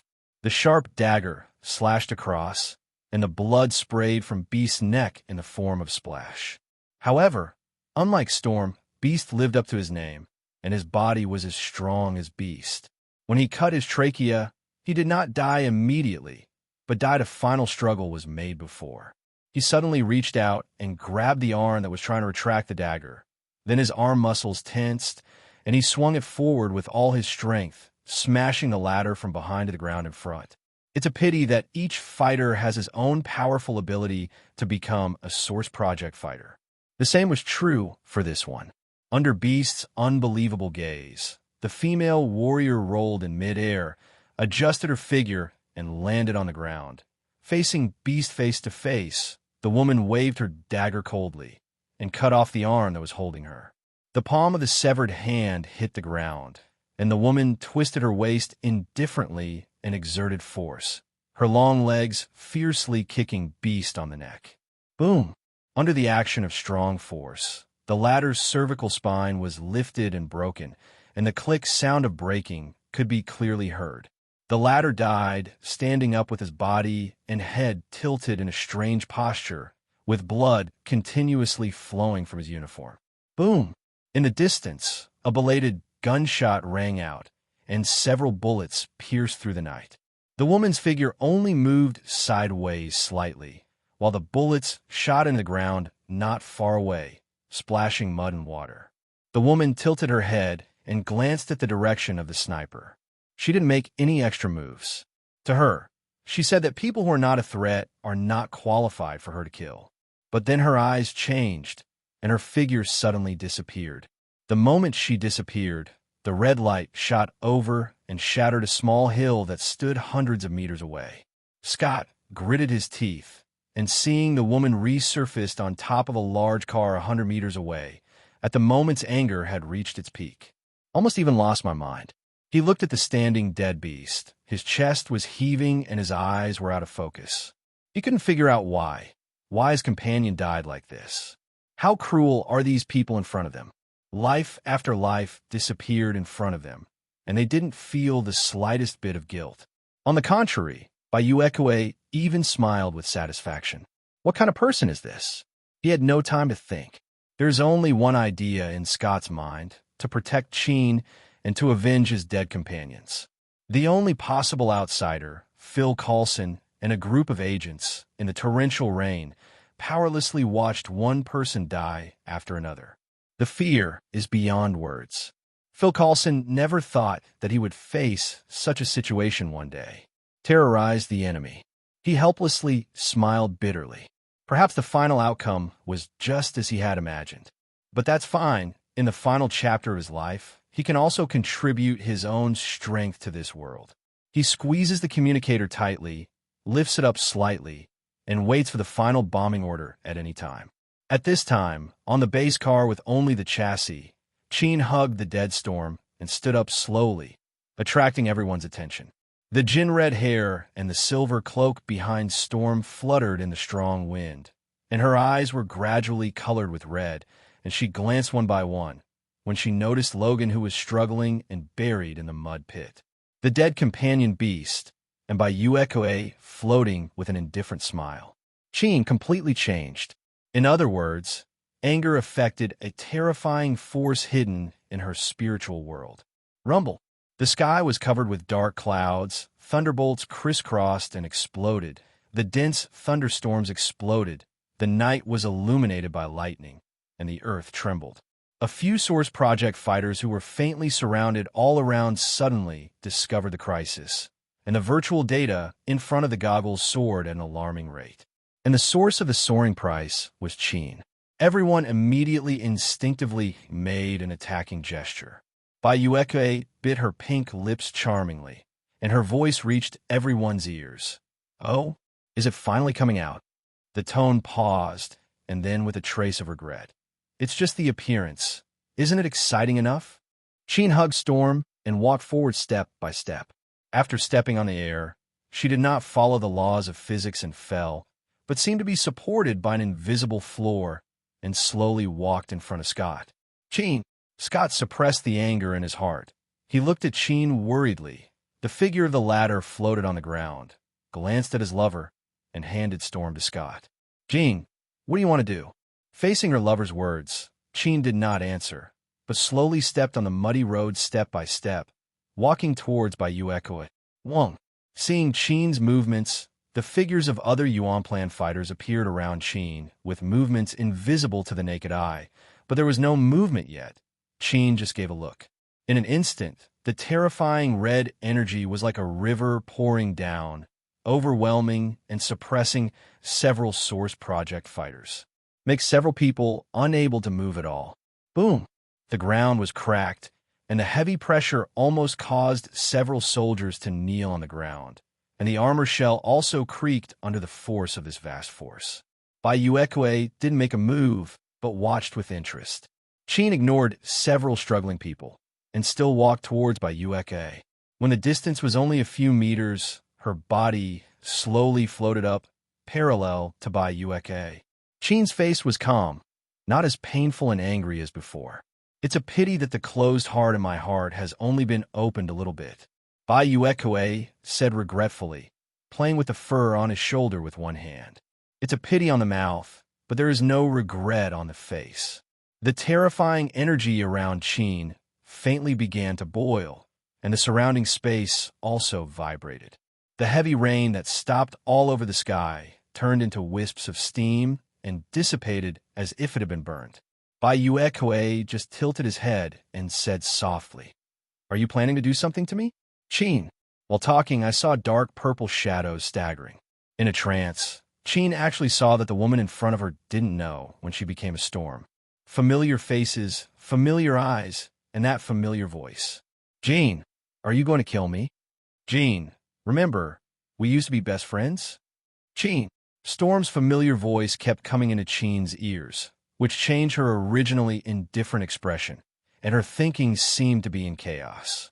The two faces of the woman she hated and her best friend and comrade in arms changed alternately. You are that woman. No, you are Aurora. Who are you?" Tian covered her head with her hands, her expression twisted. In the distance, Phil Coulson, Logan lying wrapped in mud, and Scott saw this. Their faces changed drastically. The vibrations of the sky and the earth became bigger and bigger, and the boiling energy that pervaded and swept through was looming. The earth shook violently. Everything around, all the cars in the convoy, debris, mud, gravel, and rain began to float slowly in an anti-regular nature. Scott knew that the woman had influenced Tian, and without any hesitation, he immediately took off his purple quartz glasses and opened his eyes. Boom! A terrifying red energy that far exceeded the previous limit was emitted from the eyes, and the thick red energy shot at the laser to tear the night and shot at by Bayonetta. The latter turned into Storm, frowned slightly, feeling the hot and violent energy. She stretched out her hand slightly, and a magic circle of dark purple energy appeared in her hand. Boom! The destructive red energy was just like that being activated by the magic circle, and the gorgeous red sparks splashed all over the sky. But not only that, seeing Bayonetta lightly turning his green and white jade hand, the magic circle also rotated and shot towards him. The red energy ray actually bounced back. But the target is not Scott, but refracted to another angle. That place was Wolverine Logan. The latter's eyes were astonished, and before he had time to react, he was blasted straight by the violent red rays. Rumble! Terrifying rays bombarded the ground, making a loud noise, and the ground cracked a lot under the impact. Logan was bathed in this torrent of terrifying rays. His skin was scorched black, and his flesh and blood had begun to evaporate. Steel Claw has even started to turn red. It can be seen that the temperature is high. Seeing Logan's miserable condition, Scott immediately closed his eyes without hesitation and put on the purple quartz goggles again. Without the rays, Logan finally took a breath, and the powerful self-healing ability appeared at this moment. In just a few seconds, the almost melted flesh grew back, but the uniform on the upper body was burned clean, revealing the incomparably strong upper body. Relieved, Logan didn't blame Scott, but immediately stood up and looked at Tian with concern. Although Scott's blow did not harm Bayonetta, at least it affected her deception magic, so that the confused thinking that had been deceived immediately became clear. Then the powerful red energy impact immediately blasted Bayonetta in front of him into the air. The latter reacted and also used magic to block in front of him, but he still moved back tens of meters in midair. This gets tricky. Seeing his goal sober, Bayonetta was not disappointed. The seeds of deceit have been planted, and she just needs to wait for it to bloom and bear fruit. When the time comes, she will have an extra loyal puppet. After calming down, seeing Bayonetta's appearance, Tian couldn't guess what this woman was thinking for a while. In the short confrontation, this woman's cunning, viciousness, and indifference have been fully displayed. And he is also very good at deceiving and playing with people's hearts. Like the devil, now Tian is also caught in a dilemma. Although the closed door in her heart has been opened, her strength has grown explosively, but suppressing those fighters from the Source Project has divided part of her strength. There is also a woman whose strength is unpredictable. She wanted to win, but she was afraid it would be difficult. But the enmity between Storm and Beast, she didn't want to just give up. how about killing those fighters first? Jean's eyes flickered. However, Bayueke understood her thoughts in an instant and said with a soft smile, if you want to kill them, then you can't do it. Although I don't care about their lives, they're all dead. I'm not very good to the company. Confession. She can't do it alone, so at us. Wong. A cold female voice, full of metallic texture, suddenly came to everyone's ears. Accompanied by it, several bright figures in the sky descended from the sky like meteors. Boom, boom, boom. 6 silhouettes descended from the sky and fell into the air in an instant, hitting a group of people not far away. Everyone is wearing the Source Plan standard armor, and everyone is holding different weapons: blue technological longbow, red long sword, orange Japanese sword, double guns, and so on.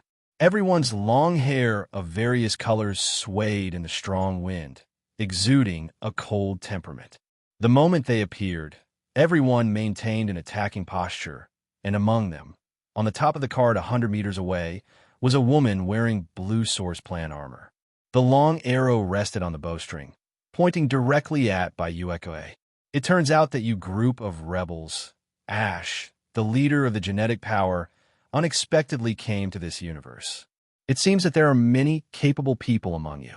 Bayueke's eyes moved, and the figure holding an orange-yellow Japanese sword, with long silver hair tied up, paused for a moment, and a trace of fear flashed in his eyes. Those guys are really stupid enough for the experimental level ultralight alpha blade. You took him from the lab. We are not weapons. We, with our humanity, will never succumb to violence and experimentation. Ash's voice was cold. Look at what you have done. Everything is just for conquest and desire. A group of selfish people should be destroyed. Bayueke waved his hands. Ha! I didn't kill these people. They just came to watch the show. Don't use this pretender's face. Do you think I don't know who you are? Bayueke? Oomph. The eyes under the blue lens mask fixed on Bayueke with a murderous intent. No, you are the leader of the Black Rose, Pale Witch LeBlanc. I noticed you a long time ago. As Bayueke, you cooperated with the mastermind of the original planning company. After that, the abnormal behavior of the original planning company must have your shadow. LeBlanc? Isn't it Bayueke? False identity? Cheen, Phil Coulson's Cyclops Scott's heart moved, and a few short exchanges just revealed some deep information. The Pale Witch LeBlanc, who assumed the false identity of Bayueke, and the fighters of the original plan company's anti-espionage team invaded the Earth to perform tasks. And then, as the resistance organization's gene-powered Ash, led the fight against the original plan company. Although we don't know the details of the gene-power rebel army for the time being, at least it seems that the Earth side and the gene power belong to an alliance at this moment. Fight Source Project Corporation and the Pale Witch. On the gene power side, the soldiers with double guns and the lady with the red zero-pulse blade stared at the anti-espionage team soldier with the high-frequency red blade and tilted their heads. Hey, we didn't finish the fight in the lab last time. Let's see who is stronger today. Man with dual particle beam guns, with one hand on his shoulder and one pistol aimed at the target. The woman's blade is also directed at the man. The latter's thick metallic silver was full of disdain. Luxian, Fiona, if it weren't for the concept prototype, you would have died in my hands long ago. You are still so arrogant, yeah. No one can escape from my shadow, neither can you. Even if he is suppressed by the powerful psychokinesis, Jia is still full of confidence and bloodthirsty. Everyone is not communicating. Over there, Ash and LeBlanc faced each other head-on. Facing the siege of the gene-powered rebels, the latter did not show panic, but looked indifferent. Sure enough, I still can't underestimate you. It seems that in the future, I have to talk to those guys about how to target you. The tone is full of threats. But Ash was fearless and said coldly, "Do you think you can still leave?" Wong. Following the words of the leader, all the other Source Project fighters' armor shone with energy, especially the fighter holding the super light alpha blade, with a finger placed between his eyebrows, his figure leaning forward slightly, and the surging energy poured into his whole body. A cold breath permeated the audience. Although you have the blood of heroes, it's a pity that you don't know enough about magic. Goodbye, little Ash and Cheen. You have successfully made me interested. See you next time. I hope to see you again. You kneel before me. LeBlanc bit her pink lips lightly, blinked her right eye, blew a kiss to her, and said something seductively. As her voice fell, the black roses around her and the rest of the Source Project fighters appeared and disappeared under the dark night in this picture full of dark beauty. Ash loosened the bowstring, and the particle energy arrow also dissipated. After putting down the composite bow, she stared at the direction where the other party disappeared, bit her red lips, and remained silent. Magic! Thinking of the word, she sighed slightly. The composite longbow shrank, and finally became a metal plate. She then put on her waist, jumped off the roof of the car, and walked towards Sheen and the others. The rest of the soldiers also took back their weapons and gathered together. This is where human civilization and the gene-powered rebels meet. It's really troublesome. That woman is indeed the leader of Black Rose, the Witch of Tricks. I'm afraid she has already activated the deceitful magic when we came. Lucian said in a deep voice. I thought it was an opportunity. The dark-skinned, silver-haired boy in silver armor and holding a green war blade lamented. Ike, don't worry. We will always get a chance. Fiona reassured. Ash nodded her head, and a cold voice came. That's right. The original plan goes against the grain, and there will always be flaws. We will definitely destroy the evil. After finishing speaking, she looked at Sheen and the others. Scott was holding them, and Wolverine was carrying the dead Storm Aurora and Beast on her back. Seeing the sadness on their faces, she sighed slightly. Please forgive me. The death of a companion, the sacrifice, brings nothing but sorrow. In this atmosphere, the crowd came to another base car of Phil Coulson. On the large base vehicle, there are two steel-framed beds, on which lie the quiet Storm and the Beast, which has retransformed into a human form. Originally, due to the death of their companions, Sheen and the others should return to Mutant Academy for the first time. But besides being more willing to know the information that caused all the real culprits, the crowd didn't know how to go back and face that gentle professor. Jean, Scott, and Logan didn't want to see the professor look so devastated. In this sad atmosphere, everyone in the gene-powered resistance army took off their helmets, revealing everyone except the man named E. A group of people, some standing, some sitting. Under the bright light, it was Logan who spoke first, and his deep voice was heard by everyone. Those bastards, what the hell are they? And that woman named LeBlanc. Logan, who has always had a violent personality, did not hide his thoughts at all, and his bloodshot eyes revealed the meaning of revenge. He wants to take out the internal organs of those guys and the machine parts with his own hands, cut off their heads, and avenge their companions. Facing everyone's eyes, Ash sat elegantly and straight and said softly, they all come from a super-large group on a planet in the chaotic universe, the Source Project Group. They originally developed the Source Project technology and created many robots to serve humans. People are at peace in the city. However, outside the city, there's a wasteland. The chaotic world has stimulated the ambition and desire of the top executives of the Source Plan Company. They have used the Source Plan technology to transform many human beings. They have used the genetic blood of ancient heroes, and through powerful machine accessories and special alloy equipment, created a Source Plan fighter that surpassed ordinary people. All of us were born here. In Ash's narration, Phil Coulson, Sheen, and others finally peeked into one corner of the chaotic world. According to Ash's narrative, the Source Project Group is one of the forces on a certain planet in the chaotic dimension universe. The deformed and distorted technological world allows them to possess unimaginably terrifying technological power.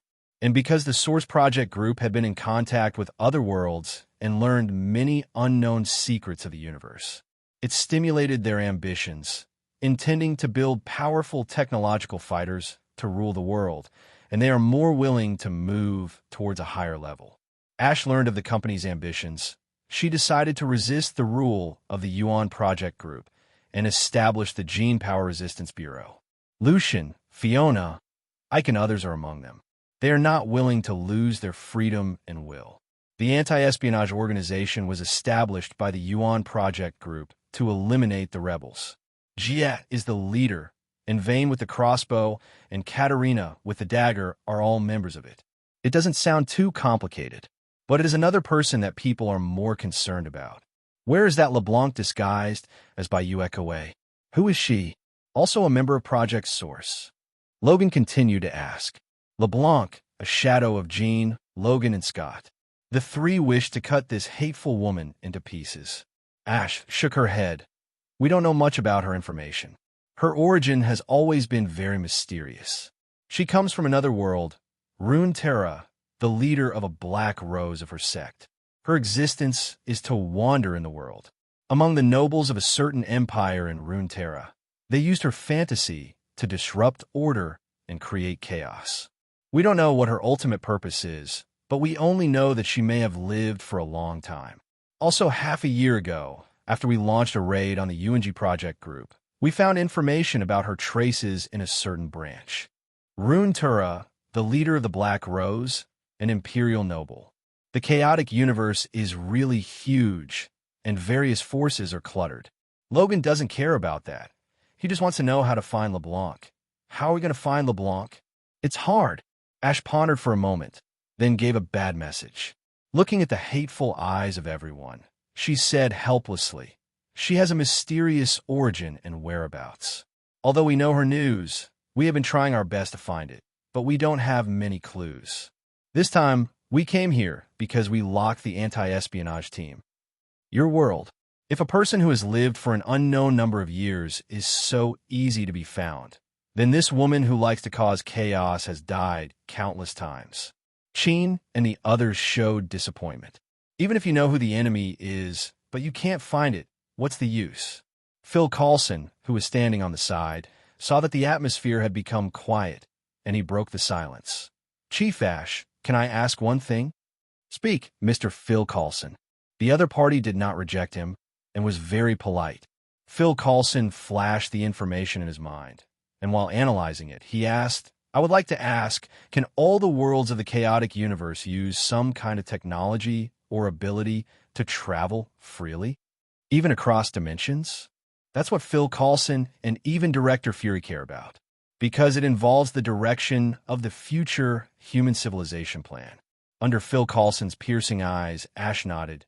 Indeed, there was a kind of portal technology long ago, together with all planets in the universe for cooperation, trade, or war. The source of the portal seems to come from Runeterra. Our world didn't have it, but the Source Project Group suddenly had this technology a few years ago. Maybe it was brought by LeBlanc. We have it because Ike is a very good hacker. He cracked the Source Project Group's confidential code database and learned of this technology. After studying for a long time, we only fully grasped it not long ago. That our world. Phil Coulson was full of worries. If according to what Ash said, would the Source Project Group let go of a newly discovered world? Ash hesitated for a while, but said calmly, judging from the strategic goals of the Source Project Group, the civilization of the Earth should be included in the list. And, according to the records you showed me before, there should be powerful gods in your universe. I believe that LeBlanc will not let go of this universe. In order to explore the universe, it is very likely that she will even send her men. You've all become her targets, too. In the end, she looked at Chin, Scott, and Logan. These words reminded the three of them of LeBlanc's last words when she left, and they couldn't help but cast a little haze in everyone's hearts. Logan snorted coldly. Then let her come. I will cut off her head with my own hands. Scott, who was originally in a bad mood, got angry when he heard Logan's words and wanted to scold Logan for his recklessness and arrogance. But Chin quickly grabbed her boyfriend and shook his head slightly when the latter looked over. At this moment, she doesn't want to see conflicts between the two. The delicate atmosphere made the members of the genetic rebels look at each other and admire secretly. Phil Coulson rubbed between his brows, only feeling a headache.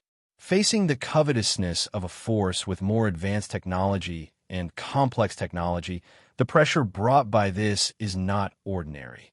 At least Phil Coulson felt heavy in his heart. After sorting out his emotions and thoughts for a while, he asked again, What did you pay for opening the portal? Is the price very high? Not small, Ike interjected. He is proficient in this. The portal technology of Runeterra is created through a technology called Hex, which requires a type of Hex crystal, which comes from runes. There's a life race called Crystal Pioneer in the mainland, and the crystal contains a huge amount of energy. This spar is very precious in Runeterra. At least civilians can't afford it. At least civilians can't afford it? Phil Coulson's eyes flickered. Although it is precious, you can get it at a certain price? That's right, we once attacked a secret base of Project Source, and there were many hex crystals inside, so... I didn't finish, but everyone already understood. Phil Coulson sighed, and the last fluke was gone. But then the battle of the New York Sea Ice Park appeared in his mind, which seemed to be different from the way the counterintelligence team came to Earth. So he used his authority to call out the monitoring. A holographic projection appeared in front of everyone, and what was displayed on the screen was the Akatsuki organization, Yamamoto Moriyanaji Shigekuni, Sesaru, Kizaru, and others leaving and disappearing. Pointing at the screen, Phil Coulson asked again, "They shouldn't be using the Hex portal?" "Absolutely not." Ike shook his head. Because the technological runes of the portal create a particle barrier to defend against space turbulence, there will be a lot of movement. They're obviously not, but I look at them and they seem familiar. He stood facing the projection screen and looked at it carefully. They come from the three dimensions of chaos, order, and chaos. Akatsuki Organization, Admiral Kizaru, commander of the 13th Goody Eye Team, Captain Yamamoto, Jinryasai Shigekuni, and the big monster Sesomaru. I've heard about it, but I don't know much about it. Ike scratched his short silver hair. Phil Coulson was not disappointed either. The gene-powered rebel army obviously had a high level of civilization in the chaotic dimension, but compared with a world with devastating single-body power, it was far behind. Nowadays, for these three-dimensional worlds, there is a serious lack of information. At least the tip of the iceberg has been uncovered. The biggest problem is that there are many chaotic forces, and the ones that are clearly eyeing the Earth are the Source Planning Group, the leader of the Black Rose, the Pale Witch LeBlanc, and the mysterious Akatsuki organization. The crises are multiplying at an alarming rate. No one knows when the war will come. Under a group of hungry wolves, the Earth is like a delicious mutton sheep. Everyone wants to take a bite. Ash seemed to guess what Phil Coulson was thinking. Whether it's us or you, in the face of a powerful enemy, all we can do is fight. The war has always been going on, and the unyielding will is eternal. Ash's voice is infectious. The sound is cold, but both the ups and downs and rendering power can make people deeply rooted. In addition to her original experience, there is also that unique personality charm. This point, for example, ancient heroes, and kings all have it. That's why she can become the leader of the gene drive and can convince a group of like-minded companions to trust her. Phil Coulson, Tian, and others were all affected by Ash's words, and the haze in their hearts dissipated a lot. Everyone regrouped, and Phil Coulson sincerely extended an invitation to Ash. The rebels and we both have a common enemy. I think we may have some cooperation, and we can join forces to fight against the Yuan Project Group. Earth Civilization, SHIELD, and Mutant will all be your best partners. This sudden invitation made everyone in the Gene Power Rebels look at each other.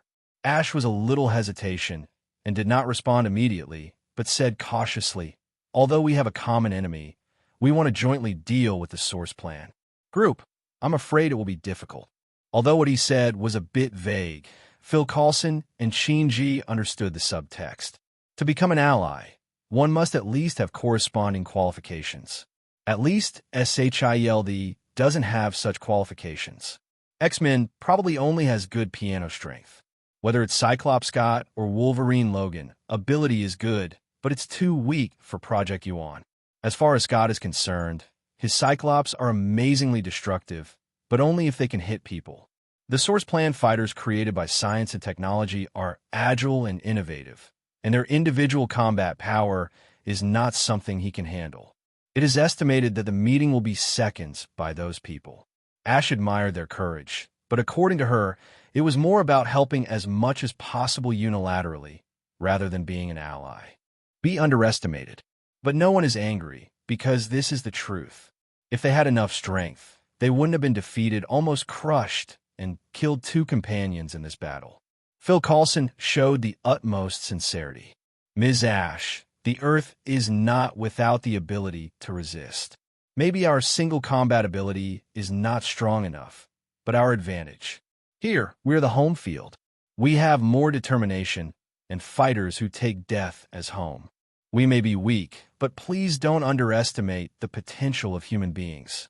Ash was silent, scanning Phil Coulson, Jean, Scott, and Logan. He saw the determination in everyone's eyes. After some thought, Ash made a decision in her heart, but she still turned her head to look at the other members. She is the leader of the gene-powered rebels, but she also rarely speaks. I shrugged. I think they're very interesting. At least I can feel that they are very sincere. With a world resource, maybe I can do more.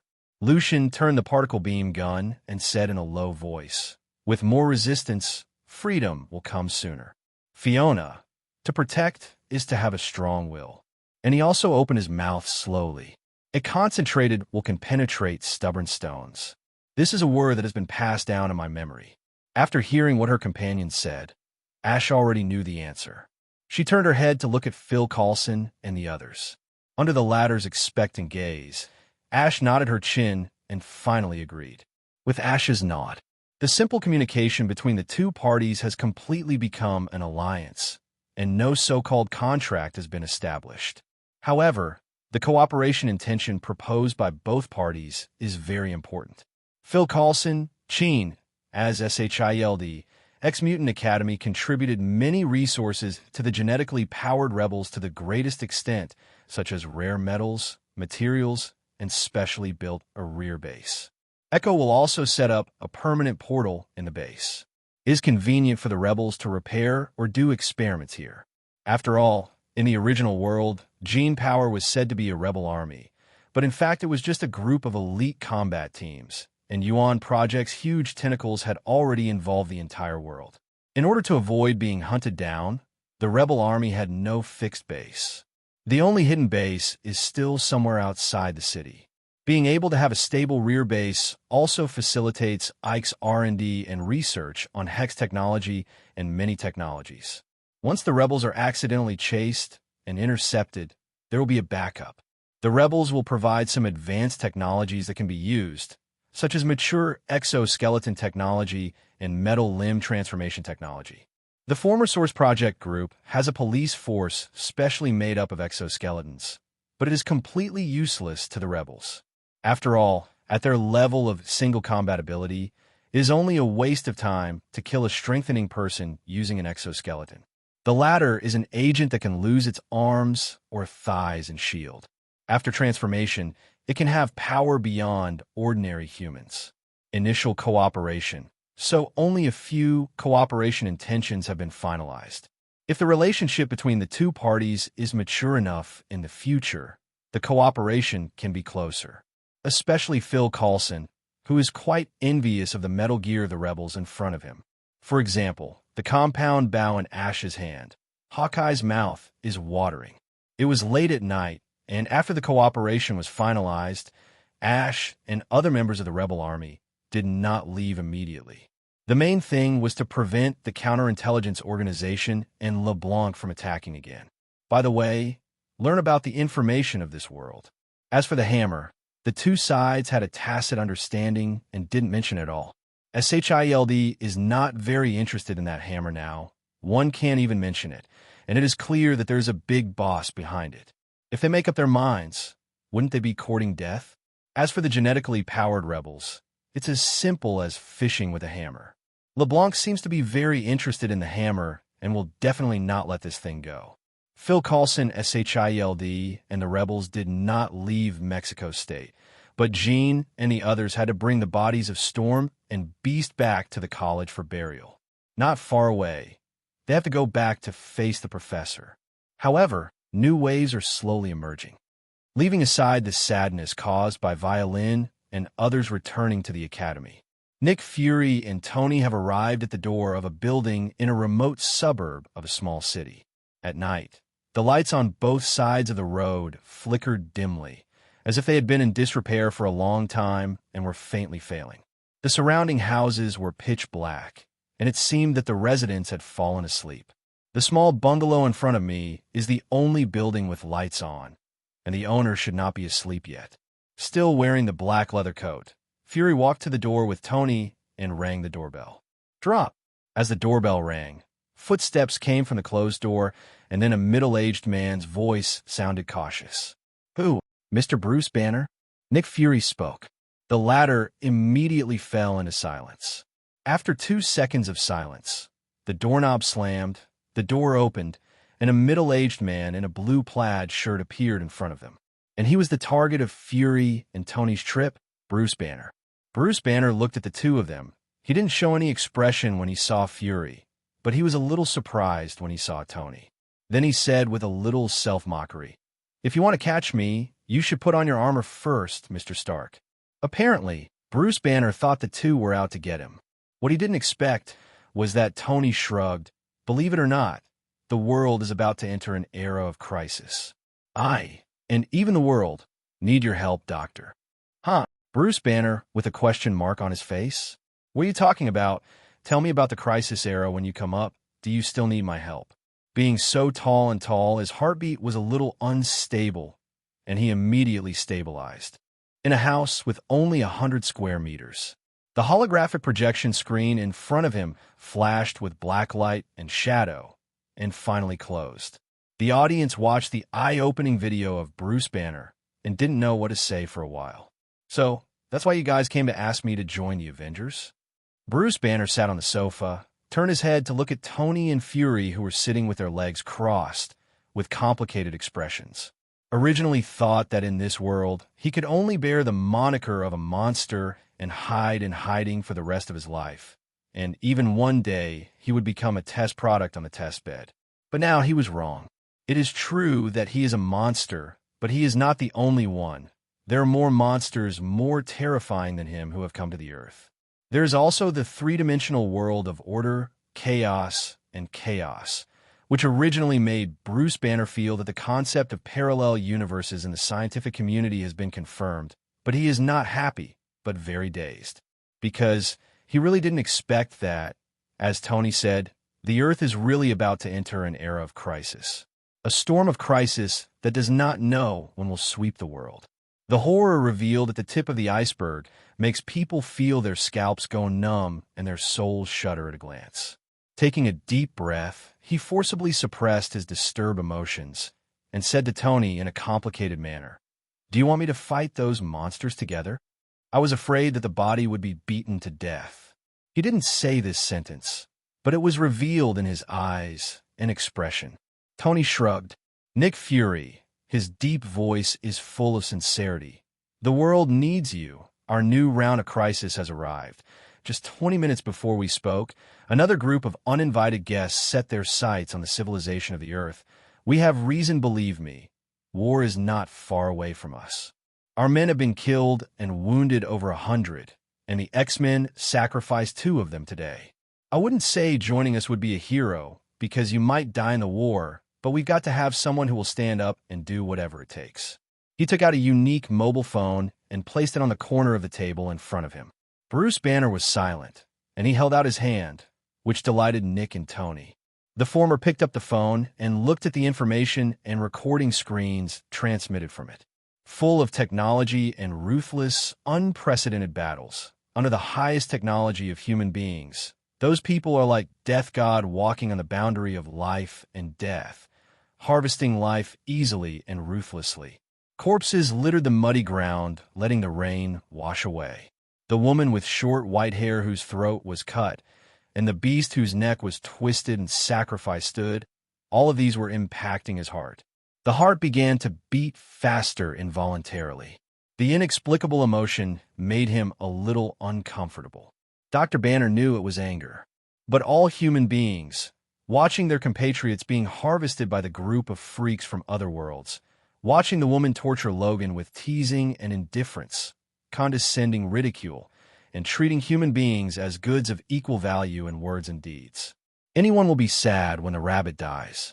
Putting down the phone, Bruce Banner closed his eyes and remained silent, while Tony and Fury didn't rush, but waited. This is where the two are smart. Just as the two of them thought, after more than 10 seconds of silence, Bruce Banner opened his eyes and said softly, "I am willing to join the Avengers, but I hope you can prepare an impenetrable cage in advance." Recalling the woman I once loved. Earth is also where she lives. This is also the last thing he does for her. The morning sun is always so warm. On the open balcony on the top floor of the Xiaoping building, a beautiful girl in a white t-shirt and sweatpants sat on a chair, enjoying the sunshine while chewing today's breakfast in her little mouth. Compared with the past, girls always show a lively personality when eating. The delicate little ears moved, and the sound of footsteps could be heard. Just behind him, Lyon came over, wearing the same t-shirt with a Panda Q version printed on it, and holding a sliced fruit platter, put on the small table, and sat down beside the girl. The girl turned her head and gave a big smile, then unceremoniously picked up the fork and ate the fruit after dinner. Under the flat balcony, there's a relatively wide road. People come and go, people who go to school, go to work, and there are also teenagers with skateboards. The thoughts and atmosphere in the morning are always so beautiful. "What are we going to do today, Lyon?" the girl asked as she happily ate the fruit. Lyon lay on the recliner with his hands resting on his head, squinting his eyes slightly, looking at the sun in the sky, thought for a while and asked, "What do you want to do today, Saber?" "Me?" The girl tilted her head slightly and thought about it. Recently, with the help of Lyon, she has also gained a preliminary understanding of this world. Just some learning left. But these can be done on a daily basis, and today I can give myself a little vacation. Well, the word holiday is also learned from Lyon. After all, Lyon opened an office, but every customer who came to inquire was excused by Lyon on the grounds of vacation. After more than a week, she found that there was not a day without a holiday. The girl didn't understand. However, Lyon plausibly said that the vacation is just for a better job. Too bad she didn't see Lyon working anyway. At least, today must be a day off, and she's planning to give herself a day off, so she thought about it and said seriously, "Lyon, shall we go to the movies?" "What? Watching a movie?" Lyon was really puzzled. He turned his head and looked at the original 3-No girl. Why did this girl suddenly want to go to the movies? Logically speaking, shouldn't girls like to watch that food blogger or food show? I was watching TV yesterday, and it seemed that there was an animation movie made in the name of food, saying that food can shine. I want to learn. The girl said seriously, "Forehead, what shiny dishes are all deceitful. Wake up, girl." Lyon was completely speechless, and then thought about it, as if, in fact, he could have created the man who made the glowing dishes. The serious teenage girl finally decides to go to the movies anyway. Lyon didn't care, so he followed Haida to watch the so-called luminous cooking animation movie. Well, how should I put it? It's completely similar to the big movie of Joy. It's completely an anime movie for children to have fun with their families, and luminous cooking is just the theme. Even if the girl is dumbfounded, she knows that this so-called luminous cuisine is not reliable at all. The girl knew that she had been deceived by the movie's propaganda. Although the girl was not angry, she was very disappointed. After all, it was the first time she was looking forward to the glowing food so much, so she really wanted to go to the company that made the animation film to inquire about it. Just got pulled by Lyon. Today's girls don't know how to restrain themselves.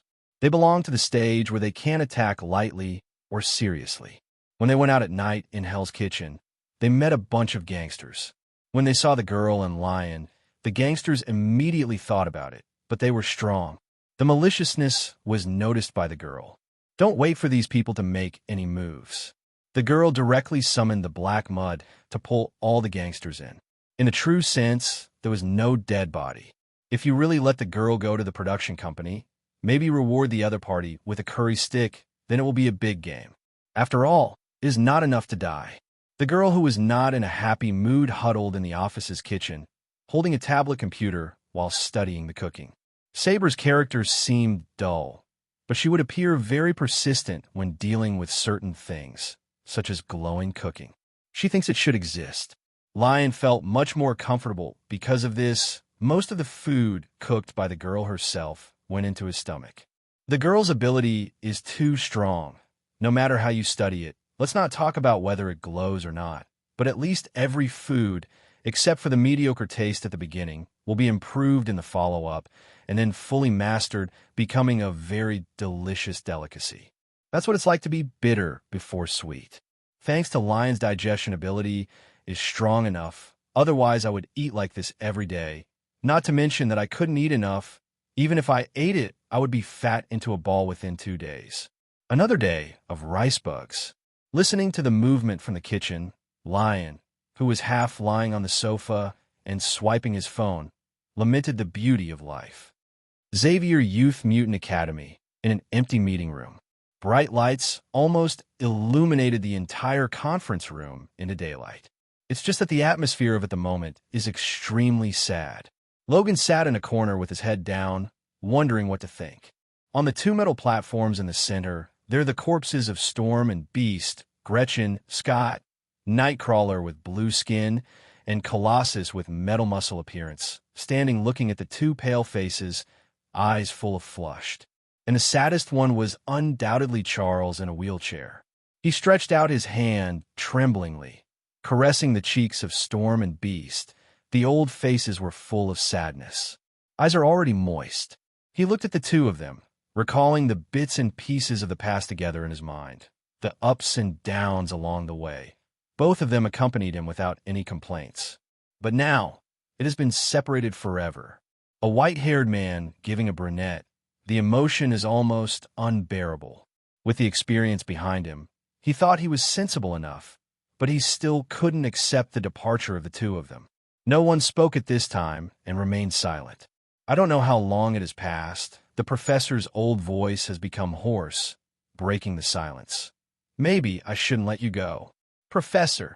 Chien's lips moved and wanted to say something, but Professor X waved his hands weakly, leaned back on the wheelchair, and closed his eyes wearily.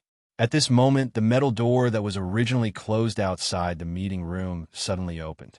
3 unexpected guests walked in. Another old voice with a slowly oppressive, low-pitched, preemptive strike.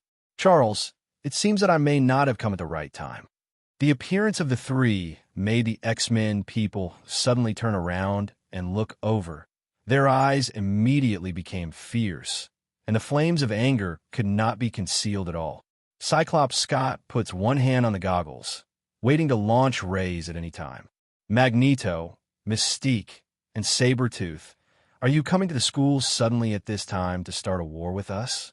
Scott gritted his teeth. The person who came was just another group of mutants who were opposed to the X-Men. Magneto was wearing armor and a black cloak and a brown helmet that blocks psychic power. He didn't even look at Scott, staring at his decadent old friend. Charles, I once said that because of your cowardice and so-called kindness, it will kill you. Death to all of you. These words aroused the anger of the crowd even more. Mystique, who was standing beside Magneto, glanced at Beast on the metal stage, and there was a trace of sadness on the blue face. Once, she and Beast also had a tinge of affection, although the latter was cut off by different ideas, but the friendship still exists.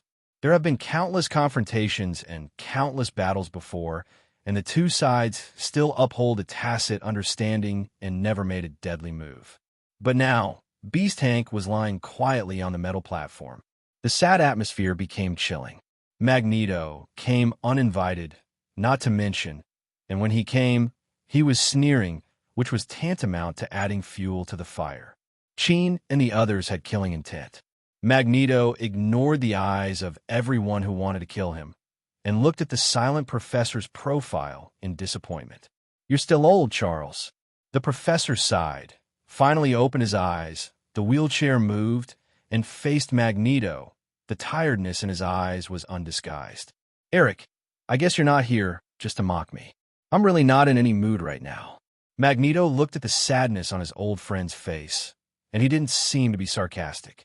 He shook his head. Raven said that there was a big event in New York 2 weeks ago, and this event was suppressed by some people. Not a single bit of information has spread. Raven has tracked it down and only got a little superficial information. You guys left at that point. I wonder what happened, Charles, why Hank storm-eyed. The recent dark tide surged, which made Magneto aware that something was wrong. So he came to the academy to inquire. Under the day-like light, the horrified expressions of Raven, Magneto, and Sabretooth were reflected. Walter, Sabretooth, who was originally silent, couldn't help but speak.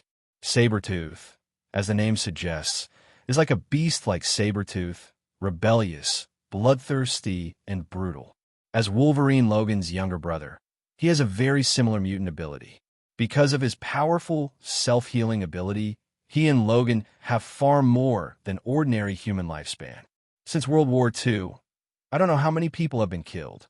Beast's instincts made him love hunting life, and he surrendered to the mighty Magneto. He is proud to think that the only person in this world who can make him truly surrender is Magneto. This man possesses great power and, at the same time, has the heart of a strong man. His thoughts lasted for a long, long time, but today his pride was shattered. What Shao organization? What 3 parallel dimension universes? What source project group? Sabretooth's face turned ugly. Raven looked at Charles in disbelief. So that's why the dark tide has been surging for the last 2 weeks? Yes. The professor closed his eyes again. Raven couldn't help but took a step back. She couldn't believe such a thing. It was terrible, but just hearing about it, she could feel the overwhelming despair and fear. Just the tip of the iceberg revealed already makes people breathless. The chaotic dimensional universe is just a world with a lower level, and a source project group already makes people feel suffocated. Those fighters of the terrorist project wearing alloy armor easily crushed the X-Men and killed Storm and Beast in an instant. What kind of strength is this? Not to mention the almost mysterious Akatsuki organization, who can easily destroy the girl who changes the terrain with a random swing of a sword.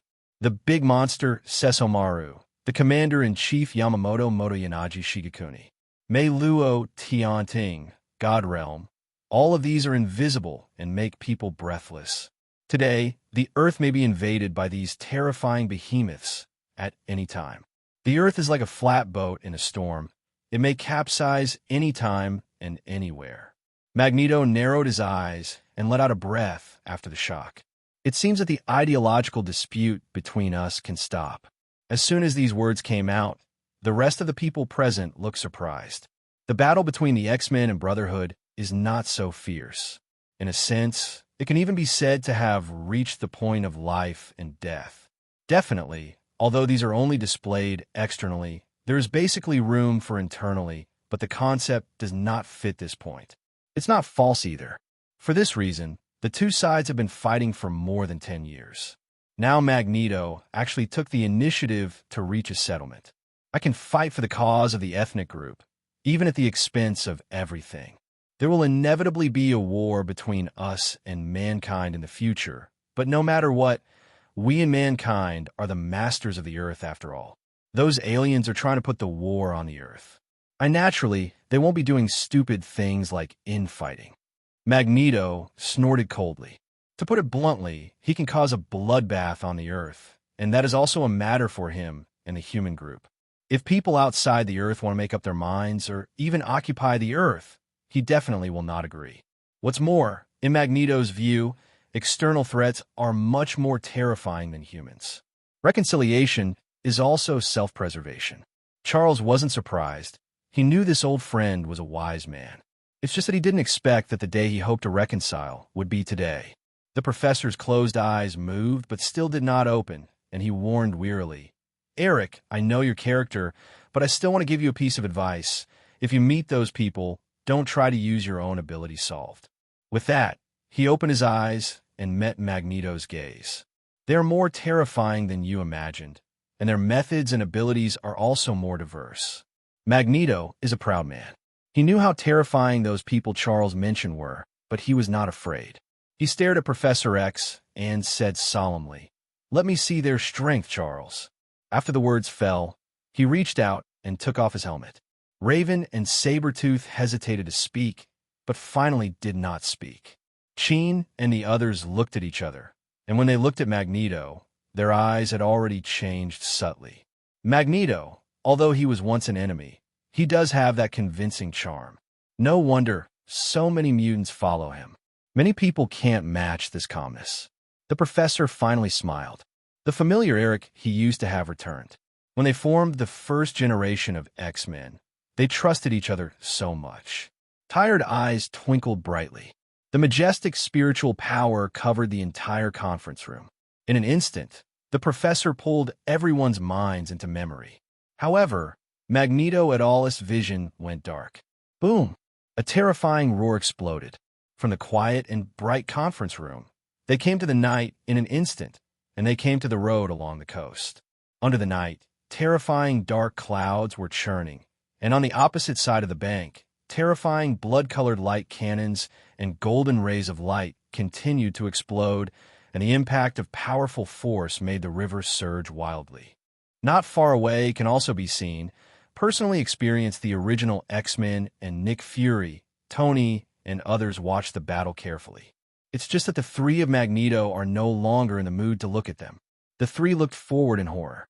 The three of them are not ordinary people, but their eyesight is much better than ordinary people, and they're almost dilapidated in that seaside park. Every blood-colored light cannon and every golden light beam triggered an explosive power comparable to that of a missile. It's just that the aftermath of the battle made the river flow backwards, rolling backwards into the sky. And with the passage of time, new changes appeared. Shirai's sunspot from Academy City, and then Akatsuki, who appeared with long silver-white hair, a moon seal on his forehead, hexagonal plums floating on the white kimono, and golden eyes brilliant, the extravagant big monster Sesshomaru, wearing a black windbreaker embroidered with red clouds, a hat with wind chimes on their heads, rings with code names on their fingers, and nail polish painted on their nails. The members of the Akatsuki organization launched a hunt for the Admiral Kizaru. The stunning appearance, the scheming away from the calculations, and the terrifying scene of finally fighting with the yellow ape on the river in the seaside park. One by one, into the minds of the three of Magneto.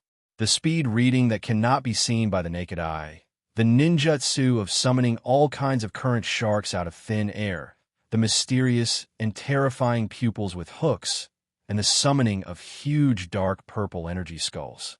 All kinds of strange means emerge in endlessly.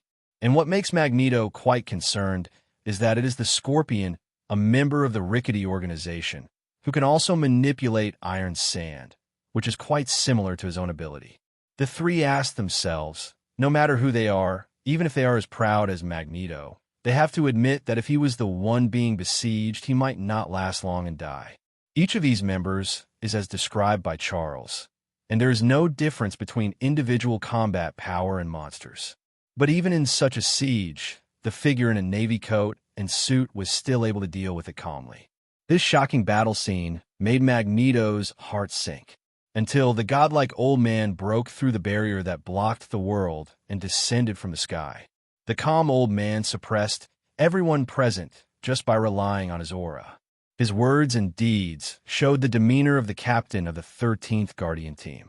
The majestic, sweeping momentum shook the sky and made it difficult for the three of Magneto to breathe.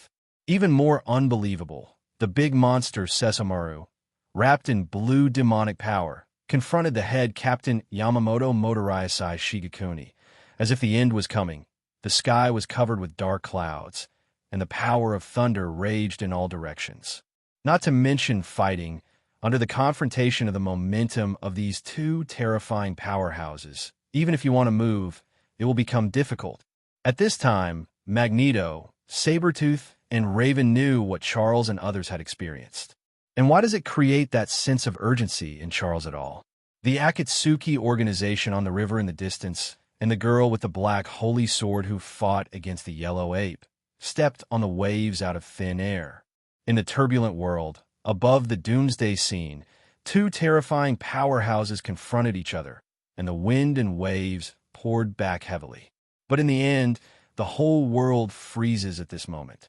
The screen changed and came to a firm named Devil May Cry. Here I saw the girl with frightening combat power and another young and handsome man. In the store, I heard some tip of the iceberg information about the three-dimensional universe of order, chaos, and chaos that the man said. After these messages were deeply rooted in their minds, the world changed again, and they came to that stormy night. On the Gobi Desert, Mexico, I also witnessed the crushing massacre of several Source Project fighters against the highest weapon of mankind. Yes, in the eyes of Magneto and others, it was a naked massacre. The strength, cunning, viciousness, indifference, and cruelty of the woman named by Uekoi were all displayed in front of the three of Magneto. The fire shines, the muddy land is full of corpses, and the rain washes away the mud mixed with blood, which freezes here. Charles's old and calm voice reached everyone's ears. That's all you need to know, Eric. Magneto turned his head to look at this old friend. At the moment, he was looking at Storm and Beast, who were hugged by Scott and carried by Logan. His eyes were full of sadness. He understood that seeing his students and friends die with his own eyes was tantamount to stabbing a knife in an originally bleeding heart. It was impossible for Magneto's character to comfort Charles. At the moment, he was also heavy in his heart, and he finally understood where the depressed and heavy emotions of Gretchen and the others came from. Facing such a mysterious and unknown world, who can say easy? These people are all monsters, even more monsters than I am. Sabretooth couldn't help but cursed. He was originally violent and cruel, but now he was a little scared. Faced the fear of those monsters. He didn't even know if he could really survive in front of these people with his self-healing ability. It is estimated that any light cannon or laser can blow him to pieces. There's also a limit on how to strengthen the iron frame. Sabretooth knew well that in front of those people, he was no different from a live target. Those people could reach subsonic speed, sonic speed at every turn. The point is that these people don't seem to be the strongest existence in the three-dimensional world. There are even scarier monsters. What god realm? Meluo Tianting, Demon Queen, it makes people despair. On the contrary, Sabretooth admired the man named Lyon. Not only was he able to recover the girl who was born in the cursed darkness, but he also seemed to have slaughtered countless demons originally, offended a boss like the Demon Queen, and returned to the Earth safely. The courage, the strength. Sabretooth suspected that the boy must be a monster too. Think about New York actually hiding such a big boss quietly. Sabretooth and Raven looked at each other with a heartbeat and began to think carefully about what outrageous things Brotherhood had done in Hell's Kitchen in New York before, right? Being active in New York, isn't that the same as hiding under the eyes of others? Thinking about Brotherhood always having a pair of invisible eyes staring behind him when performing missions, the two of them couldn't help but get chills down their backs. Fortunately, Brotherhood does not have too many activities in New York. The only previous large-scale mission was at the Statue of Liberty a year ago. Magneto attempted to use the special ability of a mutant girl to transform the entire New York high-rise into mutant, but was stopped by the X-Men. In the end, Logan was thrown into the river. Thinking about it now, the X-Men might not be able to stop them by then, and that boss might have to do it himself. Thinking of this, both of them were a little scared. Fine. How strong does one have to be to offend the Demon Queen, slaughter an unknown number of demons, and be dubbed a demon hunter by other demons? Coincidentally, Magneto also thought of Lyon. He has developed a lot of interest in this mysterious strongman. Charles, maybe we should go see this Lyon? Wong. The world shook, and in the next second, everyone returned to the college conference room.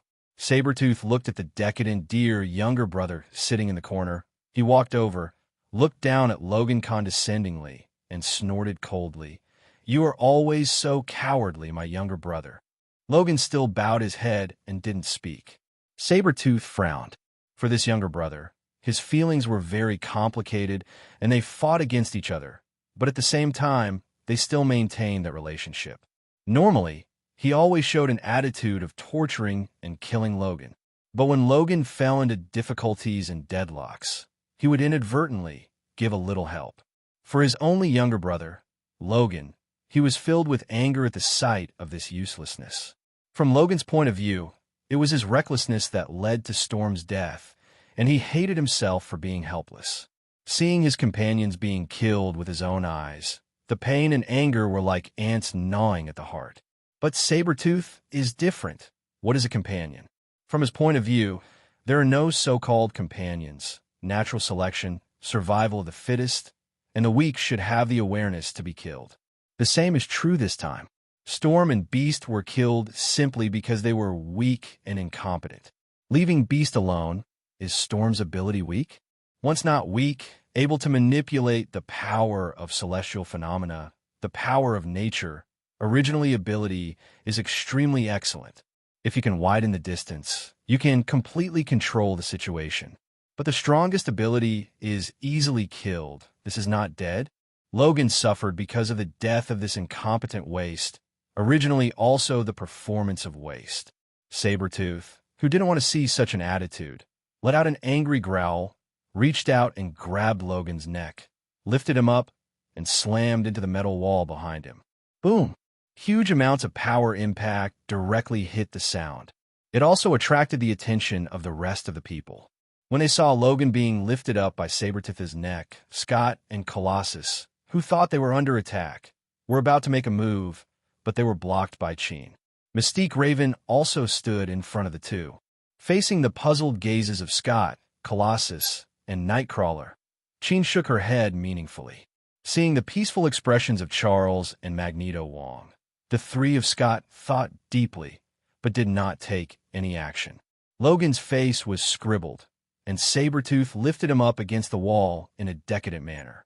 He lowered his eyes and looked at the big brother whom he hadn't seen for a long time.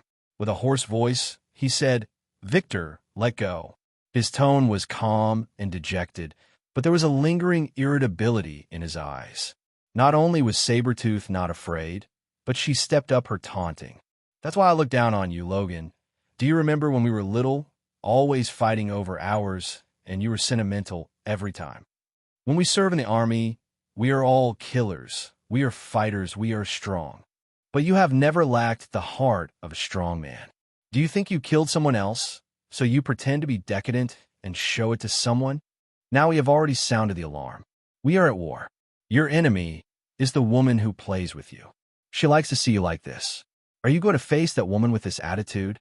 Sabretooth's angry voice sounded like thunder in Logan's mind, slowly waking him up.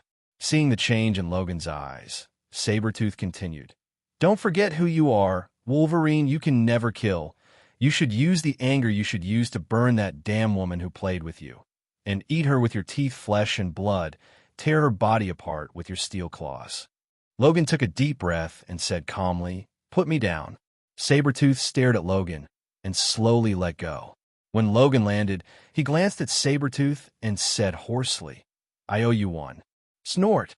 Sabretooth snorted coldly and said nothing. The corner of Magneto's mouth curled up slightly, and he looked at Charles. "What about you, Charles? We never fear war." Charles said calmly, "Just because he's gentle doesn't mean he's cowardly. In a sense, he's the most dangerous person on Earth. He will make that woman named LeBlanc, the Yuan Project Group, pay the price in blood."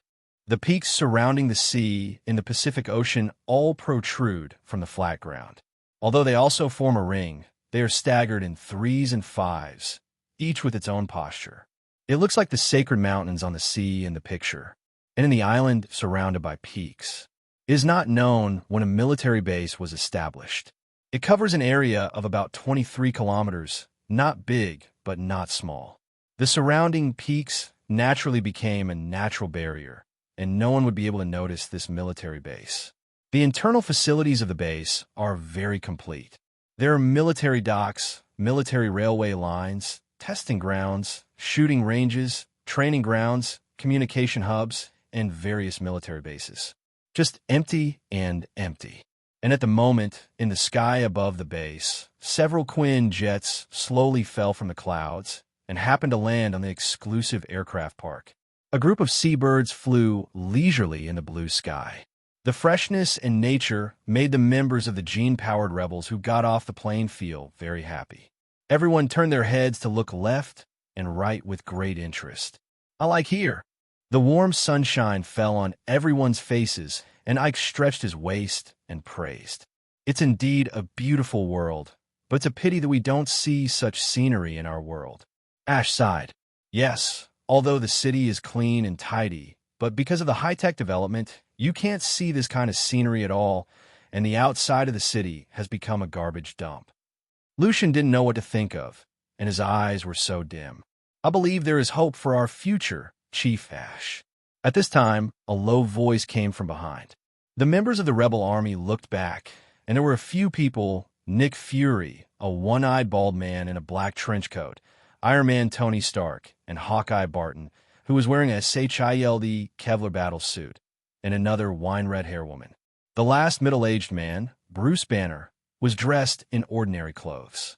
The two parties have had a video call before, and today is the first day of meeting. Director Nick Fury. The leaders of both sides met and looked at each other. Thanks to Director Nick Fury for setting up our base. We all have a common enemy, and, as allies, we will try to do what we can. Fury was impeccable. At the first meeting, everyone was quite satisfied. Maybe they just felt that the people on Earth seemed a little weak. Instead, he looked at Bruce Banner and said in a low voice, "There is a beast lurking in your body, which makes me feel the danger." Listening to Yi's words, the rest of the rebels looked over in surprise. Facing everyone's eyes, Bruce Banner shrugged and said bitterly, "I'm here because of it. I can feel its potential." He nodded and didn't say anything more after saying one sentence. Afterwards, Nick Fury took the rebels to visit the base. In the end, Ike started the road of transformation. As a genius, Ike has extraordinary technological attainments. He used materials brought by SHIELD and hex crystals to build a hex portal in the underground warehouse of the base. And Tony and Bruce Banner both acted as assistants. As for the rest, they just watched from the sidelines. The portal is a metal square module door with a width of 3 meters and a diameter of 4 meters high. Tony and Bruce Banner rolled up their sleeves and followed Ike to build the portal with a wrench laserwork gun. Ask about the technical details of the portal while building it.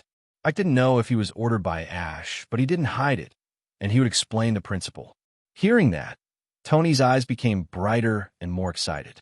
For two top scientists, when it comes to space distance technology, it's like seeing a table of delicious food for people who have been hungry for 10 days. They greedily absorb all technology. However, Tony and Banner also know that the principle of portal technology is complicated and difficult to understand, and it also needs more important rune imprints, which are closely related to the energy in the hex bar. To put it bluntly, first of all, you have to understand the portal runes thoroughly, and you can't make mistakes in every detail, and without hex bar, even if you rebuild the portal, it is impossible to activate it. Tony has an arc reactor, and it is impossible to replace the hex bar, unless Tony can read through the runes and recreate new runes associated with arc reactor energy. It's a pity that this project is not so big, even with the top artificial intelligence JRVS. But Tony is still excited, and other technologies of the portal can also allow him to comprehend by analogy and solve some problems that he only had before. Ash and Nick Fury are still communicating. Knowing that these people in front of him are a single combat team created by humans, Fury took out his tablet and generously displayed the information of the members of the Avengers team one by one. Tony Stark owns a very advanced technological armor, strong combat power, flexible single combat ability. From Ash's point of view, the advantages and disadvantages are obvious. At least the combat power is not weak. As for the two SHIELD agents, there are 2 weak chickens, let alone mention them. On the contrary, Bruce Banner's transformation into a green monster is very good. First of all, the defense is very amazing. In the bombing of the Earth with high-tech weapons, he did not receive a single bit of damage, and his strength and speed are amazing. And as you continue to maintain anger, your strength will continue to grow. The combat power and potential of this team are average, but Ash didn't show it. There are many strong civilizations on Earth that's Gretchen, and Cyclops' Scott ability is quite good. Portals take some time to build. After everyone had lunch in the base, Ike, Tony, and Bruce Banner hurried back after eating. Base construction is in full swing. Lucian and Fiona are communicating with the two ace agents of S.H.I.E.L.D. The fighting style of the Source Plan fighters under Metal Gear Solid completely broke the vision of the two agents. Whether it is Hawkeye or Natasha Romanoff, although the strength of the body structure is far more than that of ordinary people for some reason. But after all, it is still the category of human beings. On the other hand, Lucian and Fiona are different. They have special identities. In addition to the experimental injection of the genes of ancient heroes, the physical strength of the two is terrifying. With the cooperation of the specially made alloy equipment and weapons, it makes the two of them even more powerful. Combat power has greatly increased. In the sparring, both Natasha Romanoff and Hawkeye were crushed throughout. Not to mention melee combat. Just a single round of long range, Hawkeye's compound bow and special arrows are useless at long distances at all. Lucian and Fiona are both agile fighters. They can span hundreds of meters or even hundreds of meters in the blink of an eye. Can rush to Barton. The latter's combat awareness is astonishing, and it can't be stopped at all. This really opened the eyes of Black Widow, Natasha Romanoff, and Barton, but they also fully realized how terrifying the combat power of this level of experimental fighters is. The Source Project group was actually able to create such a terrifying warrior. It is conceivable how terrifying the opponent's energy is. The mass production of fighters of this level would be a huge disaster for any world, especially Earth. Discovered a new, more backward world, full of ambition and desire. Will they let it go? No wonder director Nick Fury is eager to form the Avengers. On the beach, Nick Fury and Ash stood side by side, the black bald head in a coat and the beautiful heroic woman in a blue armored cloak full of technological sense stood together, looking so eye-catching. The waves rolled over and over again, trying to get back to the beach. The seagulls are constantly singing from the sky, and everything seems natural and peaceful. It's a beautiful world. I really hope my world can have such a scenery. AI, she looked into the distance, the endless blue sea. Everything was so harmonious. Fury didn't look at her. His one-eyed eyes seemed to be recalling. We all have our own world. The only thing we can do is to protect it, even if it's not perfect, isn't it? Yes, I would give anything for it, Ash firmly said. The corner of Fury's mouth curled slightly. He could feel the rock-solid belief of the excellent leader beside him. Such a person would be unwavering on the way forward, no matter what obstacles stood in the way. Although he maintains an instinctive vigilance against people from other dimension worlds, it does not prevent him from trusting them. Nothing creates trust more easily than having a common and powerful enemy. Moreover, Fury knows that they need the help of the Rebel Army, and the Rebel Army may become one of the bridges for them to contact the three-dimensional world of chaos, order, and chaos. Starting from the smallest, supporting each other. As the trust grows, he may be able to reap some gains from it. For example, Source Planning Company technology. Gene, alloy armor transformation technology, he was drooling looking at it.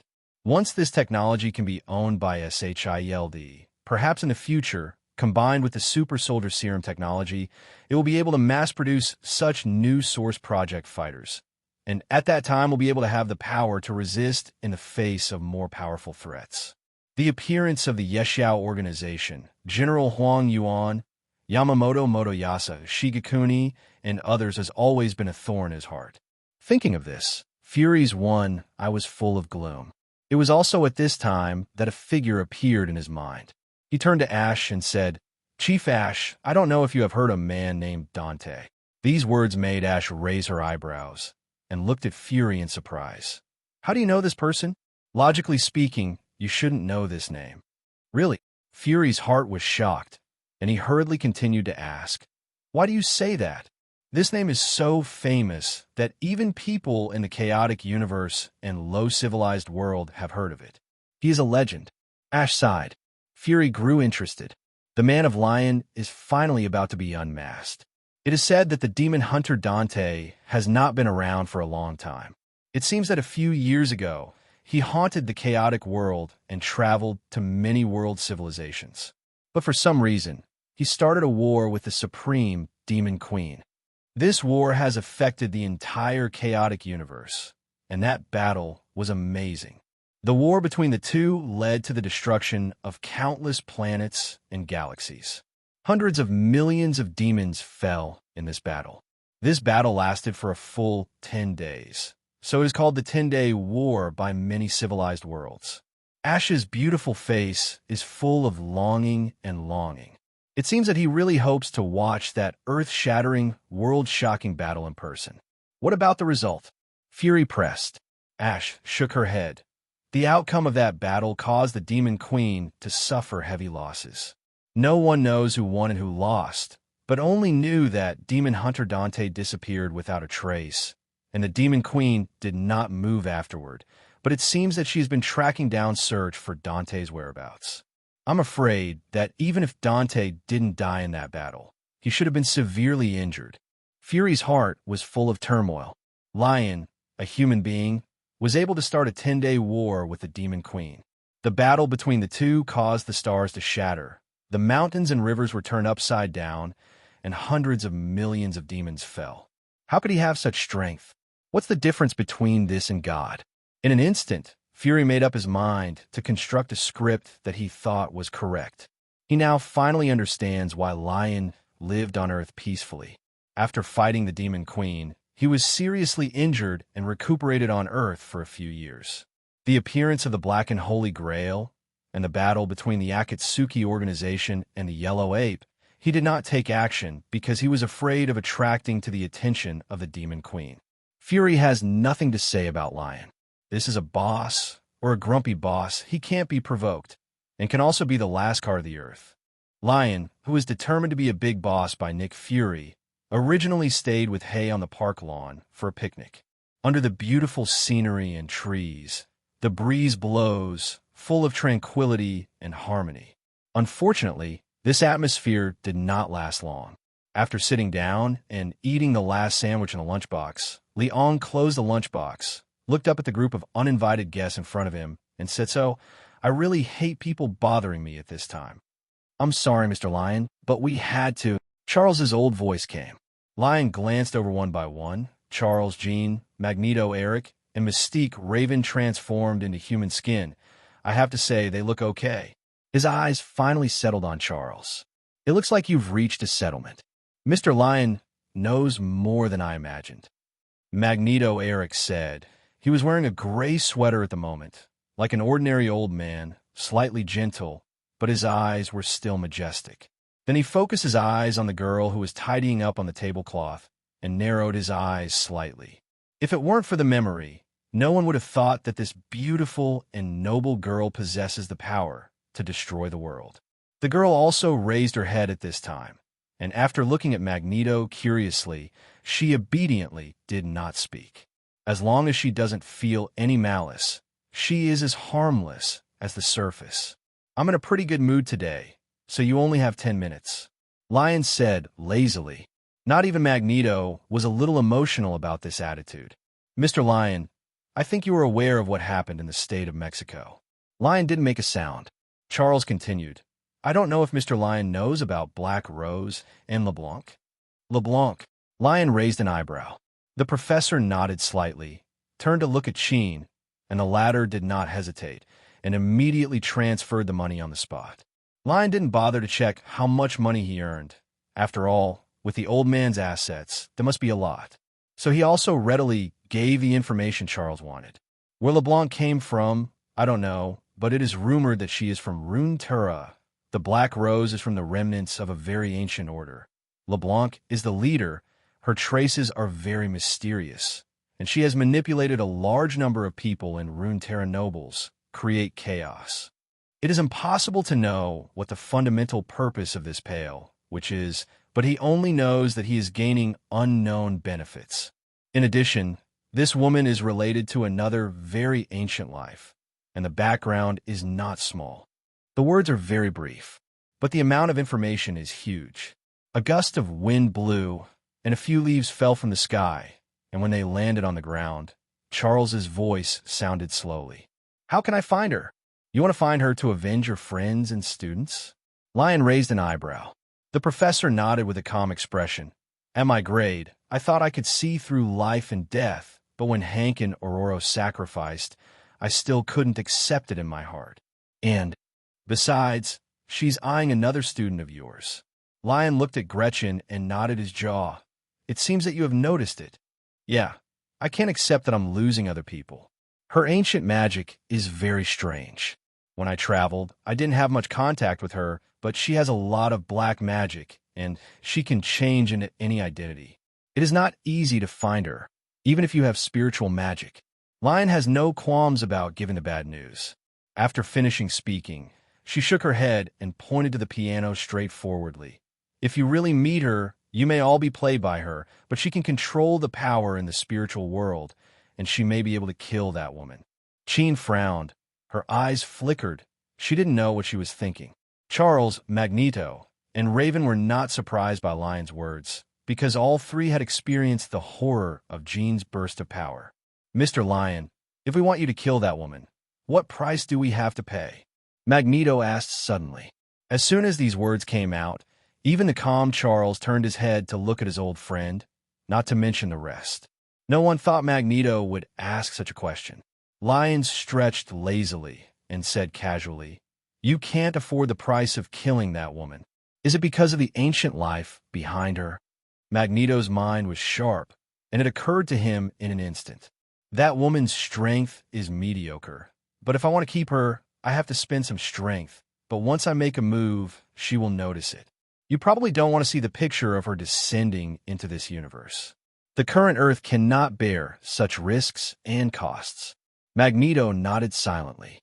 Then he looked at the girl. What if you want her to make a move? As soon as these words came out, a sacred golden halo flashed across Lyon's eyes, and a majestic aura descended like a bright galaxy in an instant, and the world froze for a moment. Everyone present, Magneto, Charles, and the others changed their expressions drastically. It feels as if the coercion of the gods is suppressing the body, as if the soul is about to collapse. This kind of power is not what humans should have at all.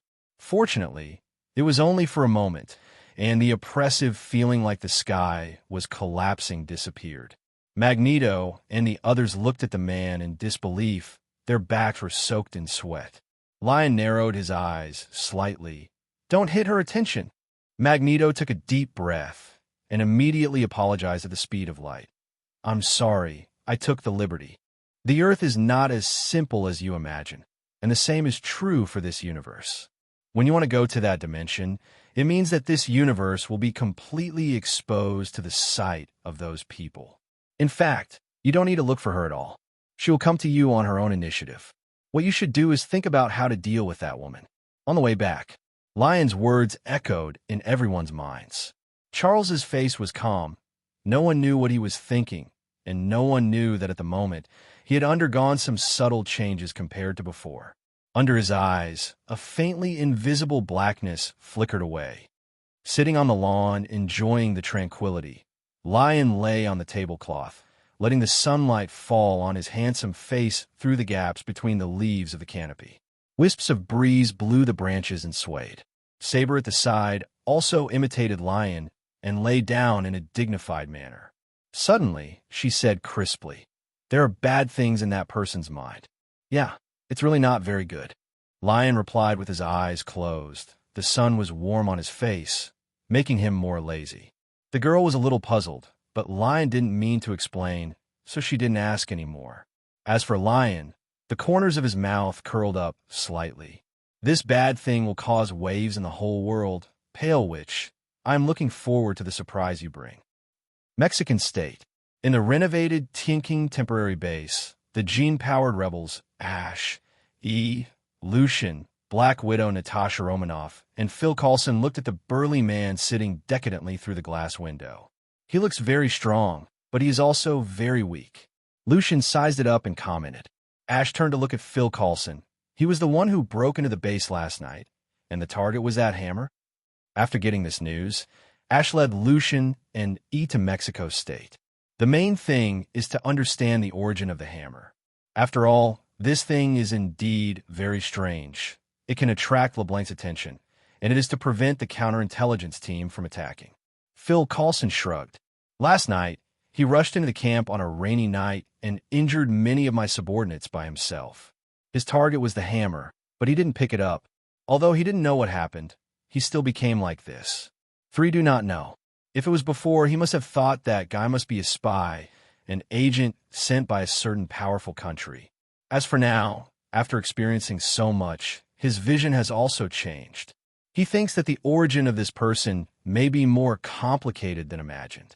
He folded his arms and stood in front of Ash, staring at the man in the room with the eyes behind the orange compound eye goggles, and said in a deep voice, "There is unimaginable power in his body, very strong and terrifying." Yi's sudden opening immediately attracted everyone's attention. Natasha Romanoff raised her beautiful eyebrows and said, "It's originally very unreasonable for a man with such power to be caught." Phil Coulson. As she spoke, she looked at Phil Coulson, whose face changed. "So, you think he did it on purpose?" Phil Coulson's eyes flickered, and he looked directly at the decadent man through the single-pane French windows and guessed, "To get close to us? To steal information? To touch that hammer?" At this moment, suddenly, 3 cold breaths burst out from Ash, Lucian, and Yi's bodies. In an instant, an iron plate full of technology appeared in Aishi's hand.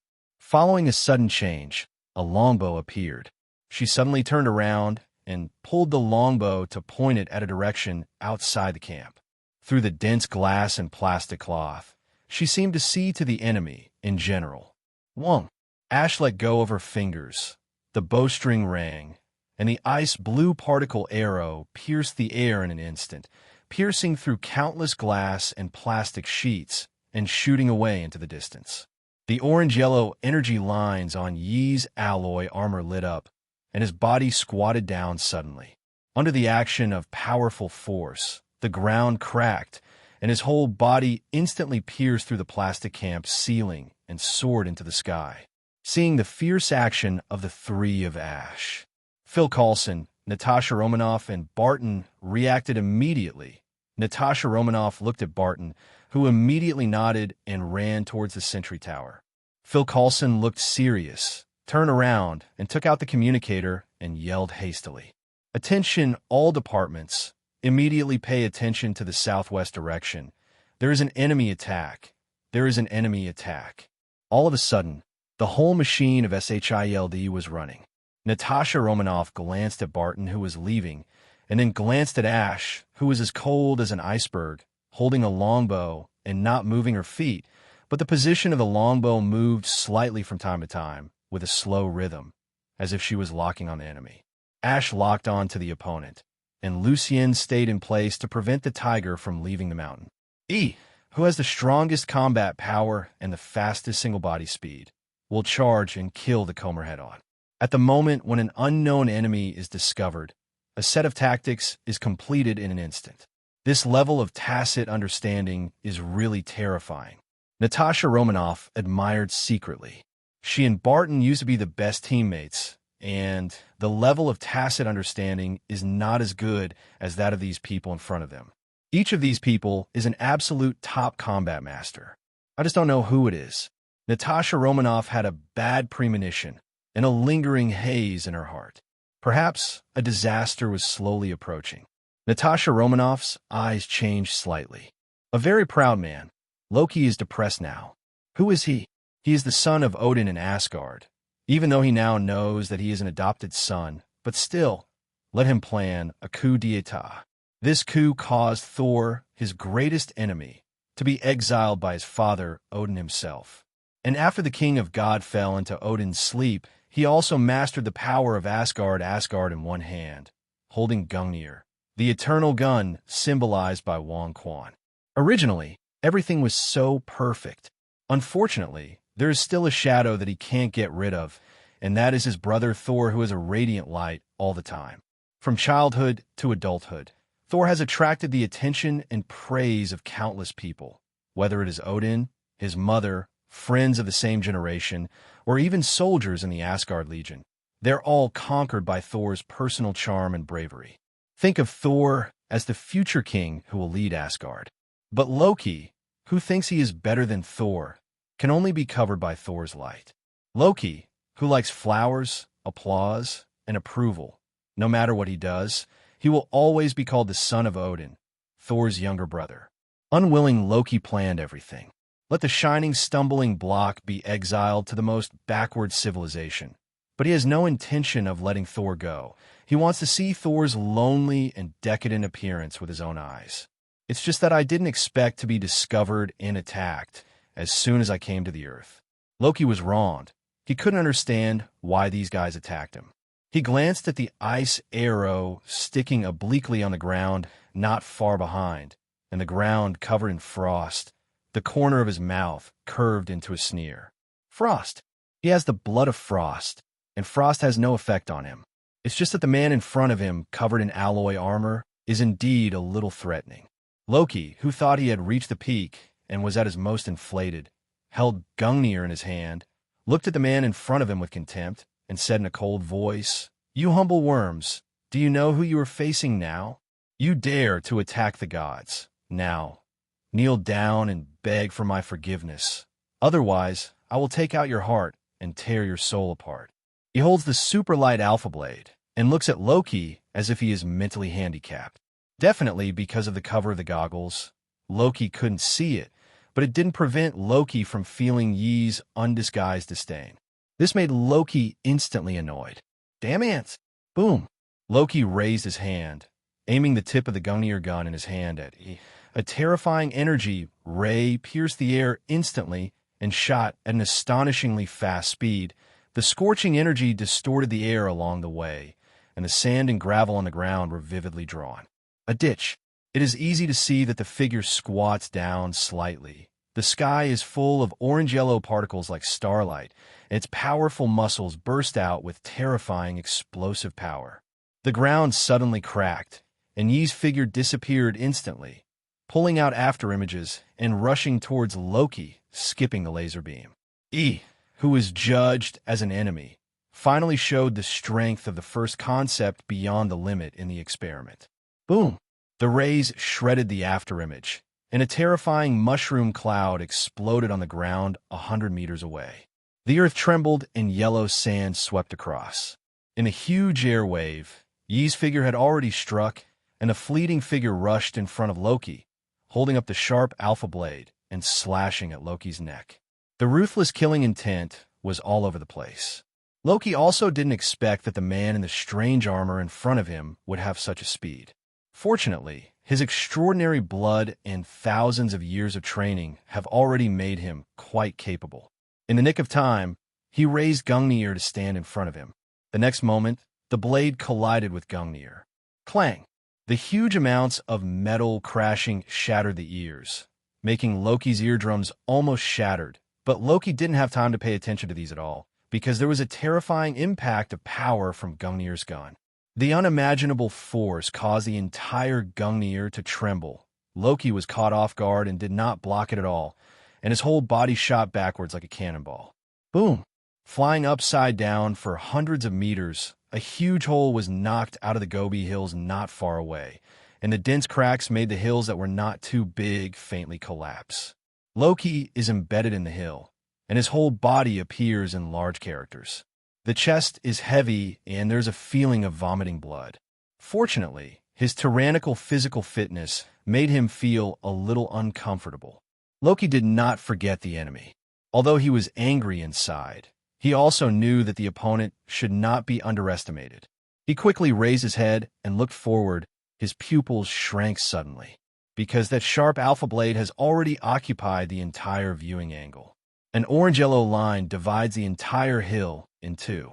Rumble. The hill that was cut in half suddenly collapsed, rolling up gravel and yellow sand all over the sky.